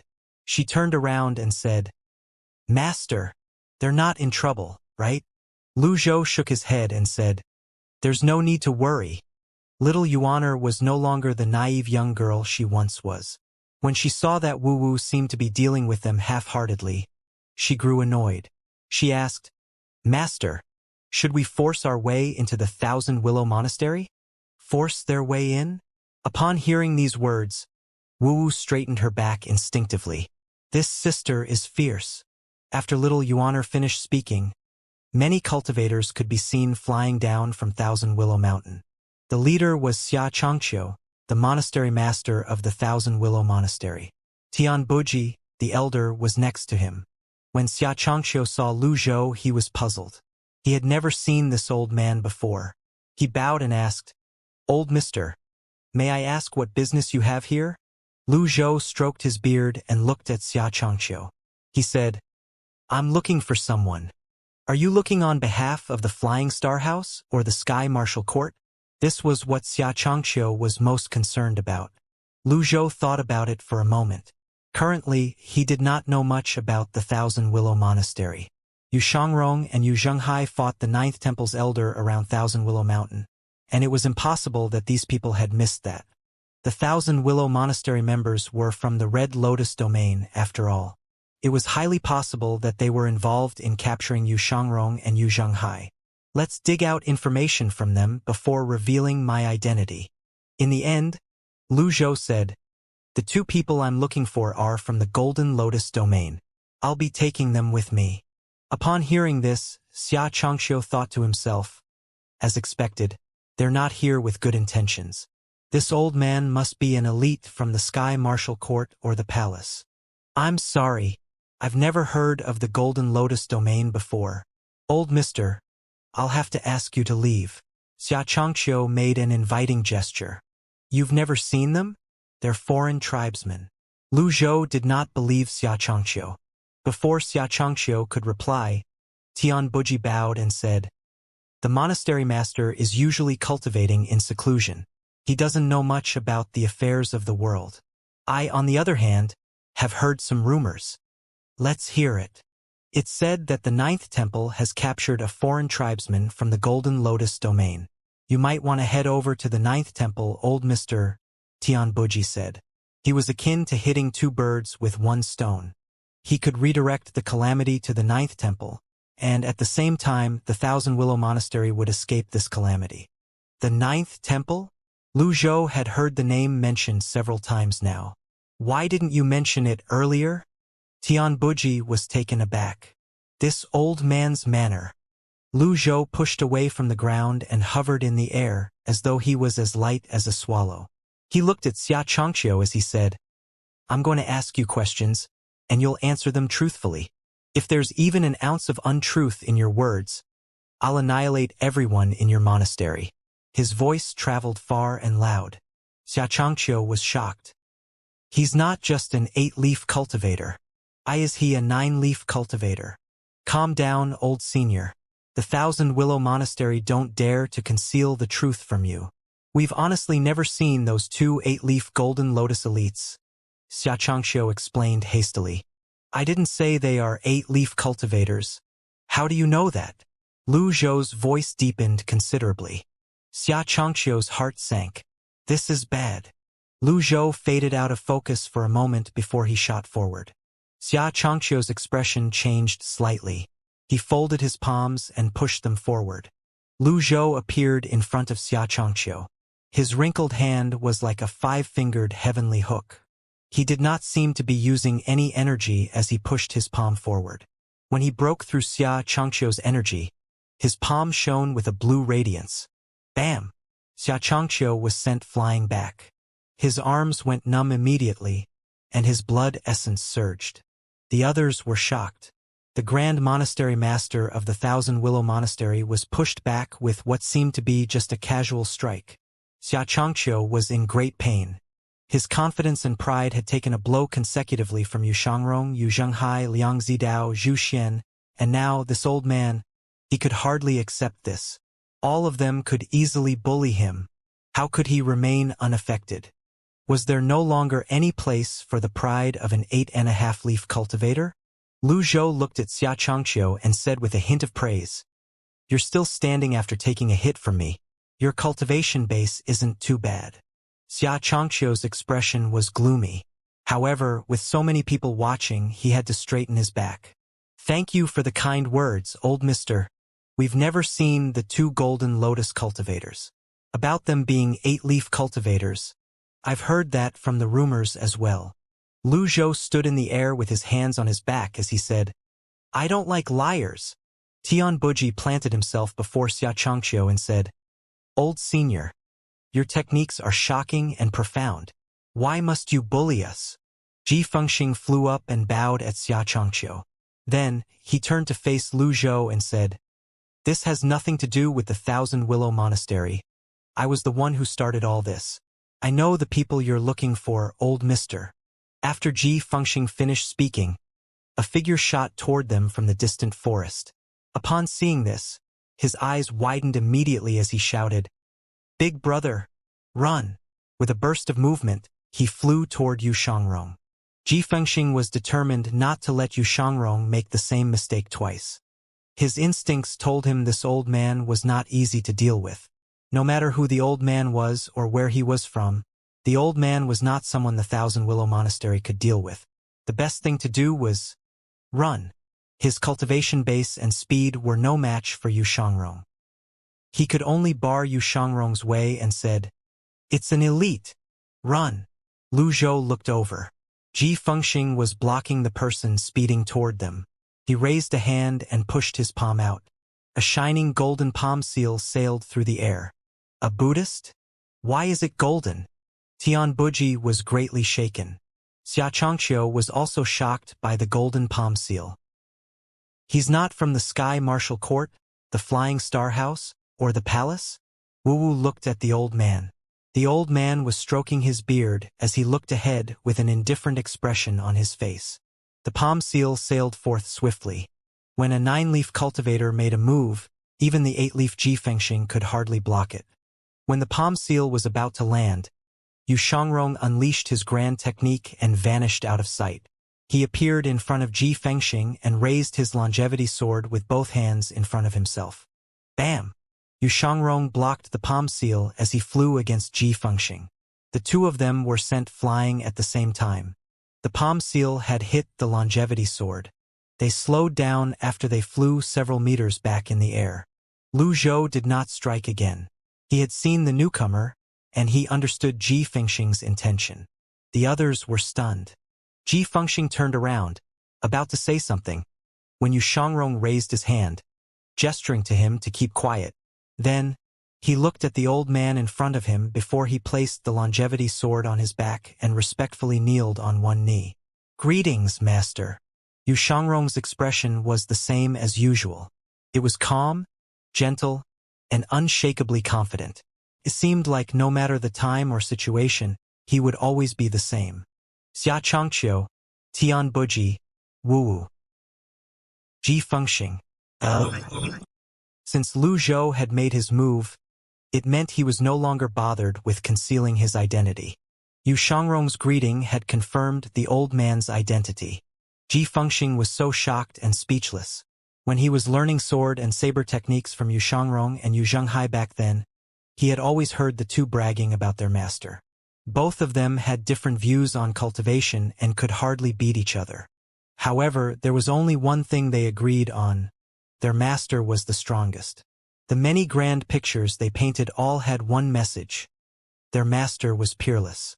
Ji Fengxing gulped. He looked at the seemingly harmless old man. When he regained his senses, a question appeared in his mind. Is this old man really unparalleled? Lu Zhou stroked his beard and nodded in satisfaction. After crossing the endless ocean and a long flight, they were here on the other side and finally found Yu Shangrong. He said calmly, "Rise to your feet and speak." Yu Shangrong slowly rose to his feet. At this moment, little Yuaner and Conk flew into the air as well and stood next to their master. They greeted in unison, "Second senior brother." Yu Shangrong smiled when he saw the young girls. "Junior sisters, we meet again." Lu Zhou said, "You blocked my strike easily. Did you raise your cultivation base?" Yu Shangrong nodded. Lu Zhou looked at the shocked Ji Fengxing next to Yu Shangrong. Yu Shangrong understood his master, so he explained, "I've been lodging in the Thousand Willow Monastery since I came to the Red Lotus domain. Although Ji Fengxing's cultivation base is weak, he's a righteous man." Lu Zhou understood the matter now. Ji Fengxing stepped forward timidly and bowed at Lu Zhou as he said, "Gigi greetings, old as senior." He was so nervous that he could hardly speak. By now, Xianxia, the monastery master of the Thousand Willow Monastery, naturally knew the nature of the relationship between Lu Zhou and Yu Shangrong. He was filled with fearful respect as he hastily greeted Lu Zhou. "I see, you're a friend from afar. The Thousand Willow Monastery welcomes you, senior." Xianxia had no choice. He was destined to be like this since he had chosen to stand with Yu Shangrong and Yu Zhenghai. The disciples followed suit and bowed. Lu Zhou ignored them. Instead, he looked at Yu Shangrong and asked, "Where's your eldest senior brother?" Yu Shangrong lowered his head slightly and said apologetically, "I couldn't protect him. I'm willing to accept any punishment, master." Xianxia found that it was inappropriate for all of them to remain outside at the foot of the mountain. Hence, he said loudly, "Everyone, why don't we head into the hall? We should have a relaxed conversation, especially since it's a reunion." Lu Zhou looked at Xianxia and asked, "Are you the monastery master?" "I am." "You certainly have an eye for talent. This young man, Ji Fengxing, is he a disciple of yours?" Lu Zhou asked. "Indeed, he's a disciple of the Thousand Willow Monastery." That was a shameful display. Xianxia felt slightly embarrassed about the incident. When he compared the old man's disciples with his own, the difference was as great as the sky and the earth. Yet, Lu Zhou turned to look at Ji Fengxing, stroked his beard, and said, "Young man, you have a good character. The Evil Sky Pavilion values that the most. If you're willing, I can make an exception and accept you into the Evil Sky Pavilion. You'll have the same rank as Pan Zhong and Zhou Jifeng." Ji Fengxing. Ji Fengxing was at a loss for words. "Do you mind this?" Lu Zhou glanced at Xianxia. Xianxia's expression was stiff. He chuckled awkwardly as he waved his hand and said, "No, not at all. If it were anyone else trying to snatch his disciples away, he would have flayed that person alive." Ji Fengxing bowed and said, "It's thanks to the Thousand Willow Monastery that I was able to walk on the path of cultivation. Since I've joined the monastery, I can't possibly betray it. You've said it yourself, old senior, that you've taken a liking to my character. If I go with you, it'll only show you're wrong about me." After that, he raised his voice and said, "Thank you for the kind gesture, old senior." Interesting. This was the second time Lu Zhou was turned down. However, Ji Fengxing had a point. Since Ji Fengxing was unwilling, it would not be good to force him. If the melon had to be broken off from the vine by force, it would not taste good. Moreover, the Evil Sky Pavilion was not lacking in manpower. As for Wu, although her character was good, she was not mentioned. It seemed like she had been overlooked. Xianxia nodded in approval. Then, he turned around and said, "Everyone, please follow me." They entered the fair hall. To show their respect, the elders of the Thousand Willow Monastery had come over as well. Little Yuaner sat down before she said, "Second senior brother, Master has gone through a lot to look for you?" Then, she recounted how they had crossed the endless ocean and flew for a long time. The others felt frightful when they heard the story. Initially, Yu Shangrong did not think much about it. After all, with his master's cultivation base, it was not strange that his master was able to come to the Red Lotus domain. However, after he heard his ninth junior sister recount what happened, he found out his master did not travel here through the black water but had crossed the endless ocean instead. He was shocked by this. After all, he knew the endless ocean was said to be impossible to cross. Nobody knew the danger that lay in the water. To think his master was willing to go through so much trouble for him. Lu Zhou stroked his beard and asked, "So, where's your eldest senior brother?" Yu Shangrong nodded and told his master about how he and Yu Zhenghai fought Zhu Xian. He also told his master about how the Flying Star House had made several visits. After listening to this, Lu Zhou stroked his beard and nodded as he said, "Zhu Xian reached the 9-leaf stage mid-battle. It wasn't easy for the two of you to draw even with him. On the surface, it seems like he wants to work with the two of you, but he's really trying to use you. Your eldest senior brother must have understood that as well. He must have deliberately followed him so the rest of you are safe." Upon hearing this, Xianxia said, "I'm ashamed. It's all because the Thousand Willow Monastery is too weak. Otherwise, this wouldn't happen." Little Yuaner, who had always been impatient, said irritably, "Master, since they're bold enough to capture eldest senior brother, we should kick down their doors right now. I don't care if they're the 8th or 9th temple." Xianxia, Tian Buji, Ji Fengxing, Wu, and the elders were rendered speechless. What they did not expect was that Yu Shangrong rose to his feet as well and chimed in with a straight face. "If you're going to kick their doors down, Master, I'm willing to go with you." What a bunch of madmen! Xianxia cleared his throat before he hastily said, "Old senior, you're from the Golden Lotus domain. Therefore, I feel it's my duty to inform you that the 9th temple isn't as weak as you imagine." Little Yuaner waved her fist and said, "You're only saying that because you don't know my master. I've never seen anyone who's capable of standing after master strike them." Ji Fengxing felt a sense of déjà vu. That was right. The little girl's words were reminiscent of Yu Shangrong and Yu Zhenghai's words. Their words were not the same, but the essence was the same. Are all the other disciples like this as well? Perhaps this old man is really as powerful as they say. Xianxia hastily said, "That's not what I meant. If we know ourselves and our enemies, we can avoid losing battles. I know you have an unfathomable cultivation base, old senior, and that it far surpasses the two sirs, but we mustn't underestimate the 9th temple as well." Lu Zhou stroked his beard and nodded. He looked at Xianxia and said, "Let's hear it." Xianxia nodded and said, "The 9th temple is in Jianan Circuit. It's the only major sect that has dominion over one location. The minor sects in Jianan Circuit submit to the 9th temple. There are 9 main halls, and each main hall spans 1,000 feet. They're the Skyward Hall, the Crepe Myrtle Hall, the Eastern Plain Hall, the Supreme Harmony Hall, the Peace Hall, the Truce Hall, the Unending Hall, the Prisoner Dragon Hall, and the Mystery Hall. When the 9th temple was at its peak, all 9 of its first seats were an elite in their own right. Then, when it waned, the first 4 first seats passed away, leaving 4 vacant spots. Even so, the remaining 5 first seats kept the 9th temple standing to this day." Little Yuaner counted her fingers and said, "That's amazing. We only have 4 pavilions in the Evil Sky Pavilion. That's too few." Xianxia nodded and said, "They're indeed amazing. The Thousand Willow Monastery is like a mantis compared to the tree that is the 9th temple." Lu Zhou asked in confusion, "They passed away? People in the Red Lotus domain die from old age as well?" Xianxia replied awkwardly, This is normal in the course of life. In the Red Lotus domain, even the greatest cultivator could not overcome the great limit of 3,000 years. Something stirred in Lu Zhou. Is this the same great limit the Golden Lotus domain has? If that's the case, will the Golden Lotus domain face the same great limit in the future as well? Even so, the Red Lotus domain is far too advanced compared to the Golden Lotus domain. In the end, he said honestly, I thought the Red Lotus cultivators have long lives. Xianxia was shocked. He wondered inwardly.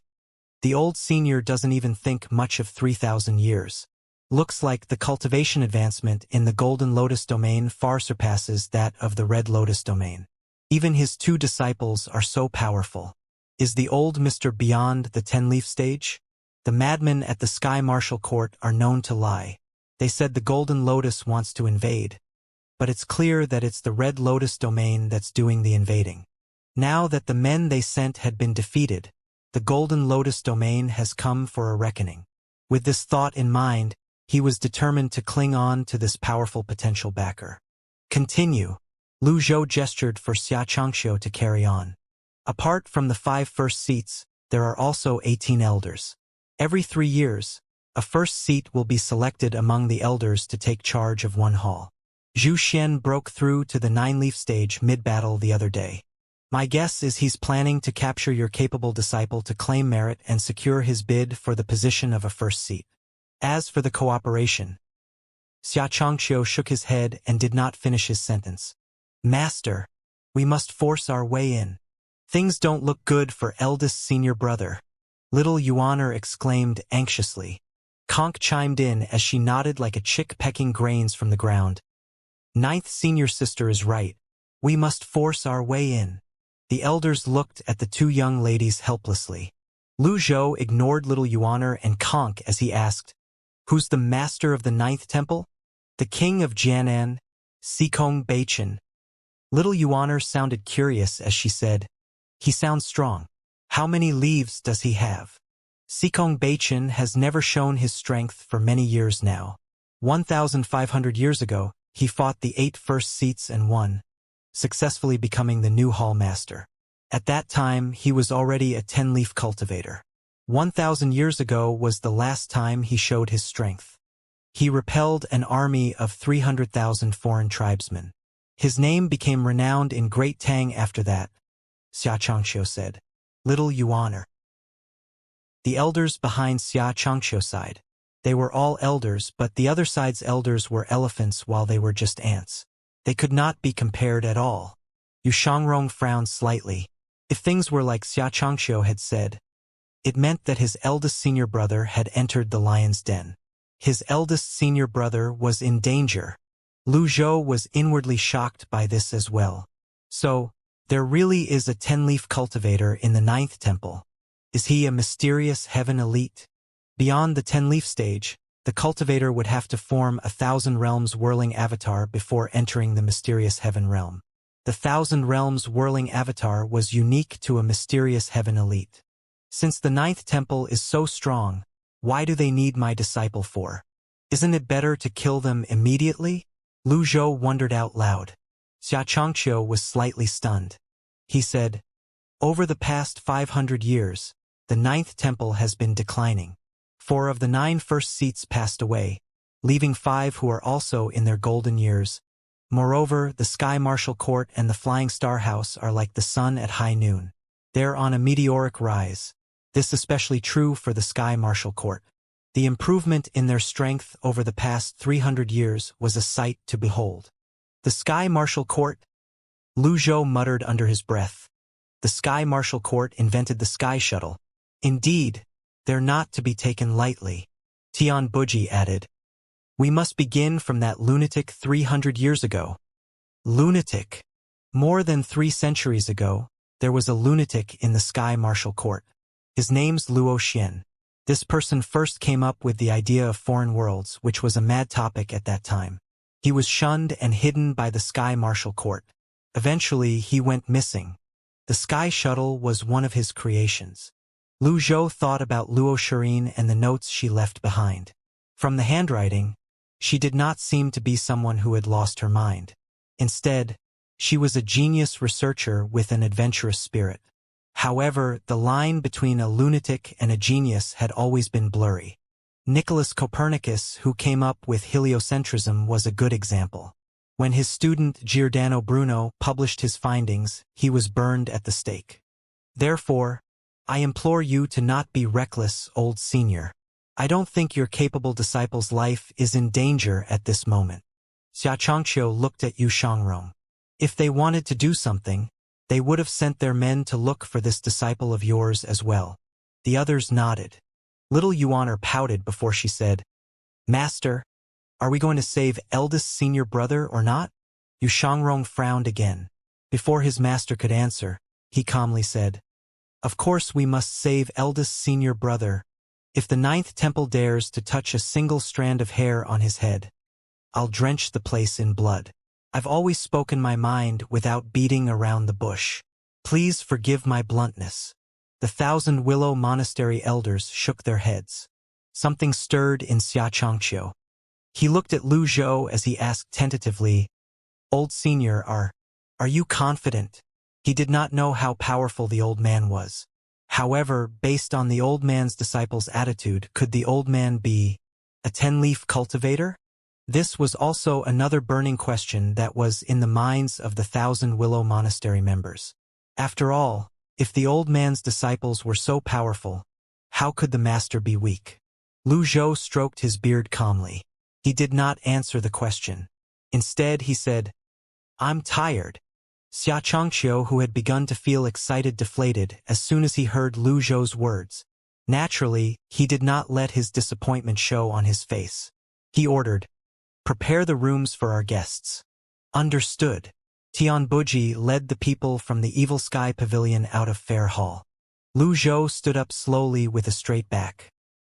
His long robes fell to his feet, and his white hair rested on his shoulders. With his hands on his back, he said in a neutral tone, I'll visit the 9th temple in 5 days. You'll lead the way.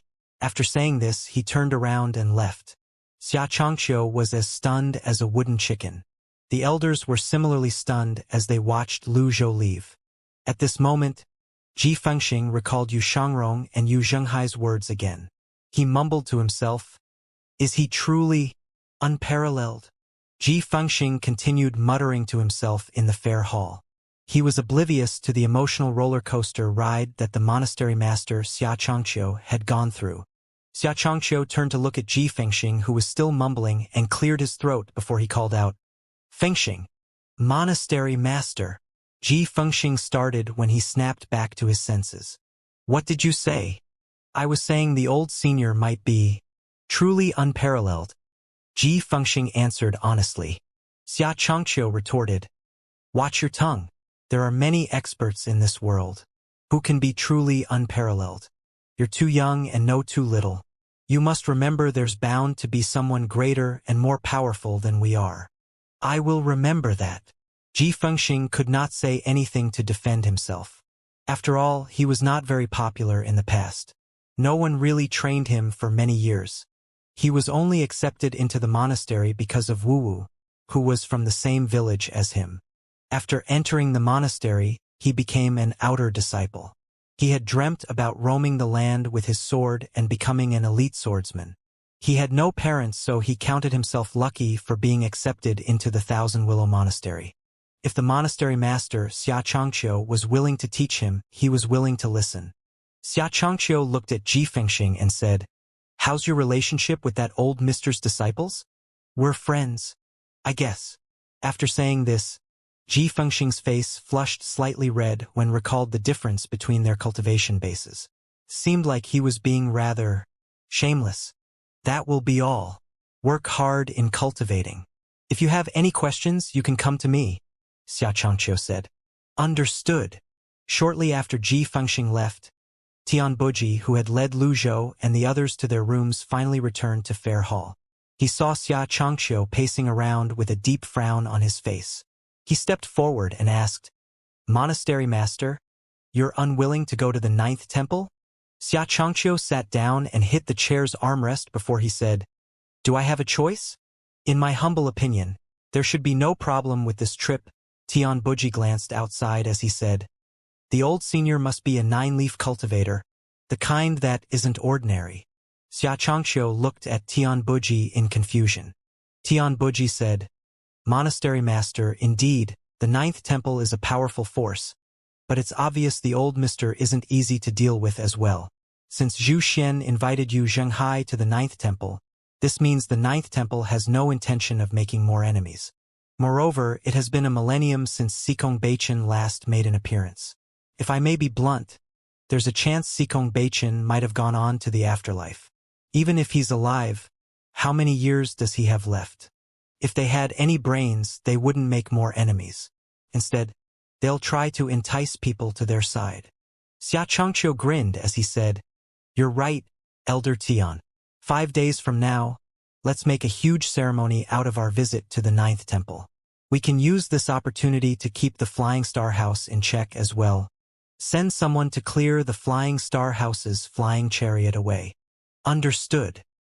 Inside the room, Lu Zhou was prepared to meditate on the heavenly writing scrolls. He had exhausted some of his power during his fight with Fa Hua. He would need some time to recuperate. Perhaps it was due to improvement in his cultivation base. The impact of his extraordinary power did not seem as great as it was before. Or perhaps it was because his opponents had gotten stronger. He thought about the armor. The starting point of the extraordinary power seemed to be the 9-leaf stage. Could activate the armor. Now that his opponent was already at the 9-leaf stage, would his extraordinary power rise again? To gain the power to hear everything so that we can hear voices in all realms at will. The heavenly writing scrolls power of listening. His extraordinary power flowed out and shrouded his surroundings. After his cultivation base improved, the power of listening's range had increased as well. Voices began to ring in his ears. That old man sure can put on a show. He does seem quite powerful. Even the monastery master has to show him respect. Tell me something I don't know. His disciple is a top-tier sword elite. He was capable of fighting Zhu Xian on equal footing. The old man can't be weak. He increased the extraordinary power, widening the range as well. That old mister has no eye for talent. To think he wanted to recruit that idiot Ji Fengxing. It's the first time someone overlooked Miss Wu Wu. It's not that simple. Didn't you see the 2 young girls by his side? Those 2 girls followed him all the way here to the Red Lotus domain. Do you think they're useless? Wu Wu is talented, but she's probably worth nothing compared to those 2 girls. You have a point. The blue radiance on Lu Zhou's ears glowed brighter as he used up his remaining extraordinary power. Whiz! The range of the power of hearing instantly covered the entire Thousand Willow Monastery and spread for dozens of miles out. From some corner dozens of miles away from Thousand Willow Mountain, he heard a sneaky voice saying, "Don't spread this out. Go back and report this." He stopped using his power and opened his eyes. He walked to the window with his hands on his back and looked at the mountains at the back. The mountains were quiet. Apart from the flying beasts circling in the air, there was nothing else. A light breeze parted the clouds and the fog lingering around the forest. Lu Zhou did not see anyone. He stroked his beard as he began to pace in the room. Someone's keeping an eye on the Thousand Willow Monastery? Compared to the 9th Temple, the Sky Martial Court, and the Flying Star House, the Thousand Willow Monastery was extremely weak.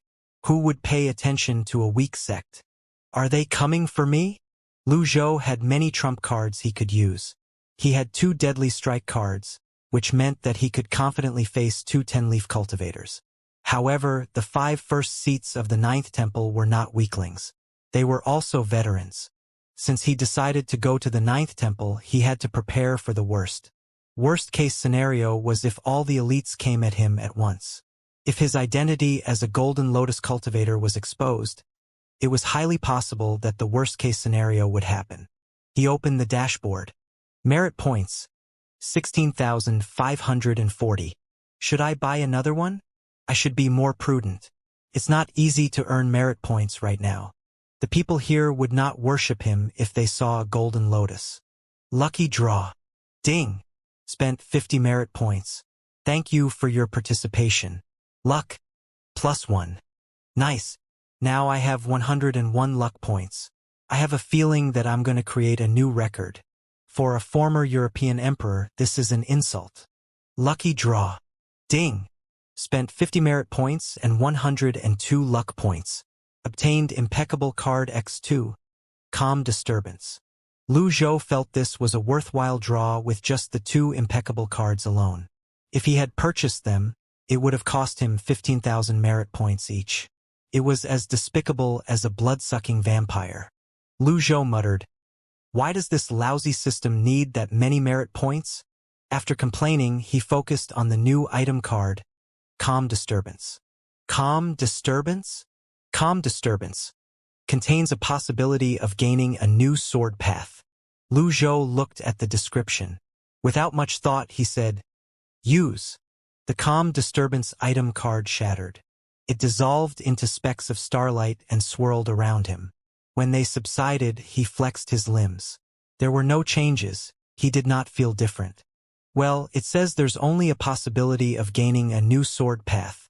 So does this mean I failed? Fortunately, I got the impeccable cards.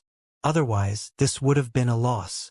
Shortly after, Lu Zhou returned to his position and resumed meditating on the heavenly writing scrolls. If there were no accidents, he would be able to completely replenish his extraordinary power in 5 days.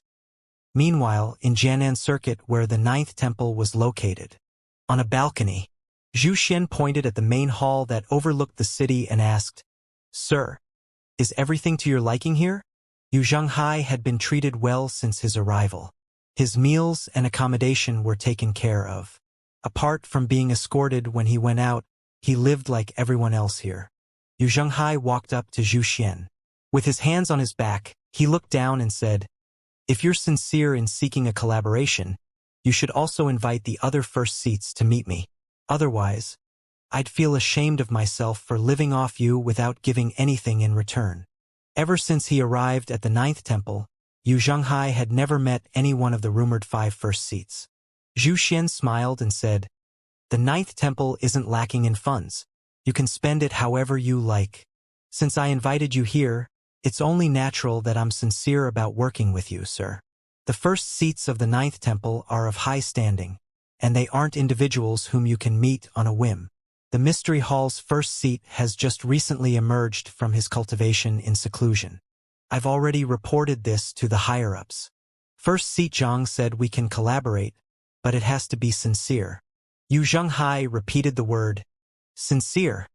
You're from the Golden Lotus domain, after all. If the Sky Martial Court and the palace find out about this, the 9th temple would be caught in a difficult situation. Hence, the 9th temple wants to understand more about you and your sect. We need to know more about the Golden Lotus domain," Zhu Xian said. Yu Zhanghai was not surprised that the 9th temple wanted to find out more information. After being in charge of the Nether sect for so many years, how could he not see this coming? "What if I refuse?" "You will tell me, sir. It's getting late. You should get some rest. I'll visit you again in a month." Zhu Xian turned around and left. 1 month. Yu Zhanghai did not turn around. Instead, he remained on the balcony and looked down at the 9th temple. 5 days passed in just a blink of an eye. In the Thousand Willow Monastery, Lu Zhou opened his eyes.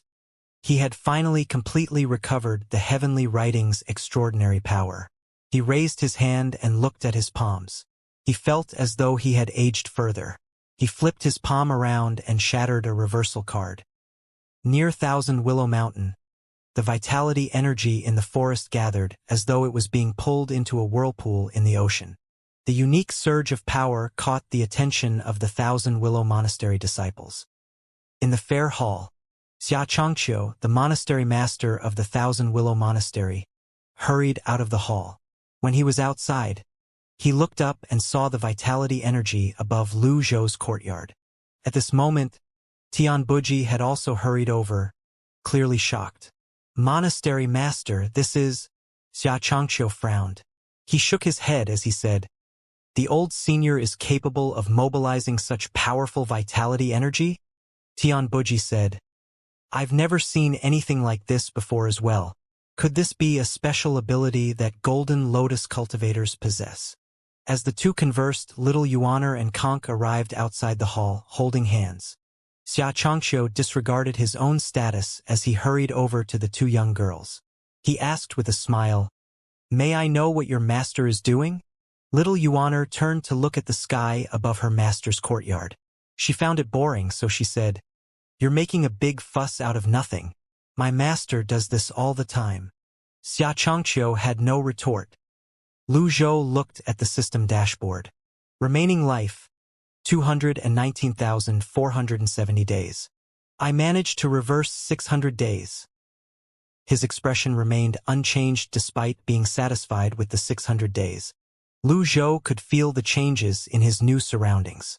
The primal qi and the vitality energy in the Red Lotus domain seemed richer and more powerful. Nonetheless, he felt slightly suffocated. It seemed like the people in the Red Lotus domain really liked the color red. Everyone was a Red Lotus cultivator. The flowers, totems, and ornaments were red. All he could see was the color red. He found it disturbing. When Lu Zhou finally emerged from the room, the Thousand Willow Monastery elders were already waiting for him in the courtyard. "Old Senior, the monastery master has prepared the flying chariot and is waiting for you." "All right." Lu Zhou descended the steps and exited the courtyard. Soon enough, he arrived in front of the fair hall. Little Yuaner and Conk ran over to him immediately. "Master!" "Old Senior!" Xianxia and Tianbuji bowed at the same time. The disciples from the Thousand Willow Monastery were almost all here. They lined up at the sides. Ji Fengxing and Wu Wu stood at the lead. Lu Zhou walked to the side of the flying chariot parked on the plaza. It was slightly too crude for his taste, and it was not very spacious. However, it was better than nothing. He did not know when his mounts were going to arrive anyway. Who knew if they had lost their way? "Master, can we go now?" "I can't wait," Little Yuaner said excitedly as she and Conk boarded the chariot. "Old Senior, after you. I'll personally man the helm today," Xianxia said respectfully as he walked toward the flying chariot. Lu Zhou looked at the crowd as he boarded the flying chariot. After he entered the chariot, he said, "It's enough for both of you to lead the way. The others won't be of any use even if they come with us." The elder looked awkward. What hurtful words. "As you wish, Old Senior." Xianxia and Tianbuji boarded the chariot. Yu Shangrong leaped onto the deck at the back of the flying chariot. Little Yuaner said to Yu Shangrong, "Since eldest senior brother isn't around, shouldn't you man the helm?" Lu Zhou knocked little Yuaner's head. "Watch your manners. Your eldest senior brother is the master of a sect, you know? He has 100,000 members under his command." Little Yuaner rubbed her head and said, "I've spoken wrongly, but it's the truth though." Xianxia. Initially, he thought he was showing a grand gesture by offering to man the helm for the old man. After all, he was the monastery master of the Thousand Willow Monastery. However, when he heard the little girl's words, he was taken aback. If the old man's disciple had such a high status, what kind of person was the old man in the Golden Lotus domain? The flying chariot slowly rose into the air and flew in the southwestern direction toward Jianan Circuit. Lu Zhou looked at the lofty mountains and dense forests along the way. Indeed, the appearance of the terrain was similar to Great Yen. The vegetation was lush as well. They encountered several beasts along the way, but they were swiftly dealt with by Tianbuji and Xianxia. Half a day later, Xianxia saw the familiar round area from his position at the helm. From this altitude, it seemed like a black round disk. In truth, it was formed by buildings. 9 buildings were built around a central structure, forming a unique defensive array. "Old Senior, the 9th temple is up ahead." Although Xianxia was a monastery master, he could not help but feel nervous now that he had arrived in such a huge sect. Lu Zhou opened his eyes. He walked to the helm and looked down with his hands on his back. "Taoist 8 Gates Formation? You're truly knowledgeable, Old Senior. Indeed, this is the 8 Gates Formation. It has been modified into the 9 Gates Formation. The 9 main halls are also called the 9 Gates." Xianxia was filled with awe as he looked around. The flying chariot drew closer and closer. Lu Zhou saw the city gates. Many sects preferred to base themselves near mountains. The ninth temple was one of the rare ones that built its base on a plain. At this moment, two disciples flew over on their swords from the city's gate. They barred the flying chariot's path and asked, "Who goes there?" Xianxia said loudly, "Xianxia, the monastery master of the Thousand Willow Monastery, requests to meet Elder Zhu." "The Thousand Willow Monastery?" the disciple said. "Elder Zhu is cultivating in seclusion. Please turn back and return after a month." Xianxia was a monastery master, after all. He, naturally, knew how to deal with small fries who guarded the door. He said, "Please notify him. This is an urgent matter. Elder Zhu will surely meet me. You won't lose anything by notifying him. But if you didn't, Elder Zhu will blame you for it." As he spoke, he tossed something out. The object glittered as it landed in the disciple's hand. He looked at the object in his hand and smiled in satisfaction. He pocketed it and said, "A moment, please." However, as the disciple was about to turn around, Lu Zhou called out tonelessly, "Wait, what else?" The disciple on the sword was puzzled. "A mere elder has no right to talk to me. Tell Zhu Xian to send Cultivation out to meet me," Lu Zhou said flatly. Xianxia and Tian Buji. The two people from the Thousand Willow Monastery could not help but shudder. This was the worst outcome. They knew Cultivation would easily meet guests. They could have settled the matters quietly, but now they felt like crying. The disciple on the sword frowned. He said, "Even if the Flying Star House's master is here, he doesn't even have the right to meet the temple master, let alone the monastery master of the Thousand Willow Monastery. Please leave." Lu Zhou had expected as much. He waved his arm. From behind Lu Zhou, Yu Shangrong, who saw his master's gesture, knew his master's meaning. With blurry movements, he appeared in the air and said tonelessly, "If you knew who my master is, you'd know how foolish you sounded. BZZT, BZZT, BZZT. The longevity sword vibrated. At this moment, the sound of the flute rang in the air. Conch blew on her Lantian jade flute.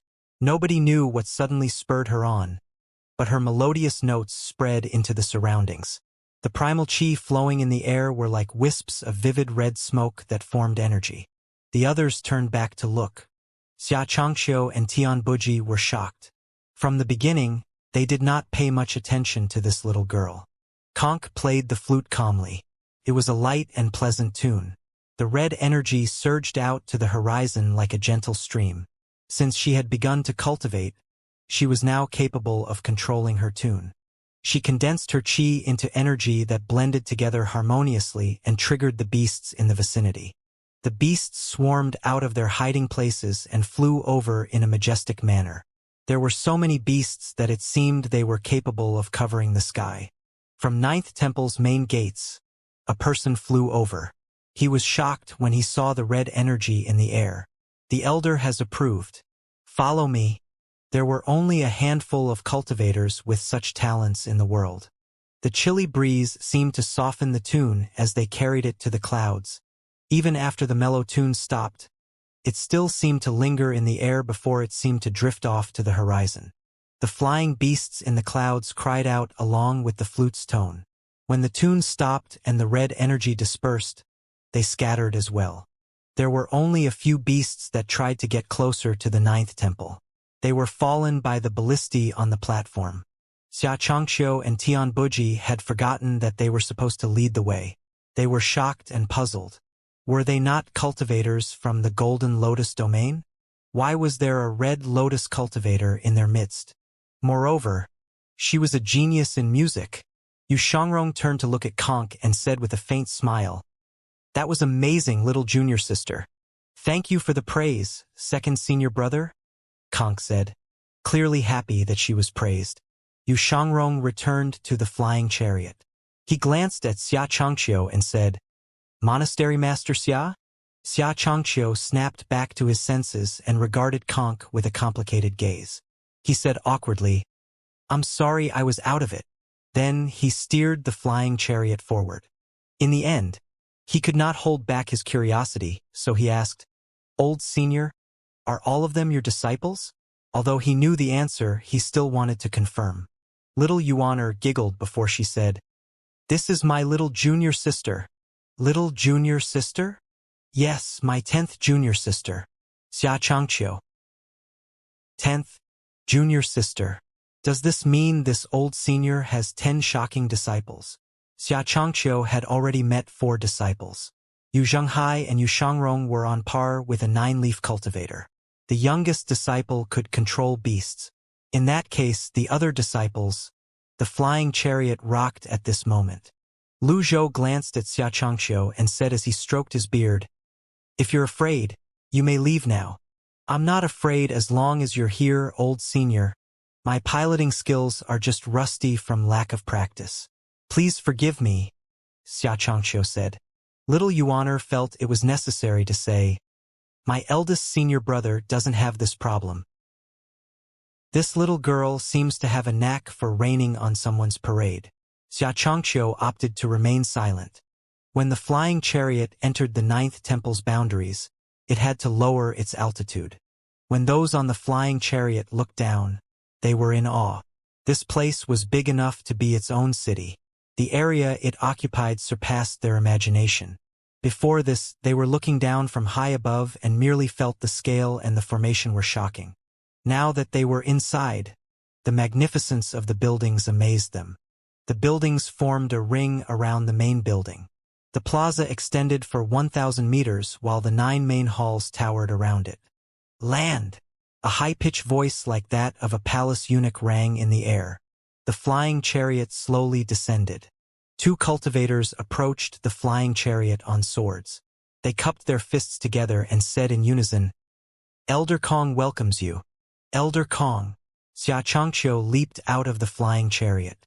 "The old senior wants to meet Elder Zhu, not Elder Kong." Yu Shangrong said, "My apologies. I have a correction to make.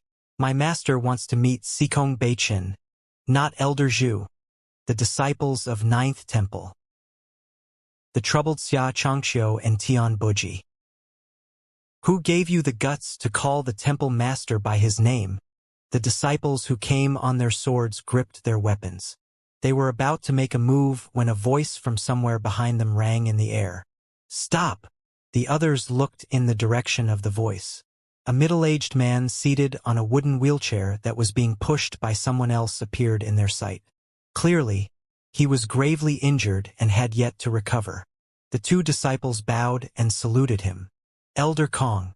Kong Lu looked up and saw the people on the flying chariot. He said, "Xianxia, the monastery master of the 1,000 Willow Monastery?" "Yes." "Was the one who played the flute one of your disciples?" Kong Lu asked. Xianxia stepped aside and said, "It was this young lady who laced the tune with qi and controlled the beasts. She's the capable disciple of this old senior." On the wheelchair, Kong Lu looked at the obedient conch and smiled in satisfaction. Then, he turned to look at the old man who had an erudite air about him. After appraising the old man for a moment, he said, "Old mister, I can see this young girl has great talents. Why don't you give her to me? Just tell me your conditions." Little Yuan was about to lose her temper when Lu Zhou raised his hand to stop her. Lu Zhou initially wanted to ignore Kong Lu, but since Kong Lu had spoken, he felt he needed to respond. "You wish to be my disciple's master? I hope that you'll approve," Kong Lu said seriously. "I granted you entry because I like her talent." Lu Zhou raised his hand slowly and pushed forward. Then, he fisted his hand and gathered primal qi. There was no need to condense them into energy for him to generate a pulling force. Kong Lu was shocked. He could not react in time before he was pulled over. The 9th Temple disciples present on the scene drew their swords immediately. Lu Zhou pulled Kong Lu and struck with his palm. Bam! Kong Lu was sent flying back. He cried out in alarm as he crashed back into his wooden wheelchair, spitting out blood. Xianxia and Tian Buji were shocked.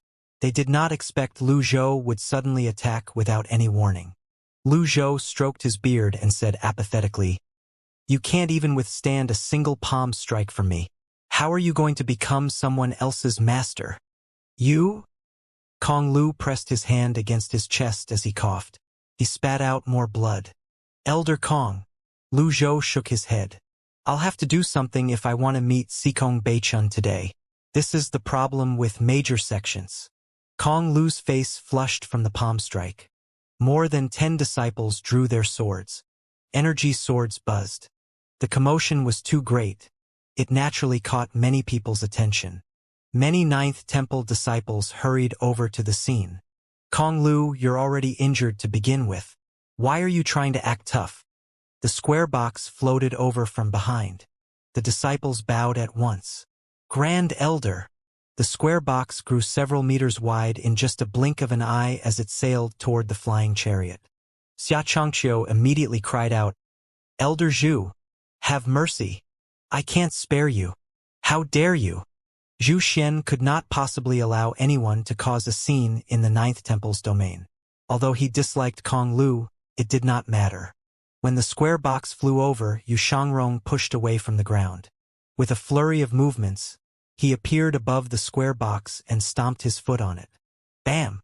Due to his prior experience, Yu Shangrong easily dealt with the square box and pushed it down with his foot. Boom! The square box crashed onto the marble floor like a sturdy box. Yu Shangrong's arms were still crossed as he looked ahead. He said, Zhu Xian, we meet again. You? Zhu Xian finally saw Yu Shangrong. Half of his anger seemed to have dissipated as he said, Have you thought things through, sir? He thought Yu Shangrong was the same as Yu Zhenghai. Yu Shangrong shook his head. My apologies. I didn't think about it at all. In that case, what brings you to the Ninth Temple? Zhu Xian asked. 2 things. The first is to retrieve my eldest senior brother. Secondly, my master has come, and he wants to meet Sikong Beichun. Sikong Beichun should show his face. Yu Shangrong called the temple master of the Ninth Temple by name again. Kong Lu fought back the pain and said, Yu Zhenghai is a foreign tribesman, and he snuck up on me in the first place. Now that he's in the Ninth Temple's hands, you think you can rescue him. When Yu Zhenghai first arrived in the Red Lotus domain, the person he had heavily injured was Kong Lu. Since Yu Zhenghai's arrival, Kong Lu had been racking his brain in search of a way to exact revenge. However, Kong Lu was stopped by Zhu Xian. After all, Zhu Xian had to keep Yu Zhenghai safe if he wanted to become the leader of the 9 first seats. Kong Lu was an obstacle in his path. He glared at Kong Lu. Shut up. Kong Lu retreated fearfully. Zhu Xian forced a smile on his face. He looked at Yu Shangrong and said, Sir, have you forgotten about our promise the other day? Your eldest senior brother has agreed to stay. I won't hold this against all of you on his account. Please return. Yu Shangrong was not surprised by this. There was a burst of movement before he appeared before Zhu Xian. He joined his palms together, and energy swords appeared around him. His first skill was the most powerful move from the Guiyuan sword technique, Primal Restoration. Zhu Xian did not seem to think much about it. I'm already a 9-leaf cultivator. Do you think I'm still the same as I was before? The square box suddenly shot up toward Yu Shangrong's back. Then, there was a burst of golden energy. The disciples of Ninth Temple in the vicinity who saw this flew over immediately. In just a short moment, there were almost 100 cultivators who came to watch the show. The energy swords gathered and swirled around Yu Shangrong. Bam! Bam! Bam! The square box hit the energy swords, but the energy swords shot up into the sky before they shot toward Zhu Xian, who flew backward. The square box shrank and he used it as a shield. Bam! Bam! Bam! The energy swords from Primal Restoration hit the square box. The final few energy swords seemed bigger and brighter. They continued to strike the square box. Zhu Xian and the square box did not move. He said, This is the difference between an 8-leaf cultivator and a 9-leaf cultivator. It's not finished? The final few energy swords struck the square box. They were clearly stronger than the previous energy swords. Bam! The square box retreated suddenly. Zhu Xian defended with his arms. With a boom, he was pushed back dozens of meters. How can this be? When he was an 8.5-leaf cultivator, he fought the 2 fellow disciples on equal ground. Now that he was a 9-leaf cultivator, why did he fall into a disadvantageous position when he was just facing Yu Shangrong alone? Are you Zhu Xian, whose strength is comparable to my disciples? Lu Zhou was intrigued by the square box. Yu Shangrong stopped and lowered himself before he walked to the side. Zhu Xian looked at Lu Zhou and turned to Yu Shangrong. Your master. My master is going to make his move. You better look after yourself, Yu Shangrong said. Zhu Xian was shocked. The master of these two elites was surely a 9-leaf cultivator. Without a second thought, he hastily extended his hand. The square box flew up and suddenly grew dozens of meters in size. It loomed above Lu Zhou's head. Lu Zhou was interested in the square box. He looked at the spinning box as he stroked his beard and said, "A desolate-grade treasure? Indeed, it's a desolate-grade weapon. It's called the square box. Be careful, old senior," Xianxia said anxiously. The square box had been powerful when wielded by an 8.5-leaf cultivator. How powerful was it now that Zhu Xian was a 9-leaf cultivator? From below, the square box seemed like a huge square carpet that was falling down. Elder Zhu is getting serious. The square box descended. Zhu Xian circulated his primal qi. With a burst of movement, he appeared above the square box before stomping on it. Boom! The square box fell. Lu Zhou stroked his beard with one hand as he casually raised his other hand. The box fell on his hand. Fiend Monk Hand Seal. It contained extraordinary power. Whiz! Square box could not suppress Lu Zhou. In fact, it was being carried by him. Zhu Xian stomped again. Another buzzing sound rang in the air. A quarter of my extraordinary power. Collect. The square box suddenly shrank and fell into Lu Zhou's hand. Zhu Xian stomped his foot, but he felt as though he was stomping on thin air. He seemed to be descending. Ha! Zhu Xian was shocked. How can there be karmic fire? Lu Zhou's palm was still aimed upward. A burst of karmic fire shot out. Bam! Zhu Xian was sent flying. His feet were burned. He cried out. Lu Zhou unleashed both techniques at the same instant. His opponent barely had time to react. Fortunately for Zhu Xian, he caught sight of the karmic fire at the final moment. The others were shocked. Was a 9-leaf cultivator so fragile? Xianxia suddenly recalled Ji Fengxing's words. Is he really unparalleled? Meanwhile, the 5 first seats in the Peace Hall, the Truce Hall, the Unending Hall, the Prisoner Dragon Hall, and the Mystery Hall felt a wave of danger. Their eyes snapped open immediately. The 5 old men unleashed their grand techniques at the same time and appeared. Who's causing a scene in the 9th temple? Xianxia took a step backward instinctively as he said in a hoarse voice, "The 5 first seats are all coming." Zhu Xian reeled back and crashed on the ground after he was burned. Several disciples rushed over to support him. Lu Zhou ignored the 5 first seats who were hurrying over. Apart from Sikong Beichin, no one could do anything to him. He did not have to use the deadly strike cards against them as well. Lu Zhou looked at the square box in his palm. Square box, desolate grade. Master Zhu Xian. Can be used after refining. Lu Zhou pocketed it. Zhu Xian seemed frightened when he saw this. The pain from the burn on his left leg seemed to finally register as he asked, It's really karmic fire." The disciples of the 9th temple were in an uproar. Karmic fire? Xianxia and Tianbuji heard their discussions and were shocked. The exchange merely lasted for an instant. The old senior had raised his palm, collected the square box, and sent Zhu Xian flying. Everything happened too quickly. They did not see any karmic fire at all. Lu Zhou stroked his beard while he looked at the figures flying toward him. Shortly after, the 5 first seats hovered in the air and looked down at Lu Zhou. Zhu Xian bit back the pain from the burn on his left leg and said, "Greetings, first seats. Are you all right?" Zhu Xian seemed to be in pain.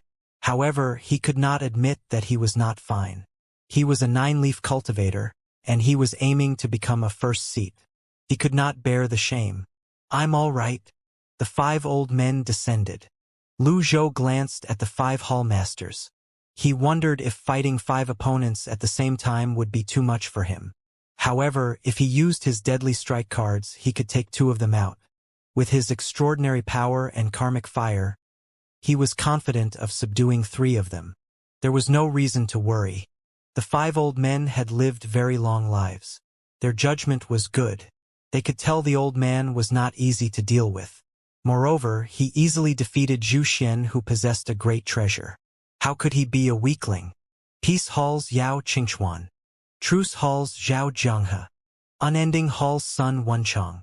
Prisoner Dragon Hall's Wang Yudao. Mystery Hall's Zhao Shaoqing. The 5 old men announced their names. Lu Zhou stroked his beard and nodded. These 5 old men are smarter than Zhu Xian and Kong Lu. Indeed, dealing with dumb men was not as comfortable as dealing with intelligent people. Although these 5 old men were powerful enough, Lu Zhou would not abandon his plan. He was determined to deal with their king. Where's Sikong Beichen? Lu Zhou placed one hand on his back and stroked his beard with the other. Xianxia and Tian Buji. In the beginning, the duo from the Thousand Willow Monastery had thought Lu Zhou was trying to act cool. They had also bragged about their strength in private before. It was just that they did not dare to repeat those words in public. They really did not expect Lu Zhou to mention Sikong Beichen in front of the 5 first seats of the 9th temple. Is he truly unparalleled? The Mystery Hall's first seat, Zhang Shaoqing, said, "Old mister, you have a wonderful cultivation base. If you're a friend, the 9th temple welcomes you with open arms. The temple master isn't feeling well and spends most of his time recuperating.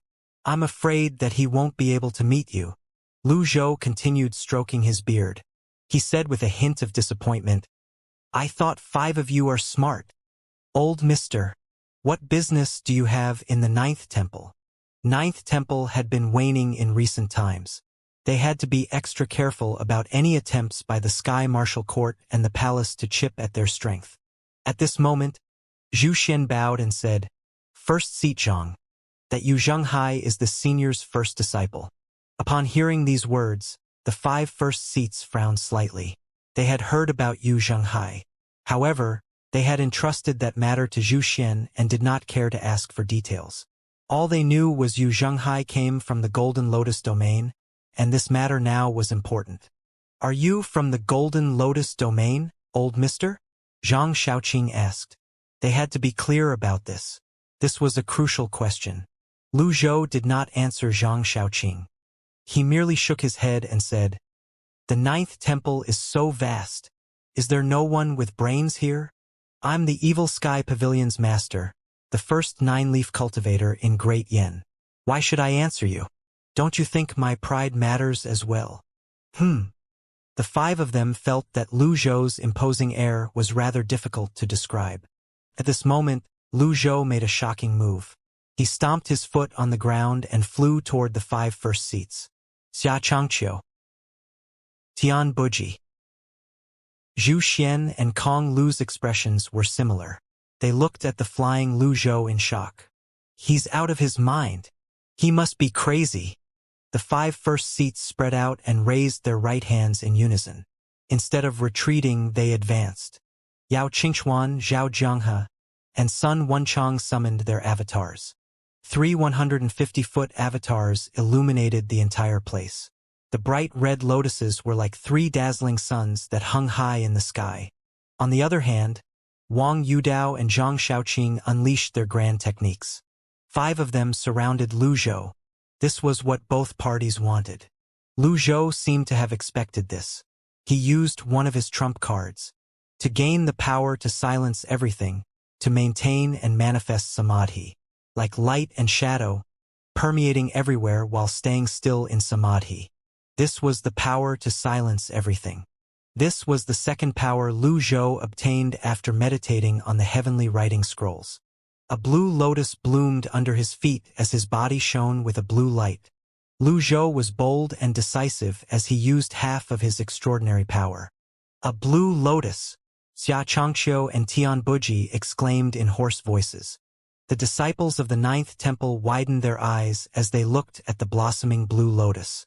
They had expected a golden lotus, but they were treated to the sight of a blue lotus instead. This was a color they had never heard of or seen before. Before Yu Shangrong came to the red lotus domain, he was like the other great yen cultivators who thought his master's blue lotus was from the barrier's power. Everyone had assumed the color of the barrier changed the color of his master's lotus, just like how the fiend Zen would taint one's avatar black. At this moment, the blue lotus was beyond everyone's comprehension. Realization suddenly dawned on Yu Shangrong. This must be the reason why his master was so powerful. From the beginning, his master was a cultivator who was much stronger than those from the Golden Lotus domain and the Red Lotus domain. Conk hugged little Yuaner's arm as she looked up and said, "Senior sister, that's beautiful. I've never seen it before." Little Yuaner said, "I'm almost sick of it. However, it's only natural that it's beautiful since it's from master." When the blue lotus was fully bloomed, a wave of energy shot downward. Zhu Xian's knees buckled, and he fell to his knees. Sweat was dripping down his face.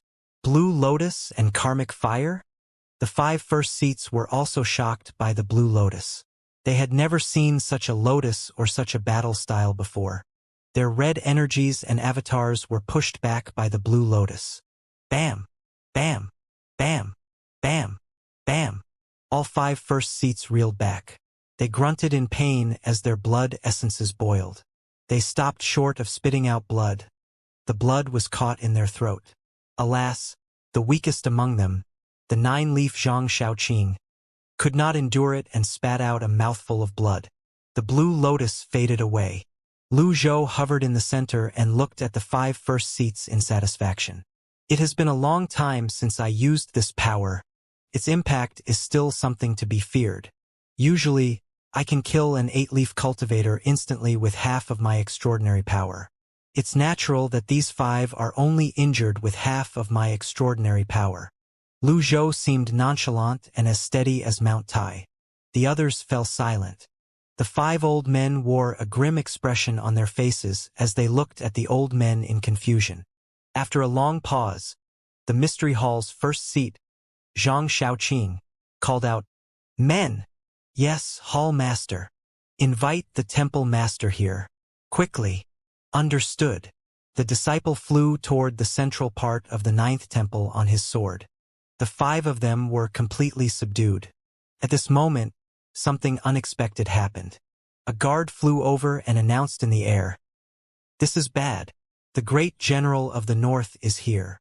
The 5 first seats were already in a tight spot after being subdued by Lu Zhou. The appearance of the great general of the north changed their expressions drastically. "Great general of the north?" Lu Zhou turned around. This sounded like a title someone from the palace would have. He recalled what he had heard when he used the power of hearing back at the Thousand Willow Monastery. A majestic voice rang from the tallest building in the center. "Get in, everyone." The 5 first seats turned submissive immediately. They bowed at the central building. "Understood." The owner of the voice was none other than the 10-leaf Sikong Beichin. Xianxia was the first one to lose control. He staggered and nearly lost his footing. Fortunately, Tian Buji caught him in time. "Elder Tian, am I dreaming? T2 10-leaf cultivators. We're doomed." When Xianxia and Tian Buji were still in the Thousand Willow Monastery, they were convinced that Sikong Beichin would not meet them. The 5 first seats would only have a brief sparring session with the old senior, at most, to understand more about him. With the 9th Temple's current situation, there was a high possibility they were trying to gain allies. At the very least, the 9th Temple would prefer to coexist in peace than make new enemies without due cause. However, this was awkward. 2 10-leaf cultivators had appeared in succession. This exceeded Xianxia's expectations. It seemed to have exceeded the expectations of the other members of the 9th Temple as well. Why was the great general of the north here? Xianxia gulped. He forced himself to calm down as he looked at the old senior whose expression remained calm. This was the old man who sent the 5 first seats reeling back on his own and with a single strike. He wondered if the old senior would suddenly turn around and flee. If that happened, those who were left behind would not live to see another day. Lu Zhou looked ahead calmly. Xianxia was shocked by Lu Zhou's composure. But at the same time, he was relieved as well. Perhaps the old senior still has some tricks up his sleeve? Lu Zhou hovered in midair and waited for the appearance of the so-called Great General of the North. Who would not want to have a glimpse of such an elite? Little Yuaner and Conk ran up to Yu Shangrong as they looked at their master and second senior brother curiously. Yu Shangrong maintained his attitude as a senior. He looked at them and smiled at them warmly and gently as he said, "There's no need to be afraid. I'll protect both of you." Lu Zhou was relieved that Yu Shangrong was willing to protect his junior sisters. This way, he would not be distracted trying to keep them safe. The 5 first seats of the 9th temple rose higher in the air. In the distant northern sky, a winged warhorse pulled a flying chariot as it trotted over. 2 armored knights flanked the flying chariot. It was a majestic entrance. Here they come. The Mystery Hall's first seat, Zhang Xiaoqing, was slightly shocked. Kong Lu was heavily injured. He was still shaking as he tried to rise to his feet. He said, "I'll go and meet them." The disciples of the 9th temple glanced at Kong Lu. What can he do in this state? The Peace Hall's first seat, Yao Qingxuan, said, "The temple master has invited you over. 4 of you go. I'll deal with the general." The other 4 first seats nodded. Yao Qingxuan flew north. Then 100 disciples rose on their swords and followed him to make it look grander. Zhao Xiaoqing turned to look at Lu Zhou. Fear still lingered in his heart from their exchange earlier. He cupped his fists together and said, "You wanted to meet the temple master. Follow me." The other 3 first seats moved to the side and made an inviting gesture. Lu Zhou kept his eyes trained in the north direction. He was in no hurry to meet this great general of the north. He was sure they would meet soon enough. Hence, he waved at Yu Shangrong and the others. "Follow me." Understood. Xianxia and Tianbuji were slightly nervous as they followed the others. Yu Shangrong looked at little Yuaner and Conk before flying over as well. The central structure in the 9th temple was a platform and the main hall. However, Cultivation was not in the main hall. He lived deep in the 9th Holy Palace in the east. It was an area of its own. It was also the only building in the entire place that had 9 stories. The other halls occupied by the first seats were lower. On the 9th floor of the Holy Palace, Zhao Jianghe, Sun Wenchang, Wang Yudao, and Zhang Xiaoqing flew in and landed in front of the Holy Palace. "Senior, this way." Zhao Jianghe made an inviting gesture. Lu Zhou walked on air. He stroked his beard as he surveyed his surroundings. He was inwardly in awe when he saw the majestic place and the 9-story Holy Palace. The others hurried over. At this moment, a veiled woman sauntered out of the Holy Palace. She stood before them and bowed. "The temple master is inside. Follow me." Yao Qingxuan did not move. Instead, he maintained his inviting gesture and allowed Lu Zhou to go before himself. Lu Zhou entered the Holy Palace followed by the 4 first seats. When Yu Shangrong and the others wanted to follow them in, the veiled woman raised a hand and said, "Unrelated people are not allowed to enter. I'm sorry." Yu Shangrong lowered his head slightly and looked at the woman from the corners of his eyes. "Unrelated people? Let them all enter." A stern and gruff voice rang from the Holy Palace. Understood. They walked down a long corridor with 2 rows of pillars. It hardly seemed like the 9th floor of a building. Even the palace was not built as majestically as the Holy Palace. Eventually, Lu Zhou saw a haggard old man, whose hair was as white as his own, seated on a chair. The old man's appearance was ordinary. He looked tired as he supported his forehead with one hand that was resting on the table. Lu Zhou stopped moving. Since he had transmigrated, this was the first person he met who was truly older than him. "I won't deceive him if he's honest with me. Birds of a feather flock together. Am I destined to meet old men wherever I go?" At this moment, a rich voice rang from beyond the hall. "Make way for the great general of the north." The others looked outside. At this moment, Cultivation finally lowered his hand and looked up. However, he did not look at Lu Zhou. Instead, he looked past him. A stocky armored man with a black cape slowly walked in. His eyes were spirited, and his face was wide. He carried a superior air about him. Chun Beijing guarded the northern borders and had great military achievements. Then the palace summoned him back. Now he was a great figure inside the palace whom no one dared to take lightly. The peace hall's first seat, Yao Qingxuan, entered the holy palace with Chun Beijing. The other first seats greeted Chun Beijing at the same time. Great General! Chun Beijing looked at the 4 first seats but did not respond. He looked at Sikong Beichin before he stood unmoving, silently surveying his surroundings. After a while he said, "Brother Beichin, it's been a while." Sikong Beichin shook his head and said, "What is the great general doing in the 9th temple instead of guarding the sky?" "I'm here on orders." Chun Beijing made his way to the seat on the left and sat down unceremoniously. "I'm here on orders to capture the foreign tribesmen." Foreign tribesmen? The 5 first seats' expressions changed slightly. Sikong Beichin had not been involved with the 9th temple's affairs for a long time now, so he did not know what this meant. He said with a sigh, "I have guests today. You should come another day." In the entire 9th temple, Sikong Beichin was the only one who could speak to Chun Beijing in this manner. Guests! At this moment, the others finally noticed the old man who was silently and calmly stroking his beard. Sikong Beichin nodded slightly. He waved his right arm and said, "Have a seat, my friend." Lu Zhou did not move. Instead, he regarded Sikong Beichin with a neutral expression. "You finally noticed me? There's no need for that. I'm merely here to take my disciple away."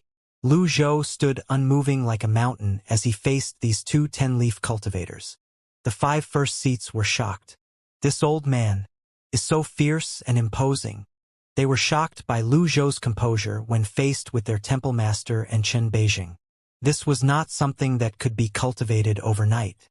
At this moment, they finally noticed the old man's air was somewhat similar to their temple master.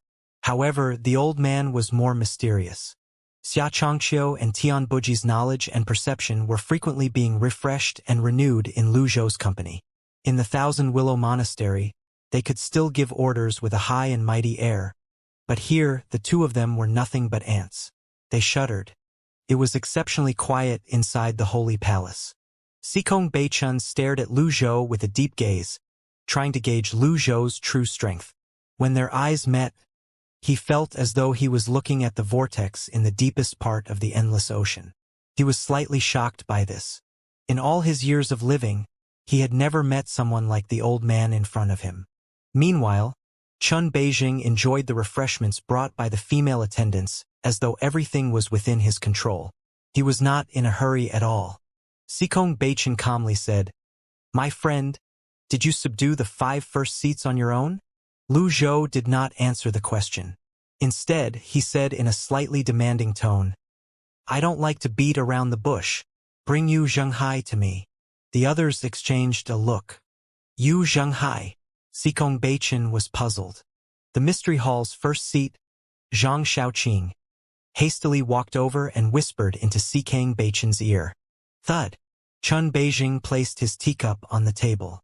He said, "That Yu Zhenghai is also one of the people whom I'm here to capture." Sikong Beichin had his own thoughts. He said, "General Chun, these friends are honored guests of the 9th temple and not foreign tribesmen as you claimed. Please leave."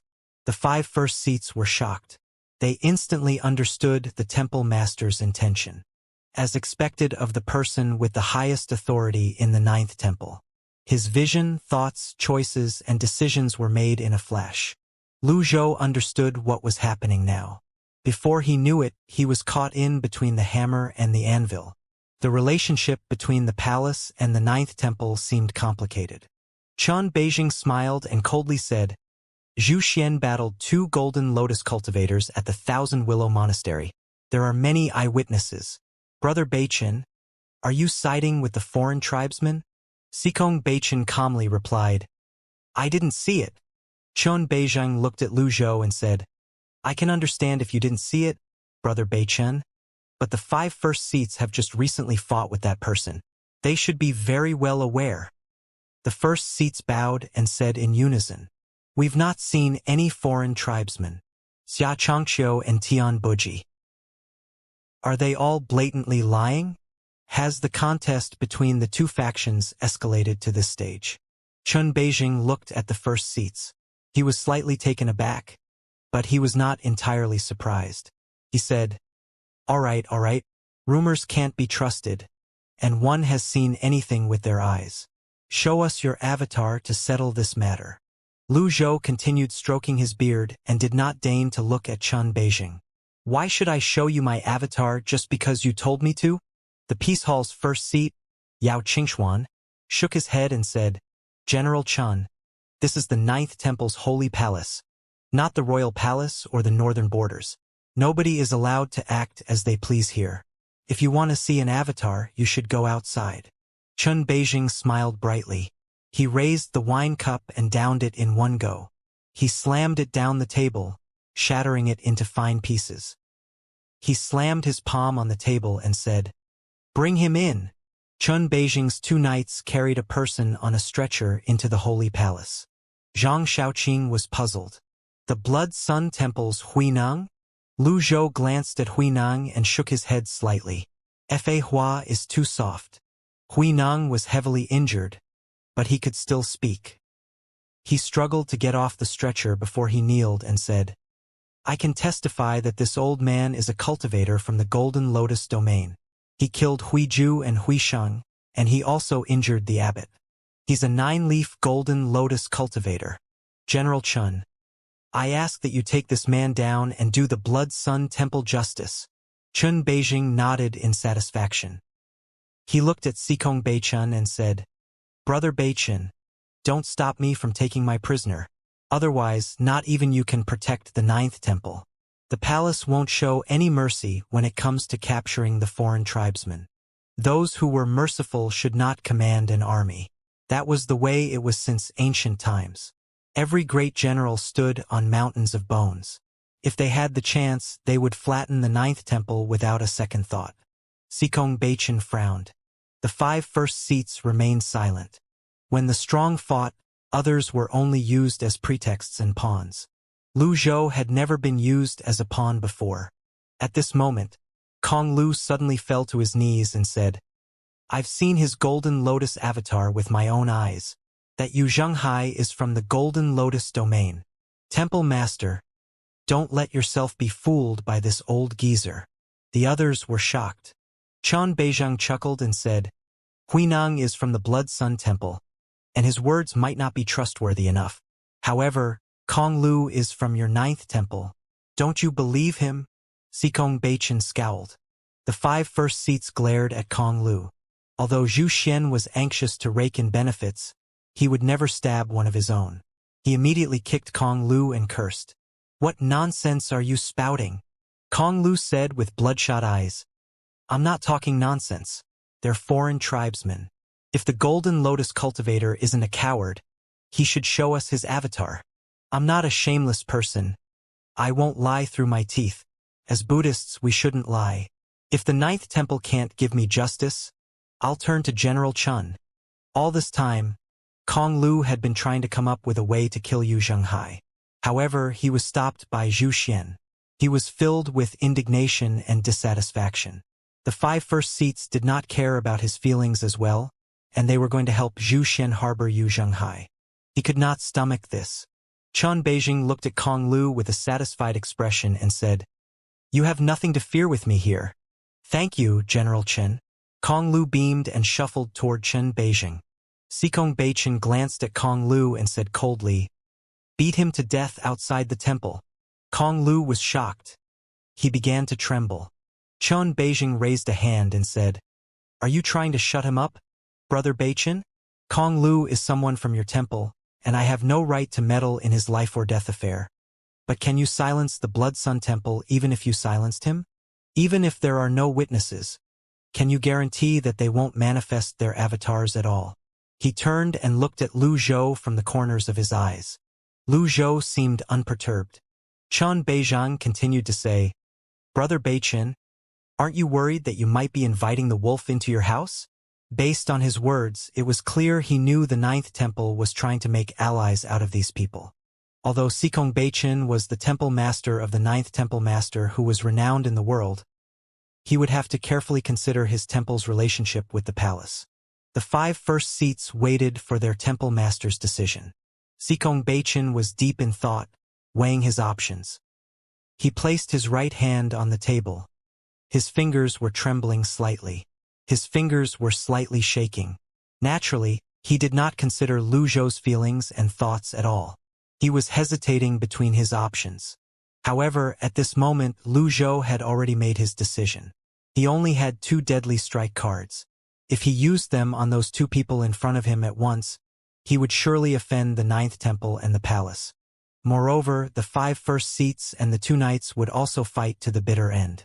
His identity as a foreign tribesman would also cause people to band together against him. Therefore, he concluded the deadly strike cards were not the best option. Fortunately, Lu Zhou was left with an option he was satisfied with. He turned around slowly and looked at Chun Beijing coldly. He said, "You're planning on capturing me?"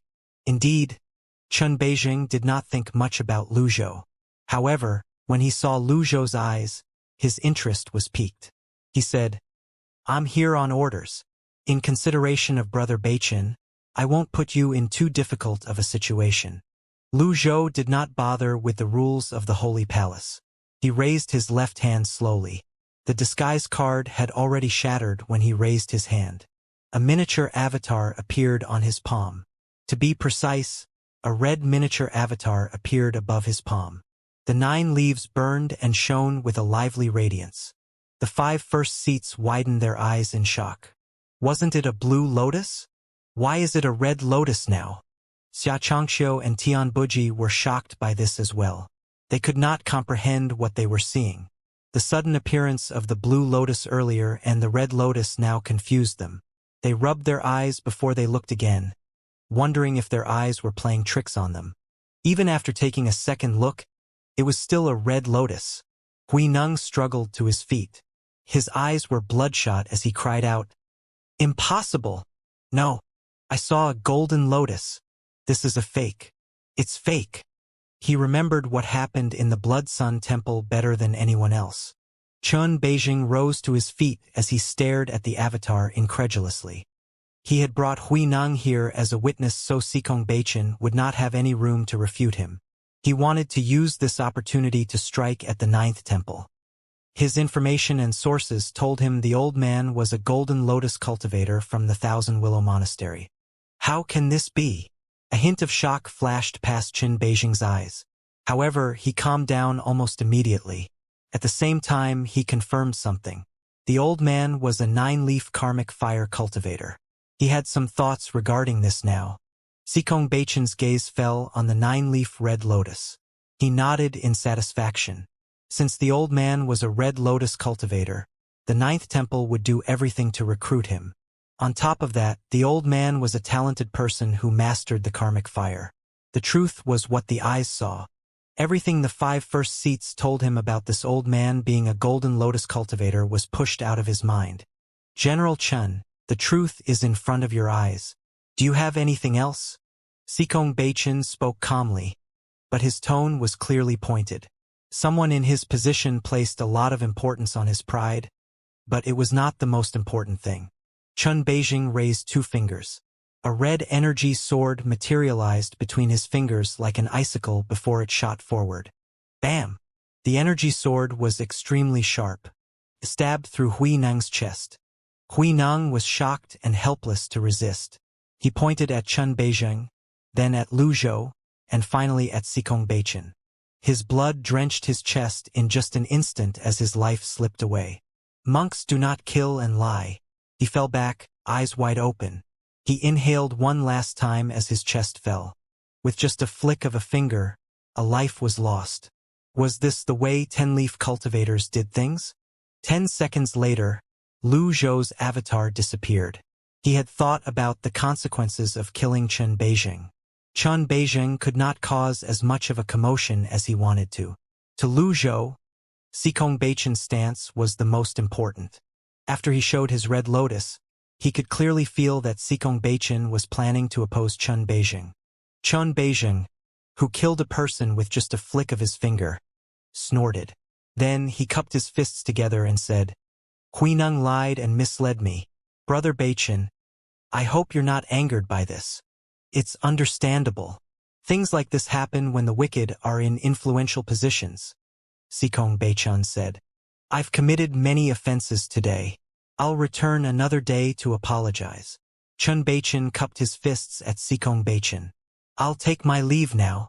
His expression was dark and unsightly.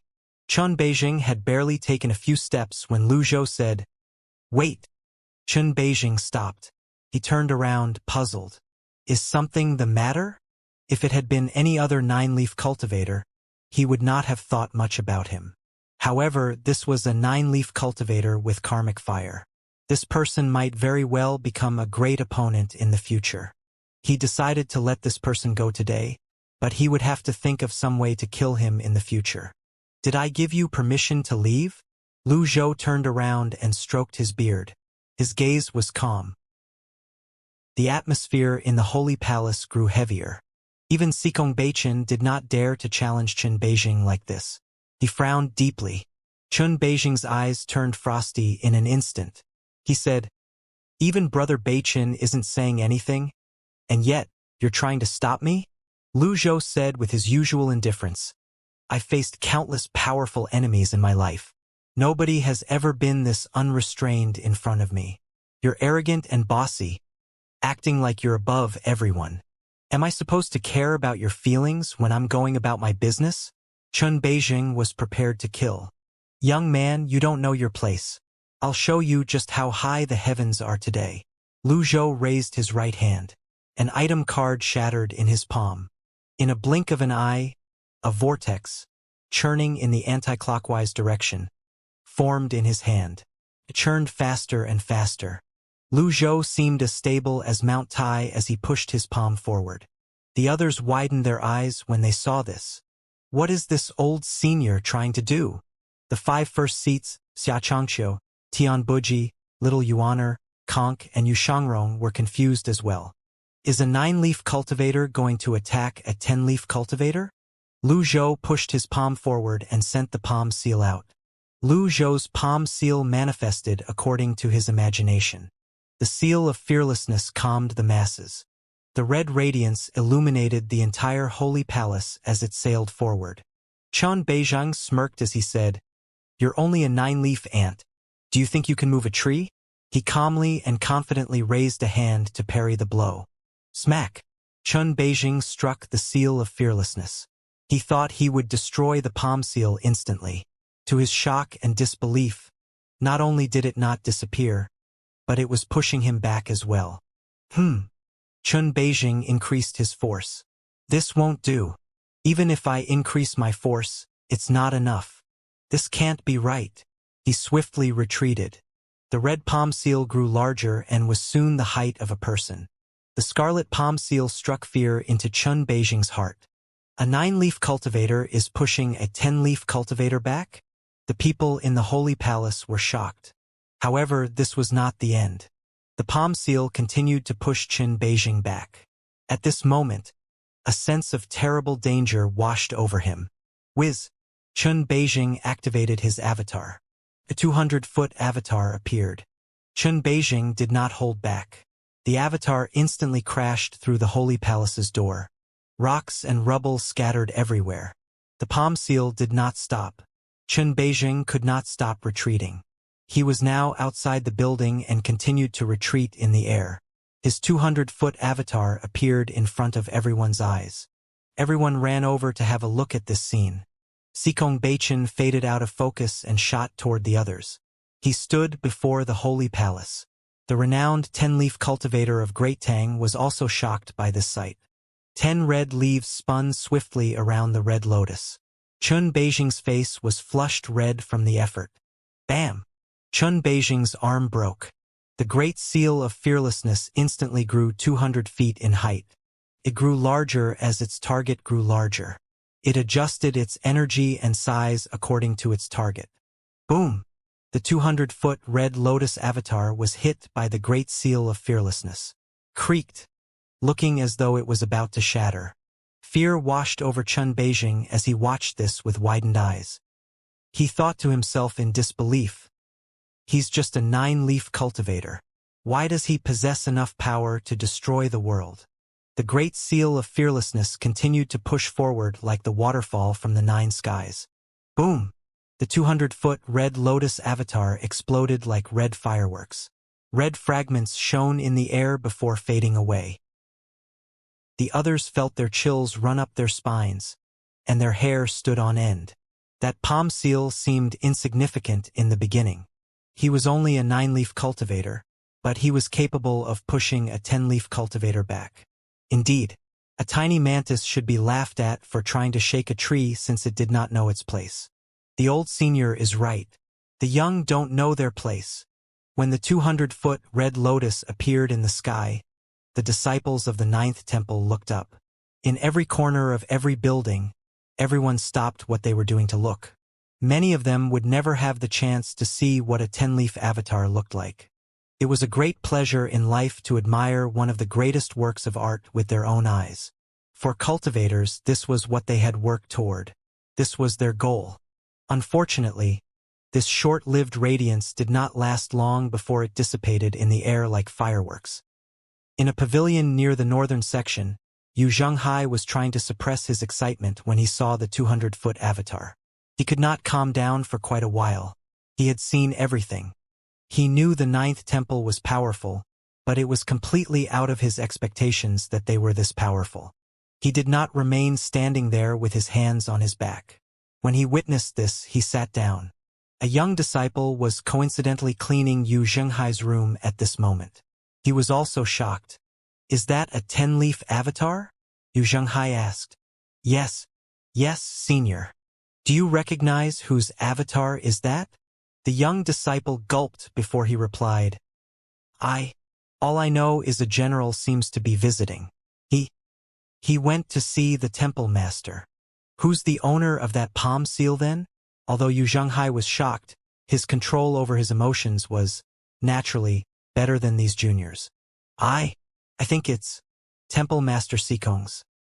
All the young disciple knew was that the person with the highest authority in the 9th temple was Xikong Beichin. He had never seen Xikong Beichin before, so how could he know whose palm seal it was? Xianxia frowned. He wondered if it would be difficult for him to escape from here in the future. He clenched his hands. He kept recalling the huge palm seal and mumbled to himself, "Stronger than master." Ding! Killed a target. Reward: 5,500 merit points. Domain extra: 1,500 merit points. For what seemed like hours, the holy palace was as quiet as a graveyard. Everyone was staring at the sky blankly as though they had lost their souls. Nothing was left. The sky was as clear as far as the eyes could see. They could not even see any clouds. There were no signs on the grounds of the red lotus that once blossomed so brilliantly. Chun Beijing was nowhere to be seen as well.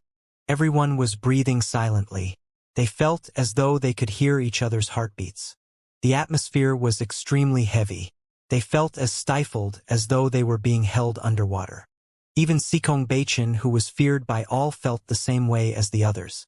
The 5 first seats blinked to relieve their dry eyes. Their tears made their visions blur. With this, they suddenly realized the difference between them and the old senior. They recalled the scene earlier when they tried to attack the old senior. Now they realized how laughable and childish they had been. Xianxia and Tian Buji's expressions were rather interesting. They finally understood why the old senior was so confident. Ji Fengxing might have been right. The old senior might actually be unparalleled. Everyone stood witness to the status and strength of the great general of the north. He once defeated the foreign tribesmen cultivators at the northern border and charged right into the heart of the foreign tribes. He was renowned as a killing god. Although Xikong Beichin was confident he could defeat Chun Beijing, he could not guarantee he could do it so cleanly with just a strike.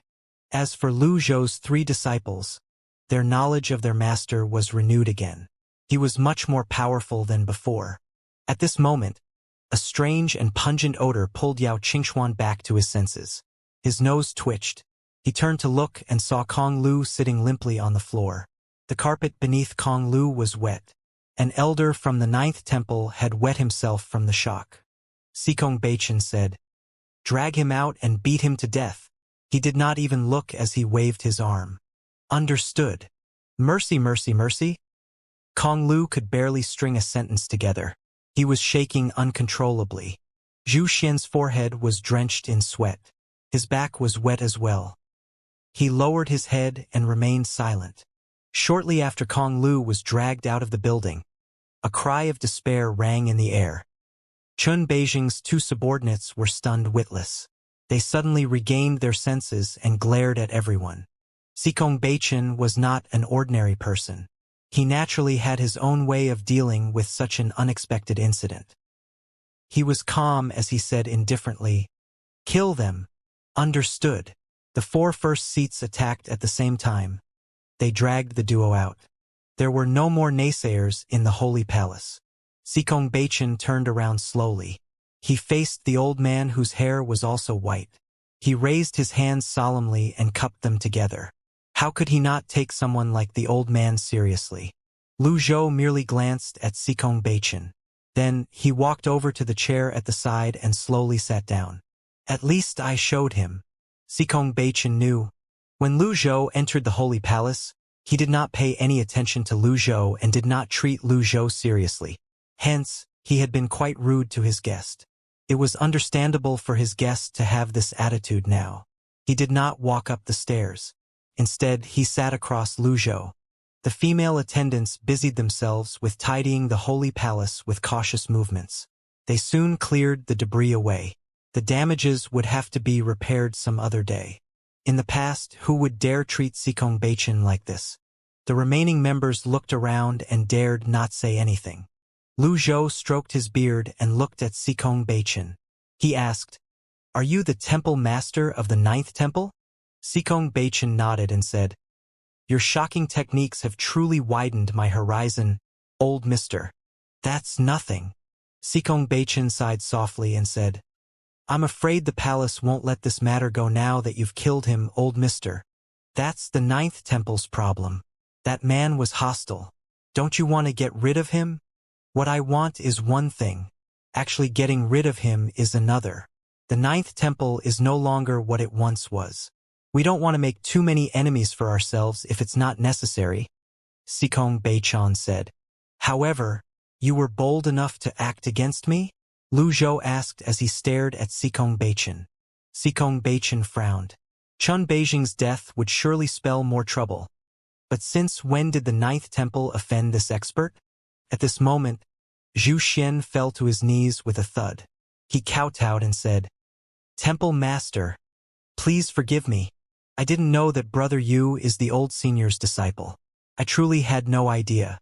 When I fought the other day, we came to an understanding, and I invited him here as a guest. I've made sure he has been well attended during his stay here. Please forgive me, Temple Master. Please have mercy, old senior." Bam! Zhu Xian knocked his forehead loudly on the ground. He was a 9-leaf cultivator who commanded fearful respect from the others. Yet, in the face of an expert, he could only wag his tail and beg for mercy. What was a deterring power? Killing the chicken to intimidate the monkey. This was how things were done. Cultivation understood the gist of the story. He said gruffly, "Well, release the old mister's disciple immediately." Yes, yes, yes, right away." Zhu Xian trembled. After Zhu Xian left, Cultivation cupped his fists together at Lu Zhou and said, "Please forgive us for our lack of hospitality before this." After witnessing Cultivation's change in attitude, Lu Zhou was rather satisfied with the deterrent effect he had on these people. Hence, he said, "I'm not a petty man." Cultivation managed a smile on his weathered face. He nodded and recalled Lu Zhou's earlier. He asked, "Old mister, you're powerful enough to defeat Chun Beijing with your shocking moves. May I know if you've initiated your birth chart?" When encountering an alien term, Lu Zhou's expression remained unchanged. It was so that he would not expose his thoughts. With some brain work, It was clear that Cultivation now viewed him as an elite that far surpassed himself. The birth chart must be some kind of power of the 10-leaf stage, just like the karmic fire of the 9-leaf stage. Lu Zhou neither nodded nor shook his head. When Cultivation saw Lu Zhou remaining silent, he said quietly, "To think that I'm able to meet someone with an initiated birth chart while I'm still alive. 2,000 years have passed, and nobody has ever succeeded." Lu Zhou was puzzled. Cultivation continued to say, "The 9th temple has been feared by others for many years. The palace and the Sky Martial Court have tried on several occasions to crush the 9th temple. If it weren't for you, old Mr. Chun Beijing would have found another reason. The reason Qin Beijing had used this time was the Golden Lotus. The 9th temple could still challenge the palace and the Sky Martial Court, but they were far from being capable of standing against the entire world. The Golden Lotus was undeniably the best excuse to crush the 9th temple." Lu Zhou said calmly, "With your cultivation base, I don't think you'd have any problem defeating Qin Beijing. Why didn't you do anything?" "There are 2 reasons. My age doesn't allow me to battle for too long. Qin Beijing isn't even 1,000 years old. He's young and energetic. Next, this is the 9th temple.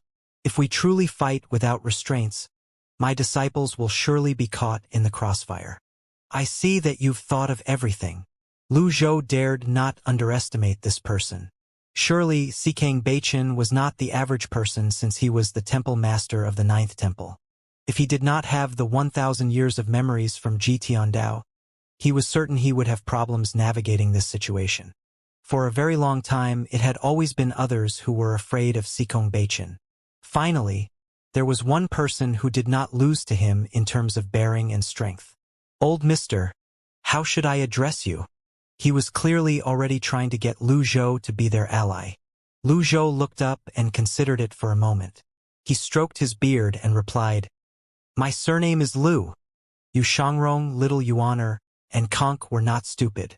They immediately understood their master's intention. They were in foreign lands, and he was using an alias. As expected of master, he has thought of everything." Cultivation racked his brain, searching for a 10-leaf cultivator with the surname Lu. Alas, he found nothing. However, he did not think it was strange. It was only natural that there were elites who kept a low profile. He had lived for many years and was not a frog in a well. "Brother Lu, you showed us a 9-leaf red lotus. Did you intentionally hide your realm?" After asking this question, he felt that he was asking the obvious. This man was capable of killing Qin Beijing with a single strike. It was only natural that he had hidden his 10th leaf. Lu Zhou did not answer the question. Was the answer not obvious? "Are you satisfied after asking me so many questions?" Cultivation was slightly taken aback. He suddenly realized that he was being rude. It was impolite to bombard another person, especially a guest, with so many questions. "Forgive me, Brother Lu. I'm sorry." Perhaps Lu Zhou had been living in seclusion for too long. He did not feel awkward when someone who was clearly much older than him addressed him as such. "If he has no problem calling me that, I'll accept it. There's nothing wrong with this. The people said that you, Cultivation, are a rare and talented cultivator, a 10-leaf elite. 1,000 years ago, you fought against a 300,000-strong foreign tribesman army. You're renowned all over the world. Since you asked me so many questions, you should show me your avatar as well." "Let me see it," Lu Zhou said.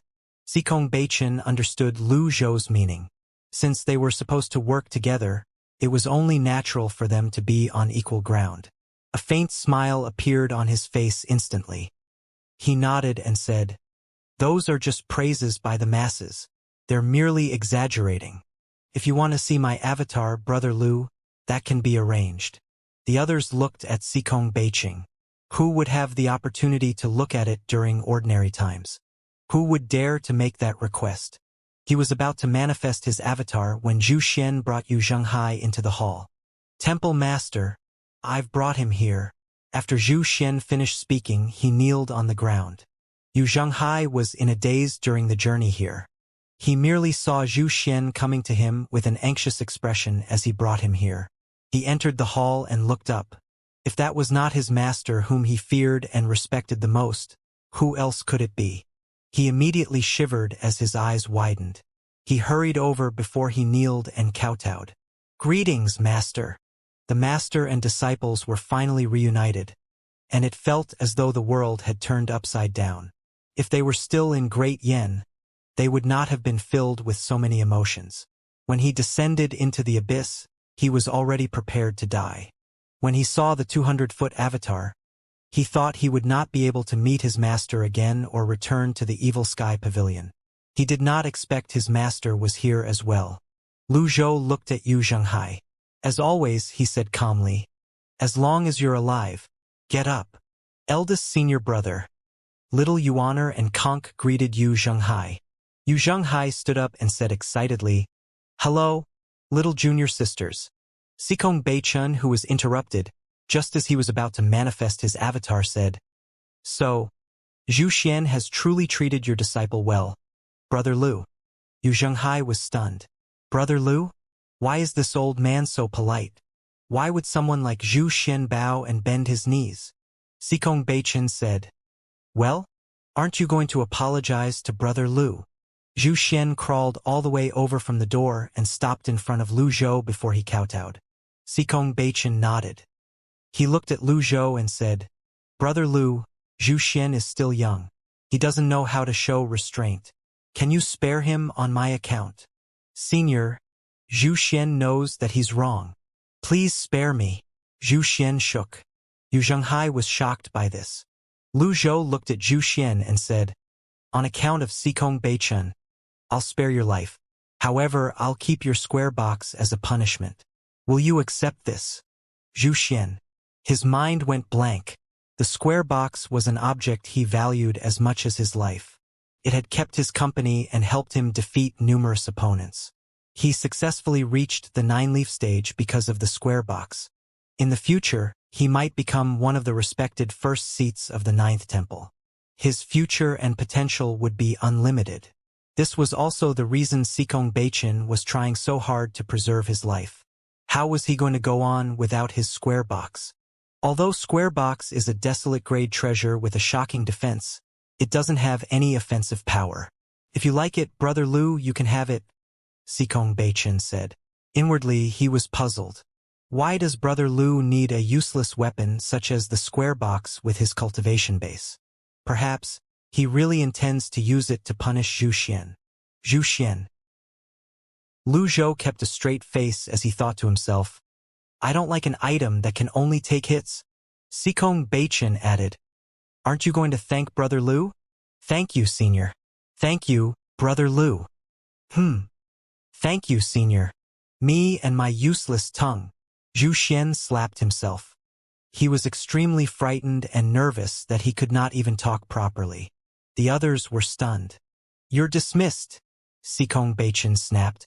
"Yes, yes, yes." Zhu Xian retreated respectfully.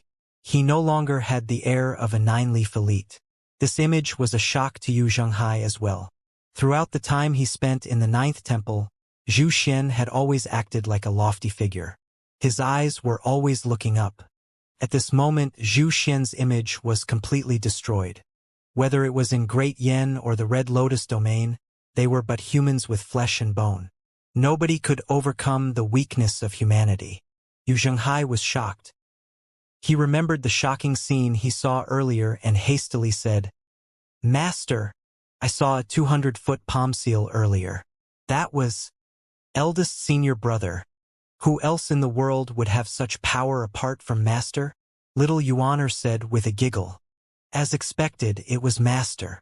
Sikong Beichun nodded and said, "Brother Lu has mastered the birth chart. It's not shocking for him to have such power." Yu Zhenghai asked, puzzled, "What's a birth chart?" Lu Zhou had been troubled about this, but he could not bring himself to ask about it. His disciple's question helped him solve the problem. His trip here was not a waste. Humans were curious creatures. Lu Zhou was not an exception to this. When he heard Sikong Beichun mentioning the birth chart earlier, he had been wondering what it was. Initially, he planned to ask Xianxia after they left this place. However, Yu Zhenghai had voiced his thoughts out for him. Will you refuse to answer my disciple, Sikong Beichen? Naturally, Sikong Beichen would not refuse such a trivial question. In fact, he was rather invigorated. He now had the chance to draw attention to himself and talk about the birth chart in the presence of a birth chart elite. He was more than happy to answer Yu Zhenghai's question. Since humans began to cultivate, they've gone against the will of heavens. We've overcome hardships, obtained powers, and prolonged our lives. It's part of the cycle to be born, fall sick, and eventually die. However, powerful cultivators are able to keep illnesses at bay and slow the aging process. Therefore, the path of cultivation is also known as the path of longevity, Sikong Beichen said. Then, he paused for a moment and cupped his fists together at Lu Zhou as he said, "Kindly correct me if I make any mistakes." Lu Zhou nodded before he raised his hand and motioned for Sikong Beichen to continue. Sikong Beichen continued to speak. From the body-tempering realm to the divine court realm, a cultivator could gain 500 years of life. In the nascent divinity realm, each leaf would grant the cultivator 100 years of life. From the 8-leaf to the 9-leaf stage, the cultivator would gain 200 years. All the realms before the nascent divinity realm were similar to the Golden Lotus domain. In the Golden Lotus domain, after the nascent divinity realm, every leaf would grant a cultivator 50 years of life. When the 9th leaf sprouted, those with a Golden Lotus would be granted 50 years for every leaf. Hence, every leaf would give those in the Golden Lotus domain 100 years as well. From the 9-leaf to the 10-leaf stage, the cultivator would gain 500 years. Yu Zhenghai was puzzled. He asked, "Why did Zhu Xian say that cultivators could live up to 3,000 years? After careful calculations, he found 10-leaf cultivators would only gain 2,000 years of life, not 3,000 years. Sikong Beichen looked at Yu Zhenghai and said, "Perhaps, the taboo set by the gods is unique. The remaining 1,000 years of life can be gained from life hearts. Therefore, 3,000 years is the limit of a cultivator's life." What does this have to do with the birth chart? Young man, have you ever thought about why the limit is 3,000 years? After all, cultivating is already going against the heavens since it prolongs our lives. Yu Zhenghai shook his head. Sikong Beichen said, "By initiating the birth chart, one could overcome the limits of life. 2 millennia ago, there was a predecessor who successfully activated his birth chart. However, he went missing after that. Ever since then, no one has managed to activate their birth charts." He paused for a beat before adding, "Birth chart is the foundation for forming the 1,000 realms whirling." Apart from Lu Zhou, those who were unaware nodded when they heard this. "If you think I missed anything, please feel free to add in, Brother Louis." Lu Zhou's expression remained unchanged. He did not answer the question. Who knows if this 1,000-year-old fox lay a trap for me in his words? I won't make any mistake as long as I keep my mouth shut. Yu Zhenghai said, "It's no wonder there are no 1,000 realms whirling here." Sikong Beichen asked curiously, "Why did you recruit 2 Golden Lotus cultivators as your disciples, Brother Lu?"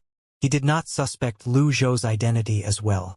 After all, he had seen Lu Zhou's Red Lotus avatar with his own eyes. Regardless of all the evidence that was presented to him by the others, his judgment would not be swayed. Most grand cultivators, especially one like Sikong Beichen, were like dictators. Lu Zhou replied, "These 2 have been with me since they were young. They're incredibly talented, so I accepted them as my disciples. Initially, I cultivated the Buddhist Zen. There's a Buddhist saying that all life is equal and should be treated as such. There's no difference between golden lotuses and red lotuses. Not only do I have golden lotus cultivators as disciples, but I have a red lotus cultivator as a disciple as well." He paused for a moment and beckoned Conk over. "Conk, come here."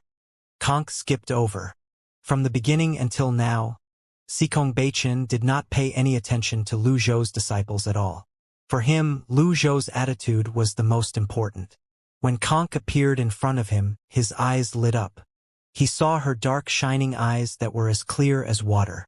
They complemented her delicate features. Most importantly, there was fluidity in her aura that was similar to water. He could tell she was a rare genius cultivator. Manifest your avatar, Lu Zhou said. Oh, Conk felt slightly awkward. Nevertheless, she obediently circulated her primal chi before manifesting her avatar. Soon enough, a two-leaf 100 tribulations insight avatar appeared in front of everyone's eyes. At this moment, the 5 first seats had just entered the hall after completing their tasks. They were about to say their greetings when they saw Conk's avatar. In the spacious and silent holy palace, that avatar's buzzing noise was not grating to the ears. Instead, it sounded rather pleasant. It was just like when Conk played the Lantian jade flute. Just like her smiles and frowns. They were all pleasant. She was destined to be gifted in the tune. Cultivation looked at the avatar and said in shock. She's still young, but she's already a two-leaf cultivator. She's bound to be a great cultivator in the future. However, Conk disagreed with his words and replied, compared to 9th senior sister, I'm nothing. 9th senior sister is almost at the 8-leaf stage. The others quickly shifted their gaze from Conk toward the other little girl, little Yuaner. Lu Zhou stroked his beard and said, these 4 are my disciples. Yu Zhenghai, Yu Shangrong, little Yuaner, and Conk. Zhu Xian had always been curious about the kind of person who was the master of the 2 elites, Yu Zhenghai and Yu Shangrong. After meeting the old man in front of him, the answer was clear. Lu Zhou added, you said that the people of the world can't from their 1,000 realms whirling. Have you tried? Cultivation nodded and said, I've tried it countless times, but I've never succeeded. If I can see 1,000 realms whirling while I'm still alive, I won't have any regrets even if I die. The first seats fell on one knee upon hearing these words and said in unison, Temple Master, you will live as long as the heavens. Nobody in this world can live forever. Nobody knows where the path of longevity ends, Cultivation said. Lu Zhou was reminded of Jiang Wenshu's words. Nobody can live forever. After Cultivation finished speaking, he cupped his fists together at Lu Zhou again before he flipped his palm up. A miniature appeared above his palm in just an instant. Kindly give me your opinion. Their avatars were similar. Apart from the other tribes, the cultivators in Great Yen and Great Tang had humanoid avatars. The 5 first seats looked at their temple master. They had never seen their temple master manifest his avatar for no good reason. Such a powerful person like their temple master was behaving like a student in front of the old man, waiting to be taught or corrected. However, when they recalled the shocking palm strike they had seen earlier, they felt it was not too shocking. Everyone had skills they were good at. Those who were stronger were naturally superior. They had already verified Lu Zhou's profound cultivation base. There was no need for the weak to speak at this point. This was Lu Zhou's first time seeing a 10-leaf avatar up close. A red lotus bloomed under the red avatar's feet. 10 leaves could clearly be seen as they spun around the red lotus. The center of the lotus was as bright as blood, while the outer layers were slightly more faded like red skies. Then 10 blade-like lotus leaves that were as slender as swords were a sight to behold. The holy palace remained silent. Everyone watched respectfully as the 2 great cultivators discussed the path of cultivation. Those with working brains would not speak up for no good reason at this moment. Moreover, who knew if they would be enlightened from the conversation? After a while, Yu Zhenghai broke the silence first. He looked at the red lotus and asked, can cultivators live longer than 3,000 years after activating their birth charts? Cultivation nodded and said, it's said that just by activating one birth chart will give the cultivator 500 years of life. There are more than one birth charts? Yu Zhenghai was stunned by this revelation. You'll have to ask your master about this. I've cultivated for many years, but I haven't understood birth charts yet. I dare not display my meager knowledge in your master's presence, Cultivation solemnly said. He was more than happy to answer Yu Zhenghai's question earlier, because he had hoped the answer would lead to this point. He hoped to gain some insight about birth charts from Lu Zhou. Up until now, Lu Zhou had remained tight-lipped about birth charts. However, he was not surprised. After all, birth charts were important. It was not something that could be casually taught to others. Yu Zhenghai turned to look at his master and asked, Master, how many birth charts are there? First, let's give a general and vague answer using fine words. Lu Zhou stroked his beard and looked at Yu Zhenghai as he said, every cultivator has different talents. There are those who couldn't activate their birth charts even if they tried their entire lives. And then, there are also those who successfully activated their birth charts without meaning to. It's the same as sprouting leaves. Some tried their best but could only reach the 3-leaf or 5-leaf stage. Some could easily reach the 9-leaf stage. After he finished answering the question, he turned to look at Sikong Beichun and asked, do you know why no one has managed to activate their birth charts over the last 2,000 years? Sikong Beichun asked, is it because of the heaven and earth shackle? The Sky Martial Court has researched the heaven and earth shackle for a long time, but they've yet to find an answer. The Sky Martial Court's intention to invade the Golden Lotus realm. Is it born out of selfishness, or are they trying to find a way to break the heaven and earth shackle? Lu Zhou said with a blank expression. Humans are greedy. The Ninth Temple's ideals are different from the Sky Martial Court and the Flying Star House. Throughout these years, the Sky Marital Court and the Flying Star House are experiencing a meteoric rise. Moreover, they have the support of the palace. There's nothing the Ninth Temple could do about them, Sikong Beichun said with a sigh. In truth, the Ninth Temple had been working hard just to maintain itself. They did not have the leisure to think about the Sky Martial Court or the Flying Star House. At this moment, Sikong Beichun fisted his hand, and his avatar vanished from sight. He said without beating around the bush, if it's possible, the Ninth Temple wishes to work with you, Brother Lu. It was difficult to find someone who would willingly talk to him about birth charts since they were so important. Therefore, Sikong Beichun gave up on that thought. However, he did not think it would be too difficult to strike a deal and work together. The 5 first seats simultaneously turned to look at Lu Zhou. Lu Zhou's disciples shifted to him as well. Lu Zhou's expression remained unchanged as he said, work together? I understand with your cultivation base, there's no need for you to work with anyone. However, your talented disciples are slightly weak. Moreover, Golden Lotus cultivators are foreign tribesmen, and as such they would be treated as hostiles. If they remain here, the Ninth Temple can guarantee their safety, Sikong Beichun said. Little Yuaner and Conk did not feel anything about Sikong Beichun calling them slightly weak. However, Yu Zhenghai and Yu Shangrong were slightly displeased. Yu Shangrong said, I've always preferred to be alone. I've met countless strong enemies in the past, but I never needed anybody's help. Yu Zhenghai chimed in as well. I'm the master of a sect with 100,000 members. Why would I need protection from someone else? At this moment, the meaning of Sikong Beichun's words finally dawned on little Yuaner. She hurriedly said, Junior sister Conk and I will always follow master. At this moment, the Mystery Hall's first seat, Zhang Shaoqing, said, I heard from Zhu Xian that this friend is highly skilled with the sword. I'd like to have a sparring session with him. He looked at Yu Shangrong as he spoke. Lu Zhou understood Zhang Shaoqing's intention. Zhang Shaoqing wanted to display the Ninth Temple's strength. In truth, the Ninth Temple was powerful enough with Sikong Beichun alone. However, one person was far from enough for the high-ranking members of the sect. A major sect's most important strength was its core. Yu Shangrong had been itching for some action, so he agreed readily. Sure. Sikong Beichun made an inviting gesture. The young shouldn't overexert themselves when they're sparring.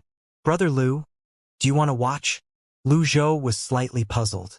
Yu Shangrong was only an 8-leaf cultivator. How was he going to stand up against this early-stage 9-leaf cultivator? When Yu Shangrong was at the door of the Holy Palace, he bowed at Lu Zhou and said, Don't worry, master. Upon seeing how calm and confident Yu Shangrong was, Lu Zhou said, Very well. After a while, everyone gathered outside the Holy Palace. It was a very spacious spot in the building. At this moment, they seemed to have forgotten that Chen Beijing had been killed here earlier. Yu Shangrong and Zhang Shaoqing were hovering in the air, a distance away from each other, as they cupped their fists together at each other. Zhang Shaoqing said, Since you're an 8-leaf cultivator, sir, I'll fight using strength at the 8-leaf stage. There's no need for that. You might lose even if you use your 9-leaf strength. Yu Shangrong was as confident as always. After you. After these words fell, both opponents drew their swords and moved with a flurry of movements. Their blades crossed when they met in the middle. Bam! There were no extravagant and ostentatious energy swords or techniques during their first collision.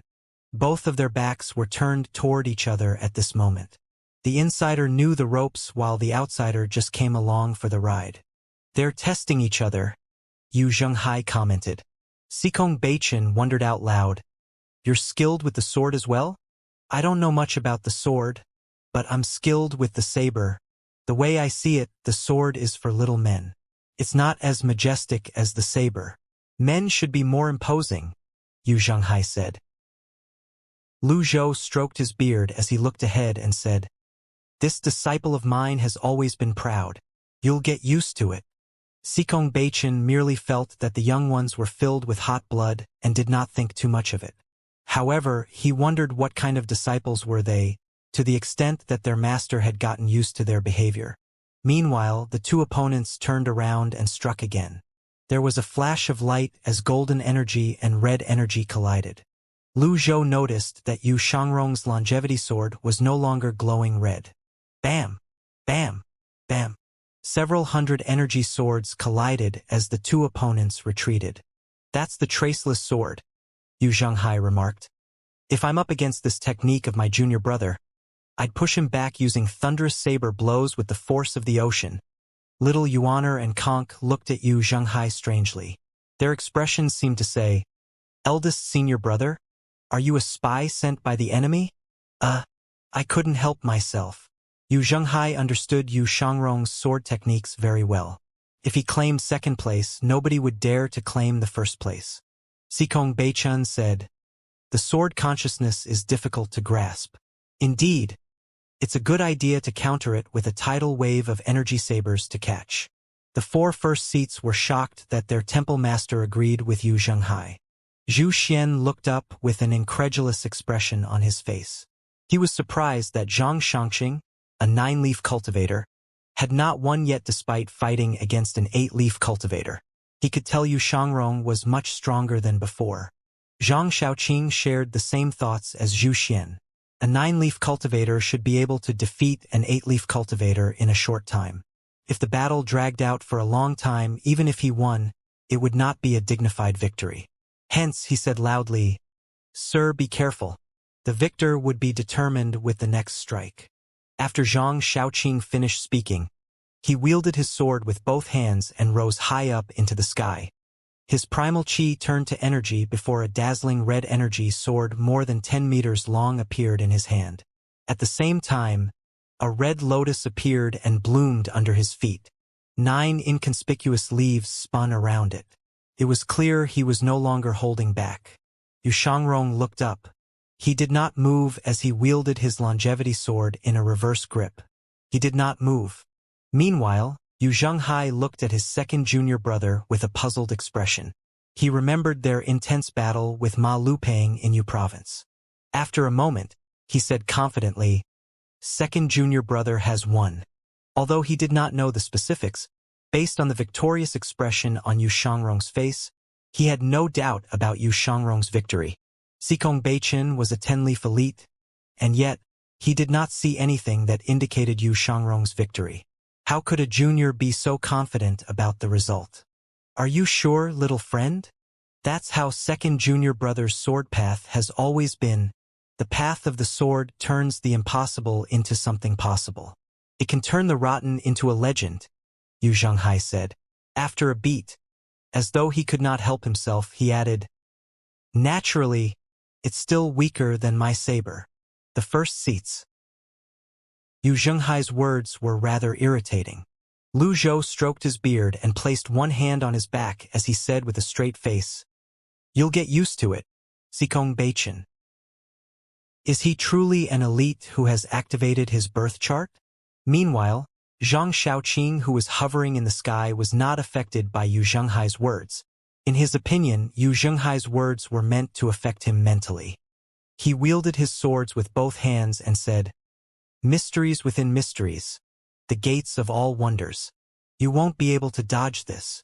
The energy sword descended. As the nine-leaf Zhang Shaoqing brought his sword down, Yu Shangrong felt danger locking onto him. If he was an eight-leaf cultivator, there was no doubt he would lose. He smiled as he loosened his right hand's grip. After the longevity sword flew out of his hand, he summoned his avatar. Whiz! An avatar without a golden lotus with its palms facing the heavens joined its palms together. Bam! It caught the energy sword between its palms. Yu Shangrong leaped out as his longevity sword flew back into his hand. His other golden leaves spun around him before shooting toward his opponent at lightning speed. No! Zhang Shaoqing's expression changed drastically as he forcibly withdrew his energy sword. He raised it up before himself to block Yu Shangrong's strike. In just a blink of an eye, Yu Shangrong was upon Zhang Shaoqing with his energy sword. You lose. The remaining 8 golden leaves shot past Zhang Shaoqing and returned to Yu Shangrong. The final golden leaf split into 2 before they disappeared. The battle was not as intense as everyone had imagined. The outcome was decided after just a few rounds. The energy swords that resembled lotus leaves shot past Zhang Shaoqing's body. If they had been half an inch closer, he would have been injured. He could hardly accept this outcome. He was annoyed that he, a 9-leaf cultivator, lost to an 8-leaf cultivator. Apart from that, he did not understand why his opponent lacked a golden lotus. Regardless, this was a great insult to him. If anyone else were in his shoes, they would not be able to accept this outcome as well. Therefore, he said gruffly in a booming voice, "Again!" The longevity sword returned to its scabbard. Yu Shangrong smiled faintly. "I'm not used to sparring. If this were an actual battle, you would have lost your life to my blade. Why is there a need for a rematch?" I don't care. I want a rematch." Zhang Shaoqing's sword buzzed. Yu Shangrong ignored Zhang Shaoqing and returned to the others. Since the outcome was obvious, it would be boring and meaningless to continue sparring. Yu Shangrong's indifferent attitude naturally angered Zhang Shaoqing. In just a blink of an eye, thousands upon thousands of energy swords appeared around him, and he launched them at Yu Shangrong's back. Impudent! Cultivation waved his arm. A gust of wind blew out, dispersing the energy swords and sending Zhang Shaoqing flying. Zhang Shaoqing flipped in the air a few times before he finally managed to stabilize his footing. At this moment, a frightened expression could be seen on his face. This move from his temple master was akin to being drenched by a bucket of cold water. He finally regained his senses. As a 9-leaf cultivator, how could he have made such a stupid mistake? He hastily said, "Forgive me, Temple Master. I...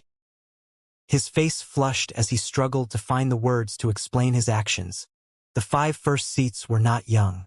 It was unbecoming that one of them would act like a child upon losing. It would not have been a big deal if Zhang Shaoqing had just gracefully admitted defeat. With his action, not only did he lose the battle, but he had lost his dignity as well.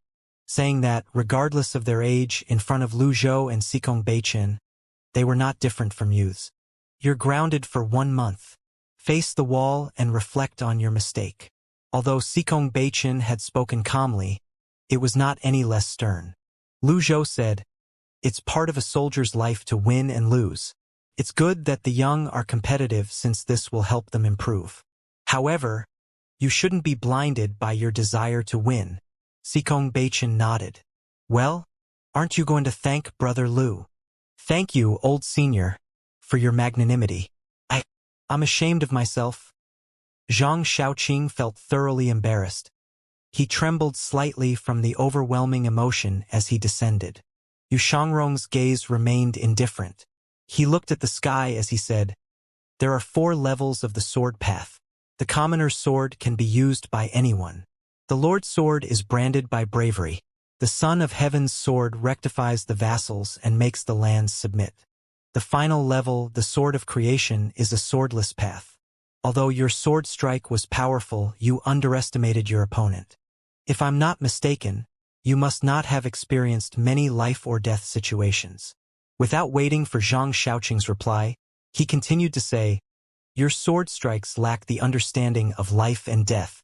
it lacks killing intent.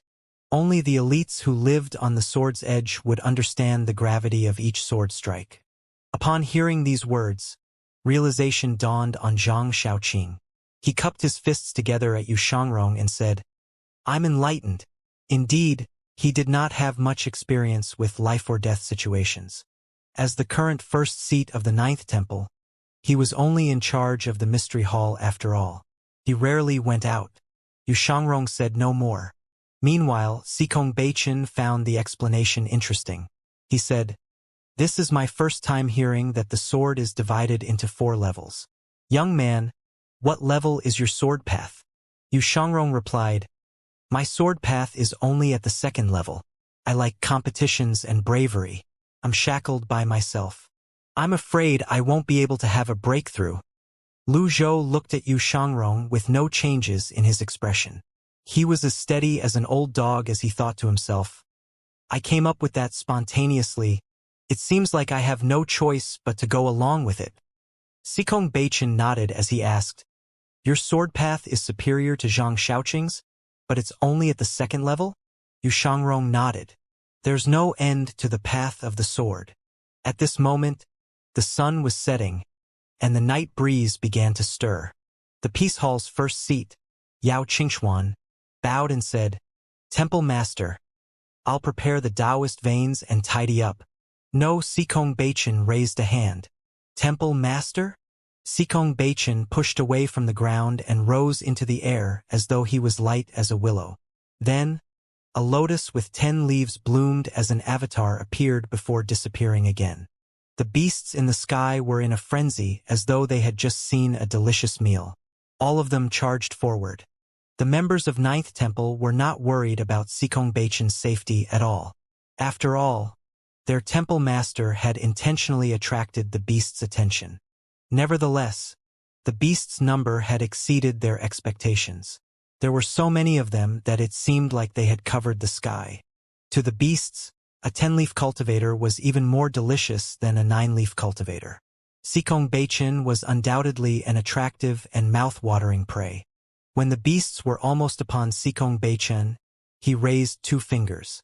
An energy sword materialized between his fingers as he swung his arm. In just a blink of an eye, countless energy swords descended like snow and pierced the beasts' bodies. The speed at which they fell was neither fast nor slow. Lu Zhou suddenly felt that Cultivation's energy swords had been intentionally slowed down. The speed at which the beasts flew and the timing of the sword's descent seemed rehearsed due to the precision of the swords. The others were shocked by this sight.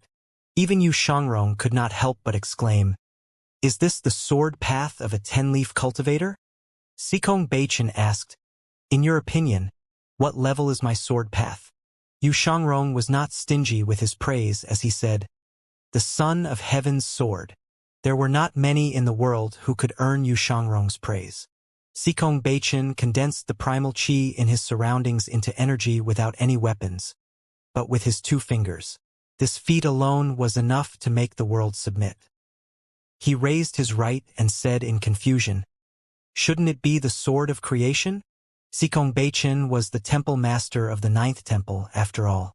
He had always been praised as peerless. It was only natural that he expected his sword path to be at the highest level. How could he not be confused when Yu Shangrong said his sword path was only at the 3rd level? The wind blew harder now, and its roar grew louder as well. Nevertheless, it did not impede their conversation. Yu Shangrong smiled faintly. Everything can be used as a sword in the swordless path. Even one's finger can be used. It was difficult enough to form energy swords without a weapon. If one was not allowed to use anything at all, it would be even more difficult. Cultivation nodded. He found this reasonable. The path of cultivation begins by channeling primal chi into one's body and condensing energy from it. Primal chi is also a thing. In that case, nobody in the world can reach the swordless path. Brother Lu. When Cultivation shifted his eyes to Lu Zhou, he saw Lu Zhou staring ahead at an empty space with a sparkle in his eyes. The 5 first seats, Xianxia and Tianbuji, followed Cultivation's gaze and looked at Lu Zhou. Lu Zhou was no longer stroking his beard. One of his hands was on his back while the other hand was before himself. He seemed to have frozen over. "Master!" Little Yuan noticed that something was amiss, so she approached her master and tugged at his robe lightly. However, Lu Zhou did not respond to Little Yuan. It had to be said that Little Yuan was the only one who was bold enough to tug on Lu Zhou's robe. She stood in front of him and jumped a little since she was shorter as she called out, "Master!" The beasts in the skies were cawing. Yao Qingchuan said again, "I'll go and activate the Taoist veins." Sikong Beichen looked at the beasts in the air with a fierce gaze as he nodded. After that, he slowly descended. "Brother Lu." Sikong Beichen nodded slightly. "Ding! You've comprehended a new sword path. Calm disturbance. What good would come from learning from books or training with the sword? One could never compare with the brave warriors at the borders. If smokes of war suddenly rose at the borders, who among the scholars would dare to go and quell the disturbance? When the beasts of the sky drew close, they saw wind morphing into swords next to the holy palace. In just a moment, the icy blades tore their flesh and pierced their bones. The others were shocked when they saw this. "What happened?" Yao Qingyuan, who had yet to leave, exclaimed in shock when he saw the beasts being killed by the wind swords. The beasts fell from the sky one after another. The strong wind continued to blow as the wind swords raged on. They were like a tidal wave that pushed the beasts back. The others might not understand what was going on. But how could Sikong Beichen not know what was going on? His eyebrows were knitted together as he stared at Lu Zhou. He could see a faint energy around Lu Zhou that stirred up the strong wind and controlled the primal qi. Only an expert would know what a difficult feat this was. He immediately cupped his fists at Lu Zhou and said, "All creations can be used as a sword. The swordless path. I'm enlightened." With these words, realization finally dawned on the 5 first seats. "I see. It's the old senior making a move." Yu Shangrong knew that his master was highly skilled with the sword. However, this feat had shocked him as well. Even Yu Zhenghai, who did not know much about the sword, knew this was an amazing feat. Wonderful. Truly wonderful. The beasts in the sky finally seemed frightened as they fled swiftly from the 9th temple. As the sky regained its silence, everyone was still in shock. At this moment, Lu Zhou finally regained his senses. Is this the new sword path? Calm disturbance? Lu Zhou did not know he suddenly fell into a trance. When he was in a trance, he had swiftly comprehended the wonders of the sword path. When his mind was in haze, he felt as though all creations had become one. The wind itself was primal qi and a weapon. Sikong Beichan said, "Brother Lu, you've mastered the swordless path. Looks like there won't be a second person under the heavens who will be able to comprehend to such a wonderful stage like you." Lu Zhou made a note to himself. "Before I fall into a trance again in the future, I'll have to ensure my own safety first." After that, he replied to Sikong Beichan, "It's nothing." Sikong Beichan said, "Brother Lu, since we appreciate each other's talents, why don't you stay in the Holy Palace? Won't it be wonderful to spend our days drinking wine and discussing the sword? I have other matters to attend to. Let's leave discussions of the sword for another time." Sikong Beichan seemed disappointed as he said, "In that case, I won't force you to stay. However, it's getting late now. There are many beasts in the wild. It's best if you leave tomorrow. What do you say about talking through the night with me?" "Is this old geezer a pervert?" Lu Zhou shook his head again. "The 9th temple is fine, but I like the 1,000 Willow Monastery better. The beasts can't threaten me." Sikong Beichan was further disappointed when he heard these words. Even if a huge beast were to show up, a cultivator who had activated his birth chart would be able to deal with it, let alone these ordinary beasts. What a shame! Lu Zhou waved his arm and said, "I'll be staying in the 1,000 Willow Monastery. Farewell." Sikong Beichan cupped his fists. "If there's anything you need, Brother Lu, just send me a letter. I'll personally receive any correspondence from you." Lu Zhou did not dally and left the Holy Palace. The others cupped their fists as well before they followed Lu Zhou and flew toward where they had parked the flying chariot. The 5 first seats flew out as well to see them off. After they left, Zhu Xian staggered before he sat limply on the ground. His back was drenched in cold sweat.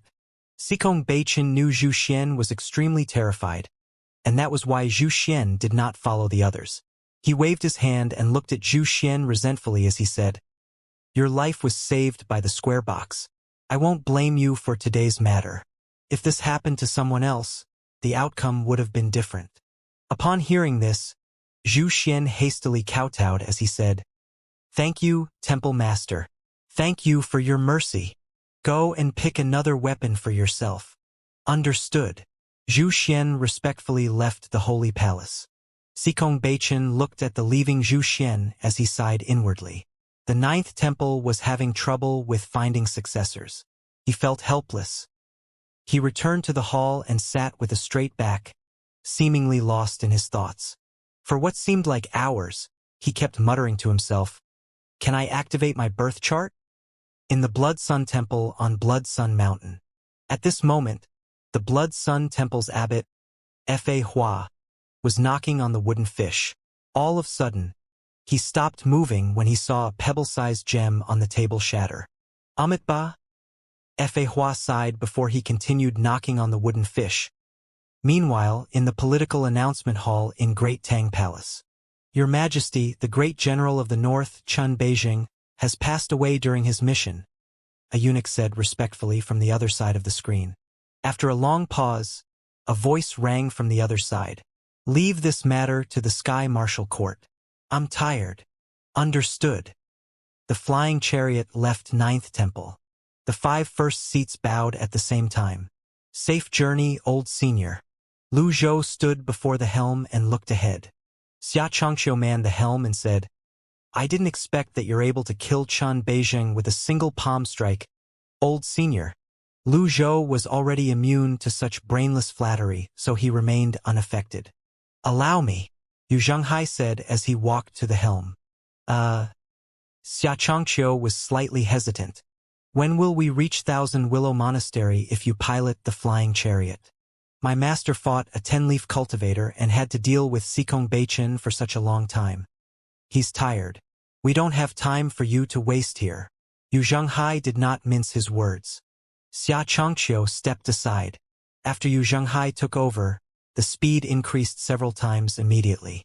Little Yuaner covered her mouth and giggled. "See? I told you.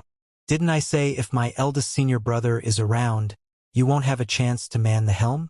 Moreover, my eldest senior brother is a professional at manning the helm." Xianxia turned to look at little Yuaner. If anyone else had said that about him, he would have been angry. However, he only smiled as he said, "Little junior sister, I know many more things. Manning the helm is only one of them. Keep your eyes peeled. I can make this thing go faster." Whiz!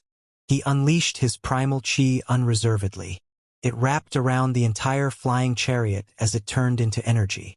In just a moment, it looked as though a shiny oval glass was containing the flying chariot. After that, the flying chariot sped forward like a bullet. Shua Changqiu and Tian Buji. Lu Zhou glanced at Xianxia and said, "Your cultivation base has improved a lot while you were in the 9th temple." Xianxia nodded and said, "It was boring in the 9th temple. I had nothing to do but cultivate. I could have reached the 9-leaf stage a long time ago, but I was afraid it would be interrupted by those people. Therefore, I stopped after sprouting half a leaf." Xianxia was speechless. 8.5 leaf. Lu Zhou asked, "I'm sorry for this embarrassing progress, master." "You did well," Lu Zhou said. "Although the 9th temple wants to work with me, it's merely a relationship built on benefits. Before I appeared, Cultivation and the people from the 9th temple were unaware of my strength. Indeed, if you've attempted the 9-leaf stage there, they might sabotage or even kill you." The others nodded. "You're right, master. Attempt the 9-leaf stage when we return. It's difficult to reach the 9-leaf stage with a golden lotus. You should prepare yourself," Lu Zhou said. "As you wish, master." Xiangrong remained calm upon hearing these words. In fact, he felt a sense of superiority. Only weaklings would need help. He, on the other hand, reached the 9-leaf stage without anyone's help. The masses should be able to clearly see this. Yu Shangrong stood with his arms crossed as he stared ahead indifferently. He was, naturally, not admiring the scenery. He was in fact thinking about his master's move earlier, creating swords out of anything, and the swordless path. With his mastery of the sword, he should have been able to understand his master's move even if he could not recreate it. His master's move had made him doubt himself greatly. He could not understand his master's technique at all. He understood using creation to form swords. Whether it was the longevity sword, a wooden sword, a branch, or a leaf, all of them could be used to kill with enough skills. The second level of the sword path could be achieved as long as one had precise control over primal chi. The third level of the sword path needed someone with broad knowledge and perspective, an imposing aura, a desire to find out the truth of the world, and the ability to rule the lands. The only level he could not understand was the fourth level. Like seawater, primal chi was the source of power. When cultivators used primal chi, it was as though they were swimming in the sea while using the water around themselves. How am I supposed to control primal chi from a distance? The flying chariot was quick. The wind roared outside of Yu Zhenghai's cocoon of energy. Yu Shangrong could not help but close his eyes. He tried to circulate the primal chi outside the energy cocoon. However, there were no movements at all. It was as though the energy supply had been cut off from him. He tried again. Apart from the primal chi around him, he could not feel anything further away. He failed again. Lu Zhou looked over at this moment. He stroked his beard and said, "Your sword path is only the Lord's sword. Are you trying to reach the heavens at one go? Are you trying to skip the son of heaven's sword?" Yu Shangrong regained his senses. An awkward expression could be seen on his face. He was too obsessed with the sword path and forgot that he was still on the flying chariot. Yu Zhenghai said, "I understand that you're fascinated with the sword path, second junior brother." Lu Zhou said tonelessly, "If I'm not mistaken, you're already at the 9-leaf stage." Yu Shangrong did not deny Lu Zhou's words. The others were not particularly shocked when they heard these words. Xianxia and Tian Buji nodded. Perhaps they had been shocked by Lu Zhou too many times today that they remained calm when they heard this revelation. After all, Yu Shangrong had defeated Zhang Shaoqing earlier. It would be nothing but a dream for an 8-leaf cultivator to defeat a 9-leaf cultivator. For this reason, Lu Zhou's revelation did not shock them. On the other hand, Yu Zhenghai was slightly surprised. In the end, he said, "If I didn't go to the 9th temple, I would have become a 9-leaf cultivator as well." Nobody entertained Yu Zhenghai. Lu Zhou continued to say, "You're limited by your longevity sword. That shackle is too heavy. If you wish to reach a higher sword path, you'll have to break free of that shackle. You're still far away from the swordless path. You shouldn't bite off more than you can chew. Cultivate the son of heaven's sword. Nothing is above the son of heaven's sword, and nothing can stop it from striking. Nothing can stand in its way. Swing upward, it cuts through the clouds. Swing downward, it slices through the ground. This sword can redress the lords and make the lands submit." Yu Shangrong looked at his longevity sword. Indeed, the sword was the only thing he relied on. It was all thanks to the sword that he had lived this long. The people of the nobleman nation were short-lived by nature. How was he supposed to overcome this hurdle? He muttered to himself, "The son of heaven's sword." Lu Zhou initially planned to use a shining stone on the longevity sword. However, after he saw Yu Shangrong's reliance on it, he gave up on that thought. Perhaps he should temporarily confiscate the longevity sword and let Yu Shangrong wield a wooden sword. At this moment, Yu Zhenghai pointed at the Thousand Willow Mountain and said, "Master, we're here." Xianxia and Tian Buji remained silent the entire trip. When they regained their senses, they were surprised when they saw the Thousand Willow Mountain up ahead. "To think that your mastery of manning the helm has reached such heights, brother Yu. I'm truly impressed." Xianxia changed the way he addressed Yu Zhenghai. Yu Zhenghai glanced at Xianxia and said, "It's nothing." The flying chariot flew into the range of the formation veins in just a blink of an eye. Lu Zhou could clearly sense that the Thousand Willow Monastery's formation veins were much weaker than the Ninth Temple's. The disciples of the Thousand Willow Monastery came out to welcome them. After the flying chariot landed, Xianxia ordered his disciples to be hospitable to the guests. They were not to neglect the guests. The disciples tidied up the best quarters in the Thousand Willow Monastery for them. Tianbuji understood that they were giving them plenty of consideration for refusing the Ninth Temple's offer and choosing to stay here instead. Wu and Ji Fengxing greeted Yu Shangrong when they saw him. They could tell that he was troubled, so they did not bother him and left after they had greeted him. Night fell. Lu Zhou looked at the system dashboard. Merit points, 23,440. Chun Beijing only gave me 7,000 merit points. What a loss. The Deadly Strike card and Disguise card alone cost 25,000 merit points. Fortunately, he had the Heavenly Writing's extraordinary power. Otherwise, he would have to make great efforts to defeat the 5 first seats with his 9-leaf karmic fire alone. Apart from Konk's surprising performance, everything else had fallen within his expectations. Lu Zhou looked at the item column again. As he expected, although Thousand Realms Whirling was priced at 500,000 merit points, it was dim. I can't purchase it? Lu Zhou frowned. How annoying. I know I'm poor, but can't I even check it out? After a while, he recalled the birth chart that Sikong Beichin mentioned. Perhaps I'll have to reach the 10-leaf stage first. According to the ordinary cultivating progress, after reaching the 10-leaf stage and forming the Thousand Realms Whirling avatar, he would be in the mysterious heaven realm. I don't think Xianxia knows anything about birth charts. Even someone like Sikong Beichin doesn't know much about it. According to Sikong Beichin, there's almost no one who truly understands birth charts in the Red Lotus domain. Lu Zhou thought to himself as he shook his head. The path of cultivation was long.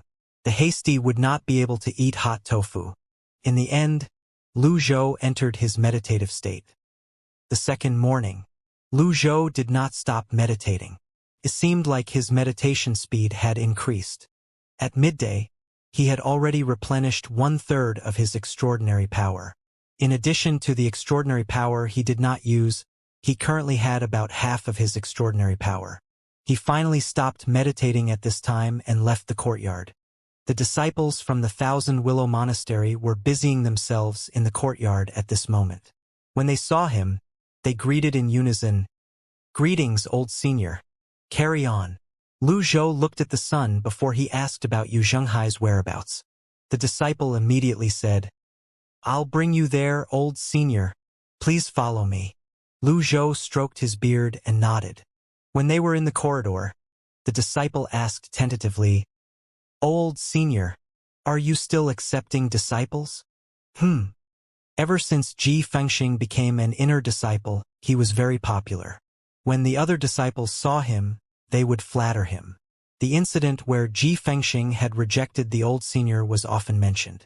For this reason, many disciples praised him. Nevertheless, Ji Fengxing might have turned the old senior down. But there were many disciples who wanted to join the old senior. I want to join the Evil Sky Pavilion," the disciple said timidly. Lu Zhou glanced at the disciple and said, "You're far from adequate with your qualities." The disciple could not help but feel disappointed. He scratched his head as he led Lu Zhou to Yu Zhenghai. He thought about Ji Fengxing and could not figure out how he was any worse than Ji Fengxing.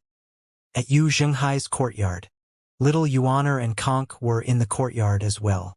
Upon seeing Lu Zhou, Little Yuaner said, "Master, you came just in time. Eldest senior brother is trying to sprout the leaf now. He keeps saying he doesn't need any help, and he can't do it on his own." At this moment, Xianxia, Tianbuji, and the other elders flew over from the fair hall as well. Primal Qi was surging above the courtyard. Lu Zhou looked up and said, "Prepare to defend against the beasts." Xianxia nodded. "Elders of Thousand Willow Monastery, follow me." Understood. Xianxia and the elders flew toward the periphery of the Thousand Willow Monastery and stood guard.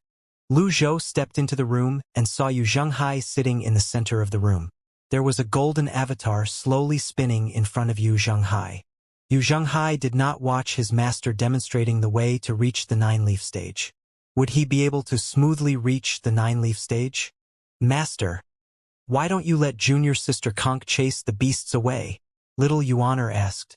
Lu Zhou shook his head and said, although Conk can easily control countless beasts, those beasts are different from those that want a taste of human flesh. These beasts are more difficult to control. Conk's cultivation base isn't profound enough to deal with them yet. Even if she can block those flying beasts, she would need to be a 9-leaf cultivator if she wants to deal with huge beasts. Whether it was Man, Qiongqi, or Qi Yao, they were not targets that cultivators below the 8-leaf stage could deal with. Oh! Little Yuaner turned and said to Conk, Junior sister Conk, you'll have to work harder. Conk nodded and said, I'm 9th senior sister. I think I reached the 3-leaf stage last night. Lu Zhou was slightly taken aback. He turned to look at Conk for a moment before returning his attention back to Yu Zhenghai. A slight frown could be seen on his face. He had just remembered an important problem. Yu Zhenghai once consumed half of Qi Yao's heart and a red fish heart. This meant he had 700 years of life. With the remaining half of Qi Yao's heart, he would have 1,300 years in total. If he was the same as Lu Zhou, would he not die if the golden lotus absorbed more life than he had? Qi Yao's heart, Lu Zhou reminded. Yu Zhenghai nodded. He took Qi Yao's heart and consumed it. The golden lotus spun at a terrifying speed. Xianxia, Lu Zhou said gruffly. Xianxia immediately hurried over. Upon seeing the situation, he knew it was an emergency. What is it, old senior? Do you have a life heart? Xianxia hesitated briefly. I won't mistreat you. Lu Zhou raised his hand and extended it in front of Xianxia. Xianxia gave it some thought. Then, he gritted his teeth and said, all right, one moment, old senior. In truth, the number of years a golden lotus absorbed was not fixed. Lu Zhou only wanted the life heart in case of an emergency. They could not afford to be reckless about reaching the 9-leaf stage. Shortly after, Xianxia returned and presented a brocade box respectfully. This is Aou's heart. 100 years ago, we obtained it by a stroke of luck when we followed the Flying Star House and the Sky Marshal Court into the Blackwater Mystic Cave. Blackwater Mystic Cave? It's a long story. In any case, strange noises had been coming from the cave for months. However, no one dared to get close due to the man-mans. At that time, I was only an inner disciple of the Thousand Willow Monastery whom nobody cared about. I put my life on the line and ventured into the Blackwater Mystic Cave on my own. But I didn't dare to go far. After that, my master obtained this item in the Blackwater and gave it to me. You're truly fortunate. Many 8- and 9-leaf cultivators did not receive such treatments. After Lu Zhou received Aou's heart, he observed Yu Zhenghai for any abnormal changes as he waited. Meanwhile, in the southern pavilion of the Evil Sky Pavilion in the Golden Lotus Domain, Wuxia sat in front of a stack of books and paper. He had been so engrossed with drawing that he looked like a caveman now. Mingshi played with the separation hook as he said confidently, "You're worried for nothing. There's nothing to fear. I'm here. I'm just preparing for the worst. You have outstanding strength, 4th senior brother, and there won't be any problem with facing the beasts. However, what if a beast such as Qiongqi were to appear or a karmic fire cultivator like Fa Kong?" Wuxia asked. Master has gone to the Red Lotus Domain. Everything would be fine once he demonstrates his strength to deter those from the Red Lotus Domain from having any unwanted thoughts toward the Golden Lotus Domain. If the Red Lotus Domain is so easily dealt with, Master would have been back by now. Wuxia grabbed a scroll of calligraphy and a map at the side. He turned 180 degrees as he said, "I discovered something new." Mingshi did not like these things. However, due to his ego, he had to take a look at it. He read aloud, "The bright moon shines over the sea. From far away, we share this moment together." The first 9 words are characters taken from all our names, Wuxia said. Mingshi stroked his chin and looked at it again. He nodded before he said, "I say, I didn't know Master has such taste." He sure knows how to pick his disciples. In that case, all that's left is this sure. However, junior sister Konk's name doesn't have the word sure. Si Wuya picked the paper up again and wrote, Luo Shirin. Ming Shirin was shocked. He asked, is this a coincidence? Are you saying junior sister Konk is Luo Shirin? Si Wuya said, I'm not sure yet. However, based on the notes Luo Shirin left behind, Luo Shirin and Luo Xian might not be the same person. The notes were written by a single person. Her research, explorations, and discoveries could hardly be faked. 3 centuries have passed. If Konk is Luo Shirin according to her cultivation base, she should be an old woman. Junior sister Konk is skilled in music, the tongue of beasts, and entered the nascent divinity realm in such a short time. Moreover, she's only 16. Is she a Wuxian like eldest senior brother? Ming Shirin asked. I don't think so. I've been with eldest senior brother for many years. I know what the attributes of the Wuxi tribe are like. Si Wuya shook his head. A monster. There are 3 possibilities. First, Konk is indeed a rare genius. Second, Luo Shirin is Luo Xian's descendant and inherited Luo Xian's research. There's an important point in the notes. Luo Xian returned to the Red Lotus domain more than a decade ago. However, the records of the final decade or so were written in Luo Xian's name. Third, Konk is a spy sent from the Red Lotus domain. Ming Shirin felt slightly lightheaded with these revelations. He had difficulty believing this. I can believe the second possibility, but the third one is clearly. It's difficult to tell what's on a person's mind, Si Wuya said as he lifted his head to meet Ming Shirin's gaze. Save it. You're smart, I'll give you that, but you're too full of yourself sometimes. I'm going out to get some fresh air. Ming Shirin turned around and left, closing the door behind him.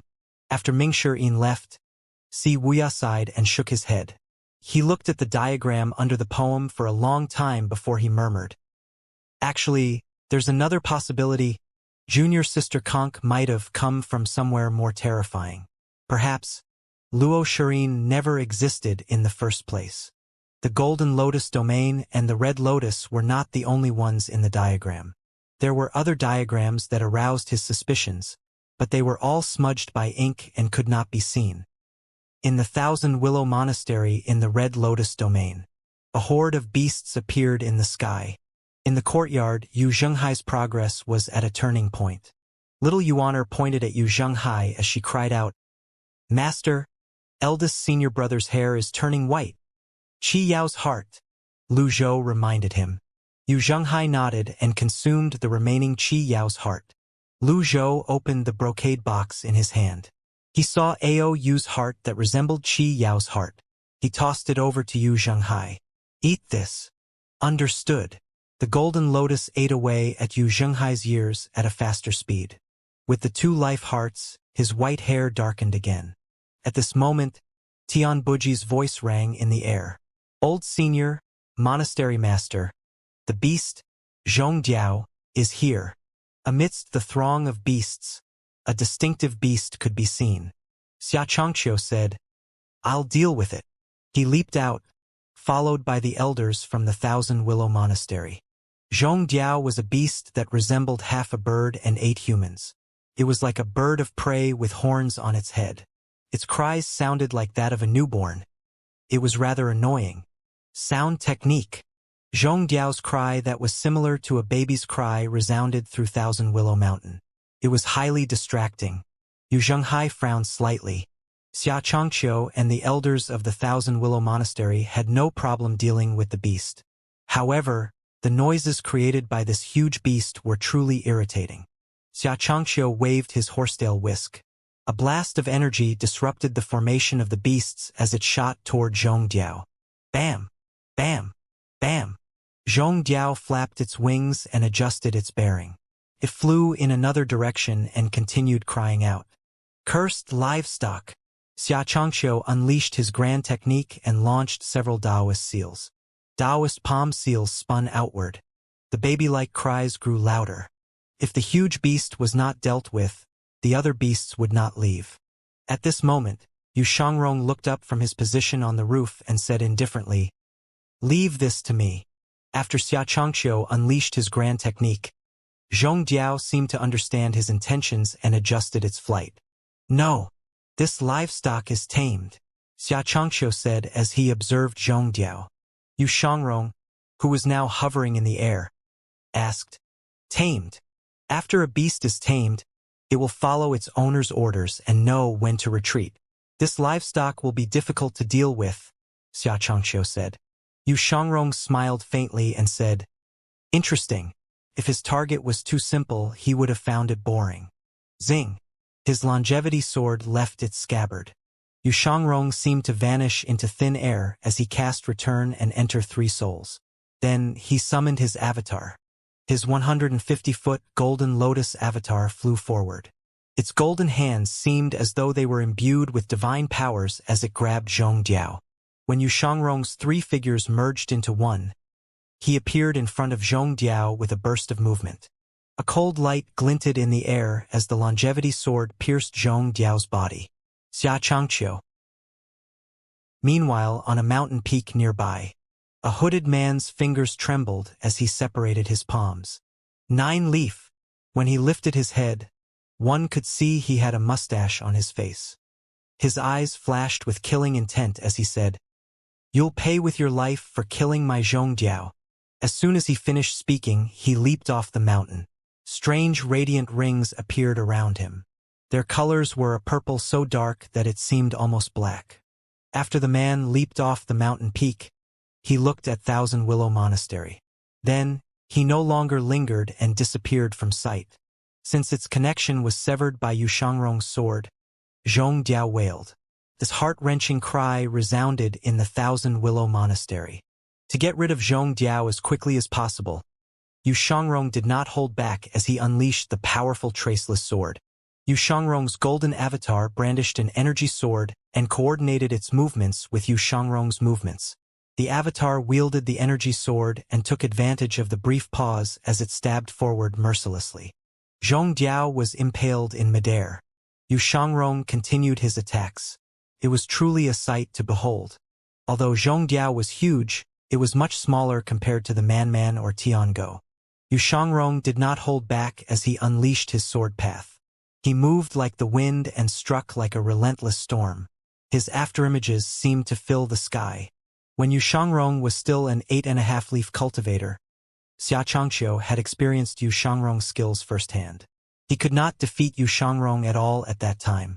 Now that Yu Shangrong was at the 9-leaf stage, it would be impossible for him to defeat Yu Shangrong. After raising his power, an outstanding sword path elite would be able to familiarize himself with the sword path in a short time. His skills with the sword would improve greatly. Currently, Yu Shangrong seemed like a 9-leaf cultivator. He did not look like he had just broken through the 9-leaf stage recently. Yu Shangrong's energy sword struck precisely at several of Zhongdiao's vital spots. Return and Enter 3 souls. Yu Shangrong understood the essence of this technique. Rather than destroying the body, it was more effective to destroy the heart. Even a huge beast such as Zhongdiao was fearful faced with such a powerful human. It tried to escape, but alas, it was too used to relying on its master's orders that it had lost some of its survival instincts. After Zhongdiao's cries subsided, the Thousand Willow Monastery was quiet once again. Meanwhile, the ordinary flying beasts above the Thousand Willow Monastery were chased away by the elders as well. After they were done, they returned and hovered behind Xianxia. When they saw the energy swords in the sky, they were shocked and could not look away. One of the elders spread his hands and said, "He's amazing! You're making a fuss over nothing." Tian Buji turned and shot them a glare. "Elder Tian, aren't you shocked?" Tian Buji said tonelessly, "You're shocked because you didn't go to the 9th temple with me." The others were puzzled. They did not understand Tian Buji's words. Tian Buji did not have any nefarious motive when he said those words. It was just that once one had gotten used to seeing great wind and waves, one would no longer be impressed by small wind and waves. When the energy swords faded away, Zhongdiao fell from the sky. Ding! Killed Zhongdiao. Reward: 3,000 merit points. Lu Zhou turned to look at Yu Shangrong. He merely stroked his beard and nodded in acknowledgement. His second disciple was proud and aloof, causing him to worry. However, it had to be said that his second disciple had never failed a task that had been given to him up until now. Xianxia and the others landed. The disciples of Thousand Willow Monastery gathered around Zhongdiao. Yu Shangrong retracted his avatar and looked down at Zhongdiao. He said, "Does this beast have a life heart?" Xianxia shook his head and said, "Huge beasts like this one don't have life hearts." "How can you tell?" Yu Shangrong was curious. The beasts that can crystallize vitality into a core are usually those who can absorb primal qi. When they attack, they'll show signs of using primal qi. Although some livestock have intelligence, they're a far cry from humans. Most of the beasts don't know how to hide, Xianxia said. Yu Shangrong nodded before he asked, "What are you planning to do with it? Since this beast did not have a life heart, what good would it do?" Xianxia said, "The bones and fur of the beasts can be traded for money." All of a sudden, he recalled the beast was killed by Yu Shangrong. Hence, he hastily added, "You won't mind, right? Help yourselves." Yu Shangrong was not interested in material things. The Thousand Willow Monastery was unlike the Evil Sky Pavilion. If they did not have any income, they would not be able to sustain the monastery and feed its members. Meanwhile, Yu Zhenghai's Golden Lotus began to lower its spinning speed. Xianxia and the others were intrigued. "Take care of Zhongdiao." Xianxia and Tianbuji flew over after giving the order. When they saw Yu Zhenghai's Golden Lotus that was spinning slowly now and felt the powerful vitality, they were shocked. Is it that difficult to reach the 9-leaf stage for a Golden Lotus cultivator? If it had been a Red Lotus cultivator, they would have sprouted several leaves by now. Shoo! Little Yuaner turned to shush them. The others no longer dared to speak. After the beasts were dealt with, it was quiet now. Yu Zhenghai could finally focus on his Golden Lotus. "Force the Golden Lotus's power back," Lu Zhou said. At the same time, Yu Shangrong moved as though he was as light as a feather in the air. He smiled as though he had expected this. Yu Zhenghai trusted his master unconditionally. Therefore, he immediately forced the energy back into the Golden Lotus. The radiant ring changed its course. A lotus leaf sprouted and grew one size larger. It was shining with a dazzling golden light. Upon seeing this, Lu Zhou nodded and said, "Don't let your guard down. The Golden Lotus will leak out vitality soon." Yu Zhenghai nodded. Xianxia was stunned by this. Usually, the leaf sprouting process was done by the cultivator gathering power into the lotus. The lotus would sprout a leaf when the energy was enough. Why was it the opposite for the Golden Lotus? Was this a new way of cultivation? They were somehow convinced that it was and vowed to try it in the future. "Congratulations, Brother Yu." "Congratulations, Senior." "Congratulations, eldest senior brother." Yu Zhenghai nodded happily. He could feel the surging power in his dantian. Feeling slightly proud of himself, he looked at Yu Shangrong who was hovering in the sky and said, "So?" Yu Shangrong seemed slightly disapproving, but he smiled faintly. He flipped his right palm and pushed down. 9 leaves shining with golden light stabbed into the ground immediately. Then he flipped his right hand again. The 9 leaves returned to him and disappeared. After that, without saying anything, he left with movements as light as a willow. The others were speechless. On the other hand, Conk, who was rather innocent, applauded and said, "That's amazing, second senior brother." Little Yuaner was much more tactful than before. She hastily added, "Eldest senior brother is amazing as well." Xianxia were older than them. If he could not read the situation, he might as well be blind. Therefore, he chimed in, "You're both amazing." Now that Yu Zhenghai was a 9-leaf cultivator, he no longer needed someone to watch over him for the remaining process. Therefore, Lu Zhou did not linger. He returned to his room and continued to meditate on the heavenly writing scrolls. As for the karmic fire, that was up to Yu Zhenghai's luck. Lu Zhou was not sure if Yu Zhenghai could master the karmic fire as well.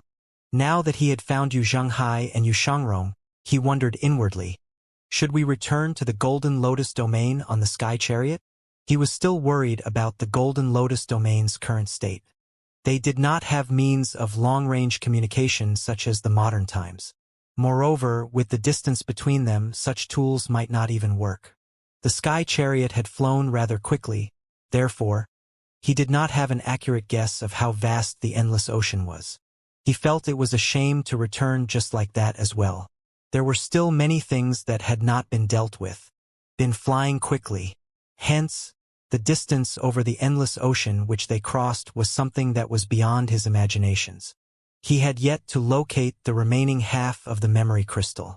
He was somehow certain that it was with the Flying Star House. A major sect that the Ninth Temple was wary of could not possibly be weak. Yizhen. Lu Zhou uttered the name in his memory. Could the crystal be with him? The Flying Star House on lofty steep mountain in Jiangdong Circuit. The mountain towered into the clouds. The sides were straight and steep. There were no mountain paths. It was deemed the highest place in Great Tang. Therefore, weaklings had no right to set foot on the Flying Star House grounds. They could only cultivate painstakingly at the foot of lofty steep mountain. Every year, there would be new Brahmin 8 Meridians cultivators who would try to fly up to the sect and fall to their deaths in the process. At this moment, an elder Meng Changdong bowed. Congratulations on your full recovery, Elder Yi, and for obtaining the Luan's heart. The person standing in front of Meng Changdong was the nine-leaf expert, Yizhen, who was currently like the sun in high noon. He looked graceful, and he was dressed simply in scholarly clothes. All in all, he looked elegant and dignified. Yizhen had a slender build. His robes hung loosely on his boy. He was born with the looks of a scholar as well. He was not as old or as aloof as rumored. Instead, he seemed courteous and amiable. Elder Meng, there's no need for such formalities. Please take a seat, Yizhen said as he sat down with his legs crossed. After that, he added, Elder Meng, you're not one to visit a temple without a cause. Moreover, you look happy. Let me guess. The matter of the crystal has been dealt with. Meng Changdong said with a sigh. The half-crystal that Jiang Wunshu sent to us is strange. Astronomy, geography, divination, physiognomy. I've tried it all, and yet, I couldn't decipher it. Yizhen waved his hand slightly. The teapot on the table flew up and poured tea into the cup. After that, Yizhen said, I believe in your skills, Elder Meng. You'll be able to solve it someday. Elder Yi, there's something that I don't understand. What is it? Jiang Wunshu is a traitor of the Flying Star House. He stayed in the Golden Lotus domain for several centuries and hid its existence from us. From what the Sky Martial Court discovered, the Golden Lotus domain isn't powerful. Why are you so interested in this crystal? Yizhen smiled genially. He waved his hand again and said, Are you testing me, Elder Meng? I wouldn't dare. I'm genuinely asking for enlightenment. Everyone in the Flying Star House knows that you're an elite Elder Yi. You killed the Luan with your expansive heavenly energy and script seals. Yizhen said, Killing the Luan is the joint effort of everyone in the Flying Star House. Meng Changdong nodded. Yizhen lowered the teacup in his hand and asked, Who do you think is powerful enough to kill Jiang Wunshu? He was capable of building a personal fiefdom in the Golden Lotus domain and maintained it for 3 centuries. Do you think he didn't have ways to defend himself? This crystal must contain a secret about the person who killed him. This person will also become one of the Red Lotus domain's greatest enemies. Indeed. But why would this person seal his memories inside a crystal? Meng Changdong wondered out loud. Everyone has a weakness. One would be more inclined to seal away something that they don't want to face. If the expert from the Golden Lotus domain's weakness was contained in the crystal, their priority should be to decipher it. Meng Changdong's expression remained neutral. He merely nodded in agreement. Yizhen looked at him and said, Elder Meng, do you have any other questions? The people sent by the Sky Martial Court have all been killed. The plan of invading with the Sky Chariots will have to be put aside for now. Fa Kong of the Blood Sun Temple, who mastered the karmic fire, is also dead. The Golden Lotus domain isn't as weak as we imagined it to be, Meng Changdong said. Yijin said nothing. Instead, he waved his hand again. The teapot poured another cup of tea. After the cup was filled, Yijin said, "The Sky Martial Court will keep an eye on the Golden Lotus domain. There's no need to trouble yourself over it, Elder Meng. You should focus your efforts on deciphering the crystal's secrets." Meng Changdong was shocked when he heard these words. He no longer dared to continue this topic. Ever since he voiced his extremely conservative opinions, the Flying Star House's master ordered him to stay out of it. The Flying Star House's master was in secluded cultivation most of the time. Therefore, Yijin held the highest authority. Although Meng Changdong was an elder, his status was incomparable to Yijin. Moreover, he was much weaker as well. He thought about it for a moment before he brought a piece of paper out from his sleeve and placed it on the table. "Elder Yi, kindly take a look at this." Yijin picked it up and read it. There were random symbols scribbled all over the place. He did not recognize any of them. He read extensively, so he was knowledgeable about matters from the stars in the sky to the ground. However, he frowned when he saw these symbols. "I've analyzed the obstacles within memory crystals in the world for several months and couldn't decipher it. I couldn't understand what these symbols mean at all. Like I said, I've tried everything, but I couldn't unlock it," Meng Changdong said. Yijin stared at the symbols, falling deep into thoughts for a long time. If he could not decipher the key to unlocking the crystal, nobody in the Flying Star House had any hope of doing so. After what seemed like hours, he still could not make heads or tails out of the symbols on the paper. Meng Changdong said, "Since this is only half of the crystal, the symbols we have are only half the entire thing as well." Yijin put the paper down and said in a slightly disappointed tone, "If Luo Xian was still around, she might be able to decipher the secret of this crystal. The person who sealed the crystal must have used a method that only he knows. We have no choice but to find him." Meng Changdong nodded and said, "Alas, Luo Xian was exiled from the Sky Martial Court long ago. I think she lost her life in the endless ocean." Yizheng sighed. "There's only a thin line between a lunatic and a genius. Alas, the Sky Martial Court couldn't see her potential. Enough about her. How are things with the Thousand Willow Monastery? Lu Song and Taoist Master Xian Ming have died. Initially, I planned to go to the Thousand Willow Monastery to demand an explanation, but what?" Yijin asked. "There seemed to be Golden Lotus cultivators in the Thousand Willow Monastery. To protect themselves, the Thousand Willow Monastery and the Golden Lotus cultivators have aligned themselves with the Ninth Temple," Meng Changdong said. Then, he looked around before he lowered his voice and said, "I've also obtained secret information. This is my place. You don't have to worry about being overheard. Say what you must," Yijin said as he straightened his back. "The great general of the north, Chun Beijing, is dead," Meng Changdong said. Upon hearing these words, the ever-calm Yijin, who was raising the teacup to his mouth, froze. His right hand shook slightly, causing the tea to spill. However, as soon as the droplets of tea fell, a surge of primal chi swept out, bringing the droplets of tea back into the teacup. "Is the information accurate?" "It's accurate. The palace tried to keep a lid on this, but they pushed the matter to the Sky Martial Court. We're on good terms with the Sky Martial Court, so they told me about it," Meng Changdong said. Yijin was puzzled. After he calmed down, he said, "Is Sikong Beichin so bold now as to stand against the palace? With Sikong Beichin's abilities, it won't be easy for him to kill Chun Beijing. However, it happened in the Ninth Temple. It's not entirely impossible for the Ninth Temple to kill Chun Beijing in their territory. I'll report this matter to the housemaster." "All right."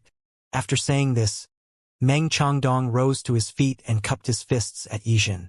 "I'll continue to study the crystal. Farewell. See our guest out."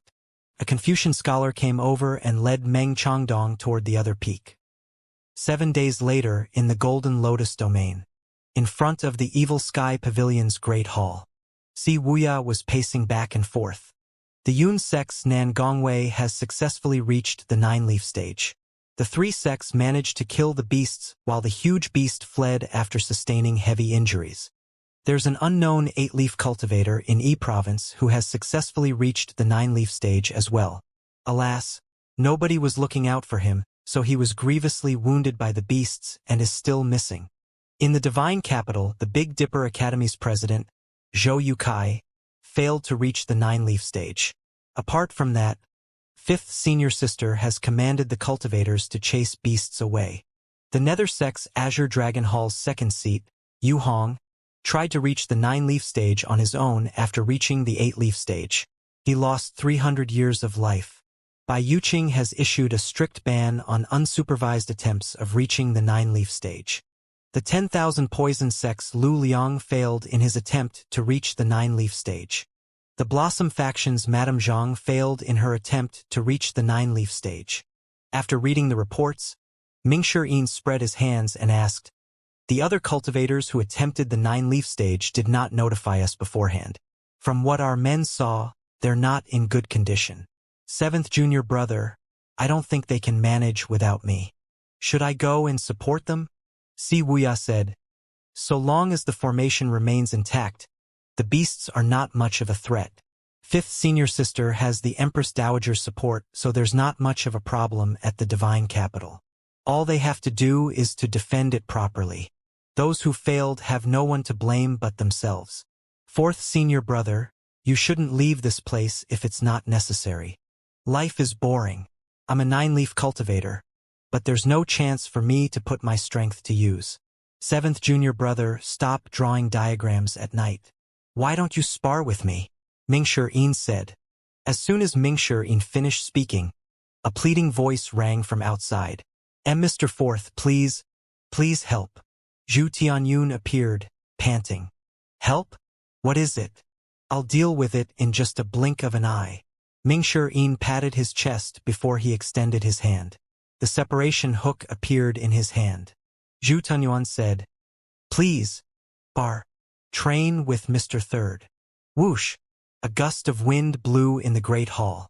Zhu Tianyun looked around, baffled. Where did Mr. Fourth go? Si Wuya was speechless. He thought that Mingshi was being childish. He returned to his room with his hands on his back and continued poring over the diagrams. Meanwhile, in the Red Lotus domain, the sun was setting. Finally, Lu Zhou's extraordinary power was fully replenished. Apart from meditating on the heavenly writing scrolls, Lu Zhou would do breathing exercises as well to improve his cultivation base. He had to prepare for the 10-leaf stage. Perhaps it was due to the richer primal chi in the Red Lotus domain. His cultivation base was improving faster compared to when he was in the Golden Lotus domain. At this moment, a voice rang from the other side of the door. Xianxia requests an audience. What is it? The 9th Temple has sent a flying letter. 3 days from now, the Flying Star House's master is going to visit the 9th Temple. Temple Master Sikong wishes to invite you over as well. If it was any other matter, Lu Zhou could have ordered Yu Zhenghai and Yu Shangrong to take care of it. Now that they were both 9-leaf cultivators, even in the Red Lotus domain, they were considered outstanding cultivators. However, they seemed to lack the ability to stand on the same stage as Sikong Baichen. Moreover, the strength of the Flying Star House's master was still unknown. Yi Zhen's cultivation base should be similar to Fa Kong. If it were a one-on-one battle, Lu Zhou was confident enough to take on the Flying Star House. The problem was, they might not agree to a one-on-one fight. At moments like this, the disadvantage of the Deadly Strike card was particularly glaring. The extraordinary power from the heavenly writing scrolls granted him enough power to defeat his peers.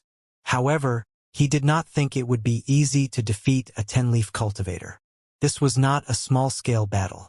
The difference of 1 leaf could hardly be made up for with other methods.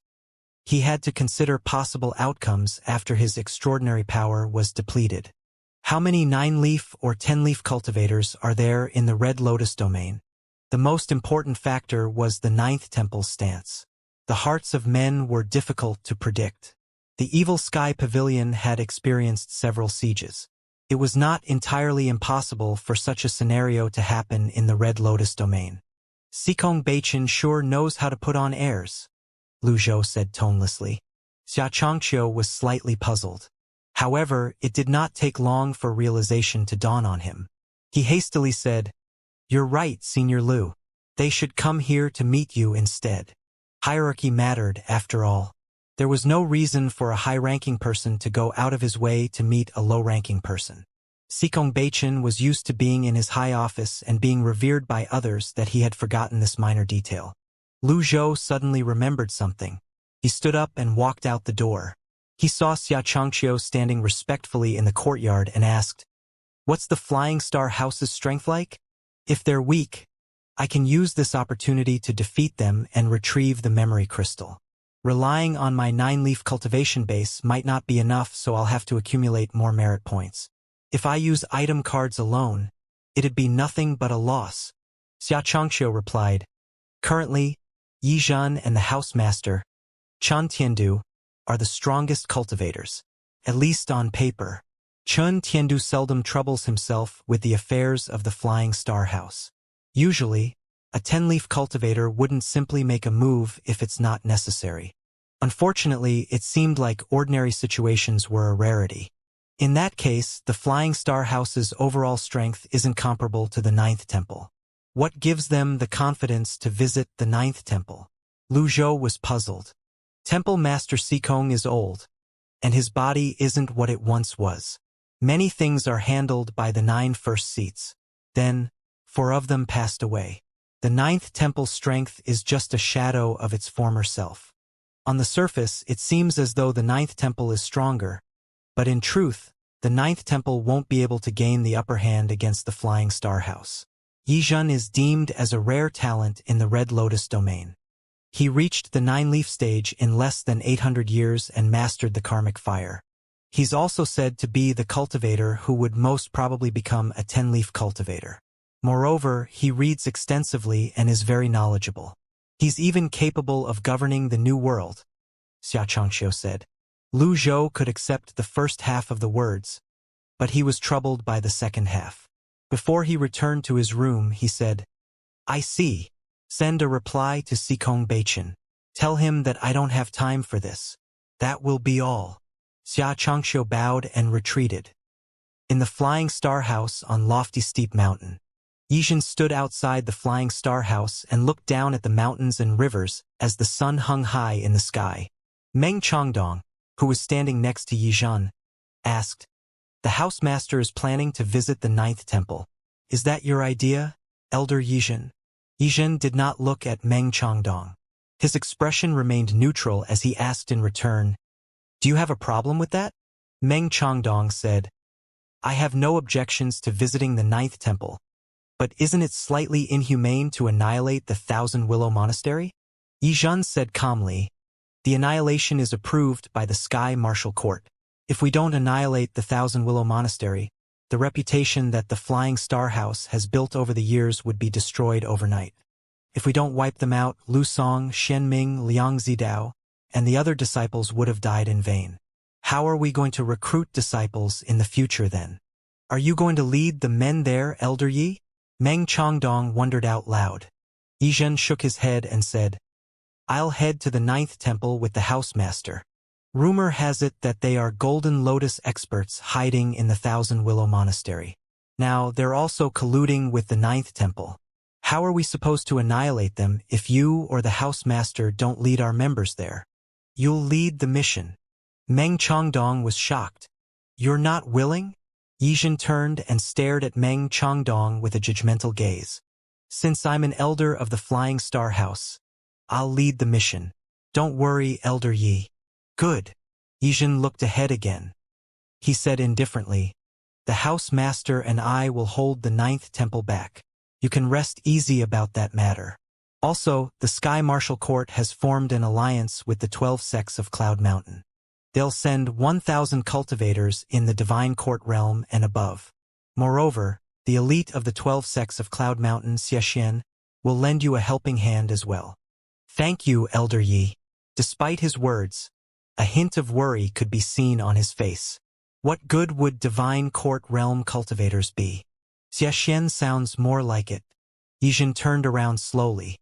He walked toward the dojo and said, "Elder Meng, don't forget, 3 days. I'll go and make preparations at once. Meng Chongdong left. After Meng Chongdong left, a Confucian scholar entered Yi Zhen's dojo. He bowed and said, "Should I continue keeping an eye on him?" Yi Zhen smiled faintly. "There's no need.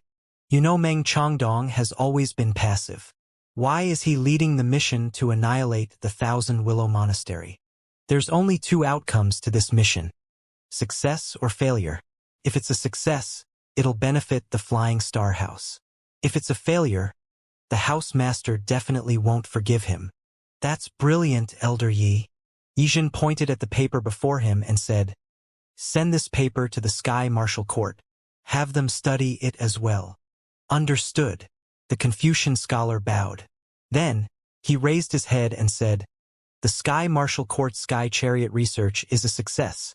They can now cross the endless ocean, and the duration of the journey has been reduced to half. Should we send our men over? The Golden Lotus domain has already invaded the Red Lotus domain. There's no need to meddle in the matters of the Golden Lotus domain," Yi Zhen said. "All right, I'll take care of it right away." The Confucian scholar picked the paper up and looked at the random symbols.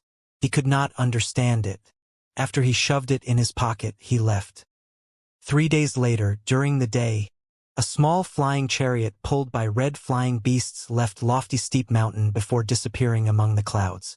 Meanwhile, on another peak that was much shorter than lofty steep mountain, Meng Chongdong and 1,000 cultivators left and flew toward the Thousand Willow Mountain. Half a day later, in the 9th temple, "Grand Elder, the Flying Star House's Yi Zhen is here," a disciple said with a bow.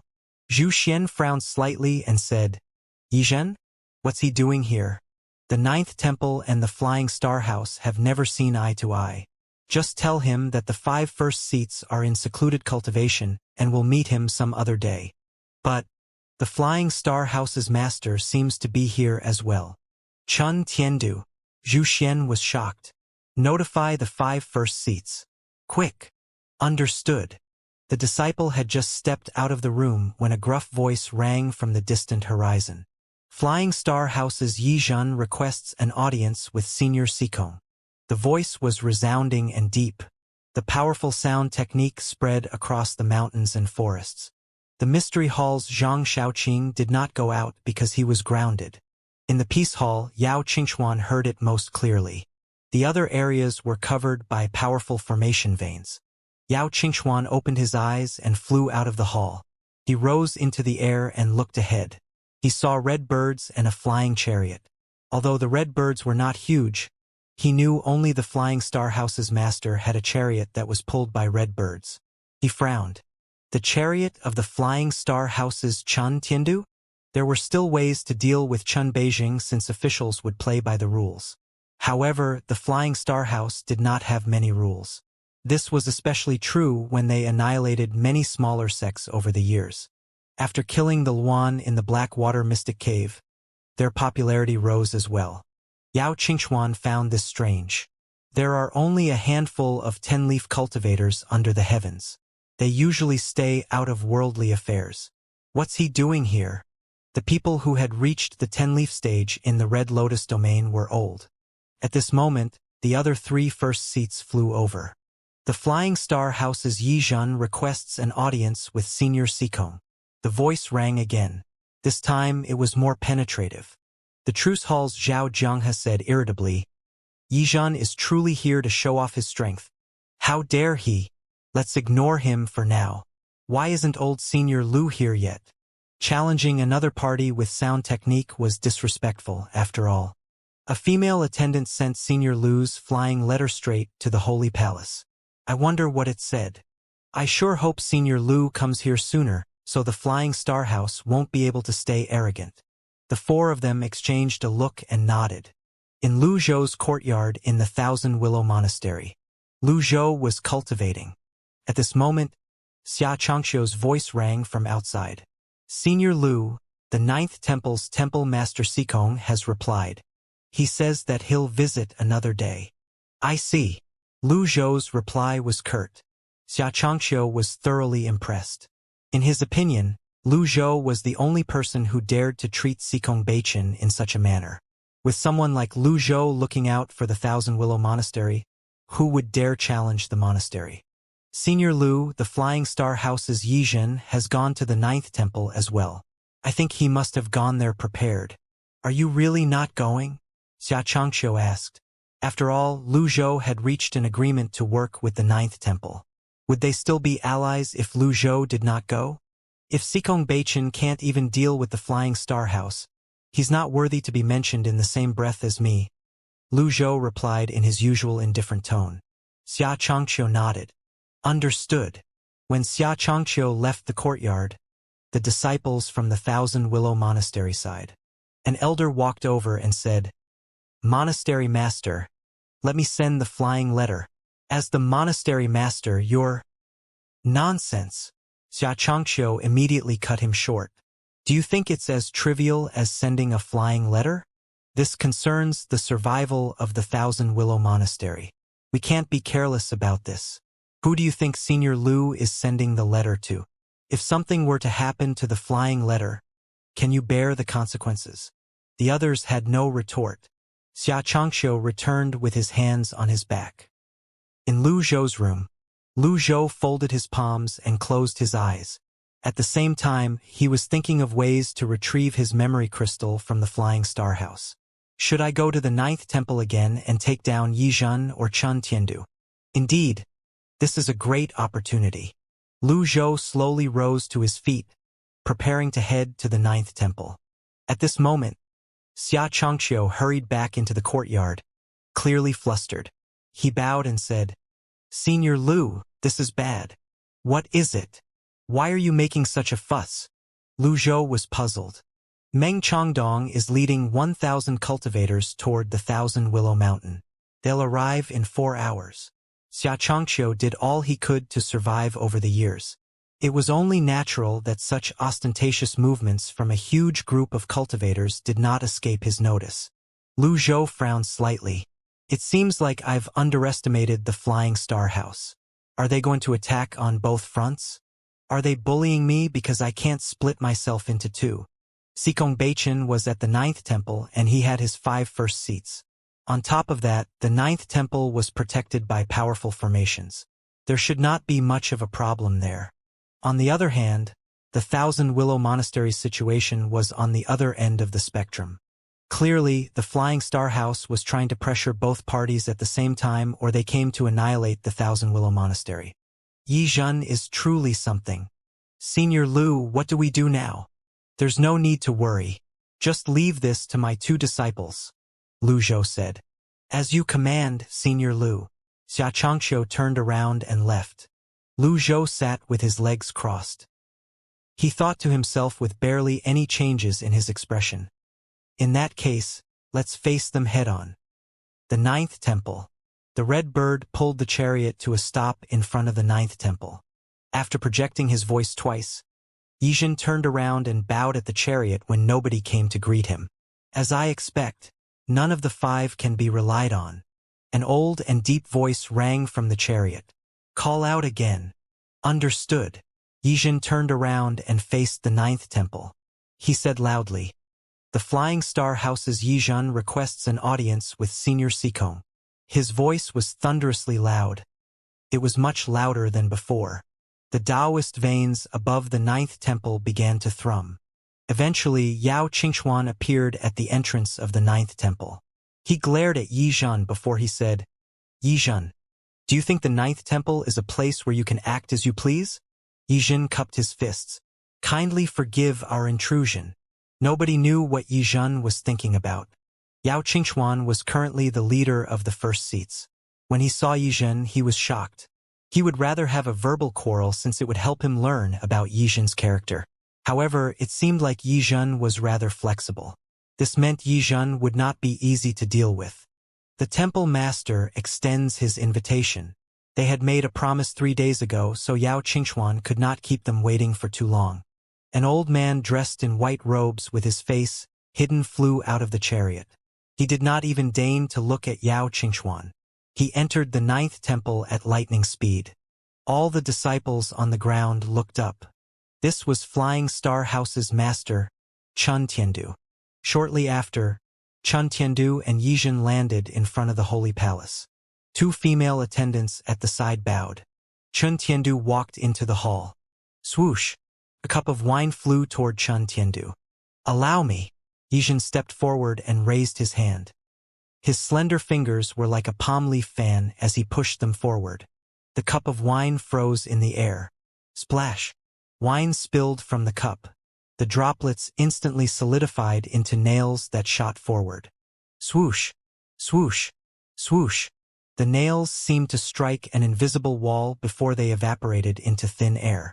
Are you the Flying Star House's Yizhen? The one whom people say is a great talent in recent years. The voice was stable and imposing. Yizhen bowed.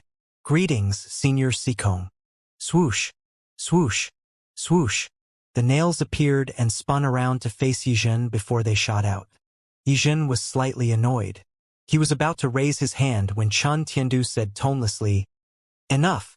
A warm and moist wave of air rolled out and caused the nails to evaporate. You old geezer.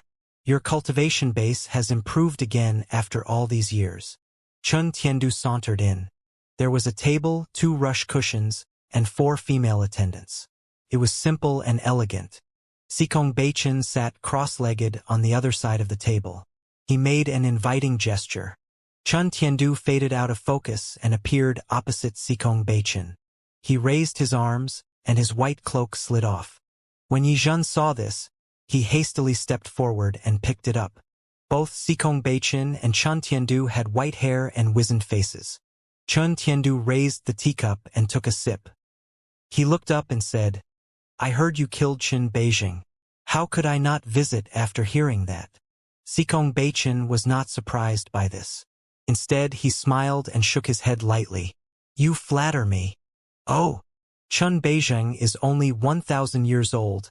Both of us are in our old age now. How could I have killed him?" Sikong Beichen said. Chen Tiandu's eyes gleamed. He said, "Why are you in such a hurry to shirk off the responsibilities? Are you worried that I'll hold you accountable for that?" Sikong Beichen shook his head and said, "Chen Tiandu, if I truly killed him, I would be happy that you came all the way here to throw your life away." Yizhen took a step forward. Chen Tiandu raised a hand. At this moment, the 5 first seats appeared at the door. If Sikong Beichen gave the order, a huge battle would commence immediately. The atmosphere grew tense. Yizhen smiled and said, "Since the house master is here, it's only natural that we're well prepared." Sikong Beichen only glanced at Yizhen before he returned his attention to Chen Tiandu. Chen Tiandu smiled and calmly asked, "If you didn't kill Qin Beijing, who did?" Sikong Beichen had been waiting for this question. He feigned an extremely obvious expression of fear and respect as he said, "It's a senior with the surname Liu." Liu. Chen Tiandu and Yizhen searched their brains for a cultivator with the surname Liu but did not find anything. Among the elites they knew, there was no one with the surname Liu. Then, Sikong Beichen continued to say, "Shocking the duo from the Flying Star House. Senior Liu has initiated his birth chart." Chen Tiandu had made all necessary preparations. His trusted subordinate, Yizhen, had already planned it all. When he heard the words birth chart, his expression grew stiff. He was perplexed and skeptical. "We've fought for many years, you and I, and yet, I've never seen you lie like this, Sikong Beichen. I don't have the time to entertain you and your delusions." Chen Tiandu took a sip from his teacup. Sikong Beichen said indifferently, "It's just as you said. We've known each other for many years now, and I have never lied. In that case, what makes you think that I'm lying to you now?" Chen Tiandu was slightly taken aback. Yizhen spoke up at this moment. "If I may, let's hear it. Do we have any witnesses who have seen this Senior Liu who has initiated his birth chart?" Yizhen asked. "My disciples can bear witness to that." The 4 first seats bowed in unison. There was no need for them to speak. Their attitude made their answers very clear. Naturally, the 9th Temple's members would side with their own. Chen Tiandu raised his wizened hand and placed it on the table. Whiz! Primal chi surged, and the teacup rose slowly into the air. "We both know how difficult it is to initiate the birth chart. Why must you deceive others and yourself? Chun Tiandu's cup flew towards Sikong Beichen. Sikong Beichen placed his hand on the table as well. You can choose not to believe me, Chun Tiandu. If the goal of your visit today is to verify this, I'm afraid it will be meaningless. The teacup flew back to Chun Tiandu. It stopped half an inch away from his nose. Chun Tiandu widened his eyes. The buzzing noise from the vibration grew stronger. Let's say you're telling the truth. Even then, there's no doubt the ninth temple isn't blameless in regard to Chun Beijing's death. The tea inside the cup spilled out and solidified into needles. They were as fine as miniature energy swords. Yijin was slightly shocked. The hair-like needles were now in front of Sikong Beichen. He frowned as he spread his fingers apart before putting his hands on the table again. For every grievance, someone is responsible. For every debt, there is a debtor. If you intend to search for the culprit, you can look for Senior Lu. Why is the Flying Star House so obsessed about this matter when the palace has not even said anything? Bam! The needles turned into droplets of water again and fell from the air. When they were about to land on the table, they solidified again. Chun Tiandu's expression remained unchanged. He spread his fingers and placed them firmly on the table. This is how the Flying Star House has always done things. Since the culprit is another person, the ninth temple should be the one to bring him to us. Primal chi surged above the holy palace. A surge of red energy traveled back and forth in the sky. Soon enough, primal chi was turned into energy swords. Sikong Beichen exerted some force in his forefingers. Above the holy palace, energy swords collided. Bam! Bam! Bam! The ninth temple isn't capable of dealing with someone like Senior Lu. If you're so anxious, why don't you head to the Thousand Willow Monastery to capture him? Sikong Beichen asked. The needles in the air moved forward, seeming as though they would impale Chun Tiandu's hand. Bam! Bam! Bam! The clashing energy swords in the sky seemed to be evenly matched. They formed formations as they continued to clash. It looked as though there was a firework display in the sky at this moment. More than 10,000 disciples from the ninth temple were gathered. It was not a minor force. They looked at the sky. Chun Tiandu sensed the presence of the large group of cultivators. He pressed his fingers down with so much force that his hand sank into the wooden table, leaving a palm-shaped dent behind. Sikong Beichen, I'm afraid that your plan will fail. Elder Meng has already gone to the Thousand Willow Monastery. In less than 2 hours, there will be nothing left of the Thousand Willow Monastery. The needles were now aimed at Sikong Beichen's hands. Sikong Beichen pressed his fingers into the table, as well as he said with a mocking smile on his face, "Trying to kill Senior Lu?" Chun Tiandu frowned slightly. "Why are you smiling?" "I'm amused that the Grand Flying Star House's master would do something so foolish. You've lived in seclusion for far too long. Why don't we have a wager?" Sikong Beichen seemed excited. He seemed energetic for someone his age. Was he having his dying flash? "On what?" Chun Tiandu said. "On whether Meng Changdong will be able to return alive," Sikong Beichen said. Yijin cupped his fists. "I'm afraid that you'll be disappointed. Elder Meng is accompanied by Xianxia, an elite from the 12 sects of Cloud Mountain, and the disciples of the Sky Martial Court and the Flying Star House. There are 1,000 cultivators in total. I'm sorry, Senior Sikong. The Thousand Willow Monastery has killed our disciples far too many times. It's time to put an end to this." Whiz! Bam! Bam! Bam! The energy swords in the skies grew in numbers by the minute. At the same time, their altitude seemed to have gotten much lower as well. If they were lower any further, they would slice the top of the holy palace off. "You will pay for your foolishness then." Sikong Beichen pressed his hand down again. He made a palm seal with his right hand before he retracted it. Chun Tiandu did the same. "I agree with the wager. The loser has to destroy his cultivation base." "Sure." Sikong Beichen was invigorated upon hearing Chun Tiandu's words. When they both retracted their palms, the energy swords to the left above the holy palace faded away. However, those on the right grew stronger. The needles that hovered above the table suddenly shot forward. Chun Tiandu frowned. He said hoarsely, "Impossible." When he raised his hand again, it was already too late.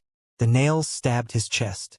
As soon as Chun Tiandu's energy burst forth, Cultivation released a blast of energy as well. Bam! Chun Tiandu recoiled, but he maintained his posture of sitting cross-legged. Then he spat out a mouthful of blood. Before gravity could bring the blood to the ground, the blood seemed to freeze in the air.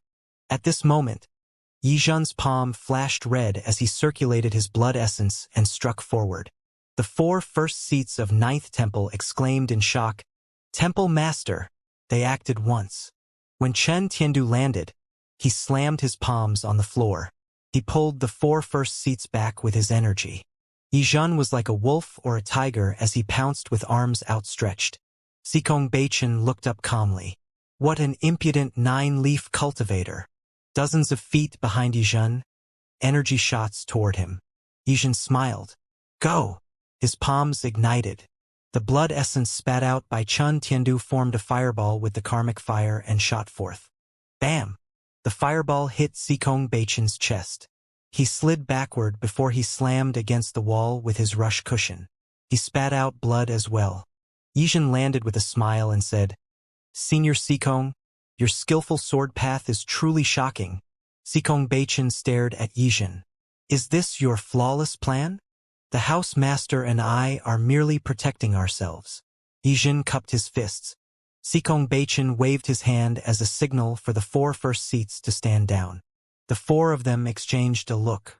They did not know what the temple master was planning. Chun Tiandu retracted his energy and brought his palm toward his dantian, gradually calming himself down. "Cultivation, I've underestimated you. I wouldn't have believed it if I didn't see it with my own eyes. You found a new sword path." Chun Tiandu wiped away the blood from the edge of his lips. "My understanding is only superficial. Compared to Senior Lu, I'm nothing. Using all creation as a sword, the swordless path. I can only manage the first part of it," Cultivation said with a sigh. Upon hearing this, Chun Tiandu frowned. Yizhen cupped his fists decisively and said, "I apologize for our intrusion today."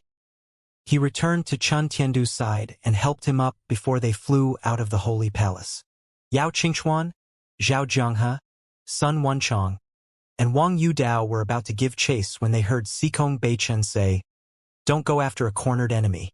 Temple Master, why aren't we going after them? They're insufferable bullies. They're trampling all over us." Yao Qingchuan asked indignantly. Cultivation said, "Chun Tiandu seems well, but he has been grievously wounded by me. All the more reason we should seize this opportunity to chase after them and kill them." Yao Qingchuan was puzzled. Cultivation looked outside. He coughed before solemnly said, "Yizhen is cunning." After Yizhen flew away from the 9th temple with Chun Tiandu placed a hand on his chest as he asked, "Why didn't you kill him when you had the chance?" "I sensed the presence of an elite." The 2 of them landed on the chariot. Yizhen waved his arm. The red bird adjusted its bearing. He looked down at the forest below. "Head for the 1,000 Willow Monastery. Quickly. Tell Elder Meng to retreat as quickly as he can." "Understood."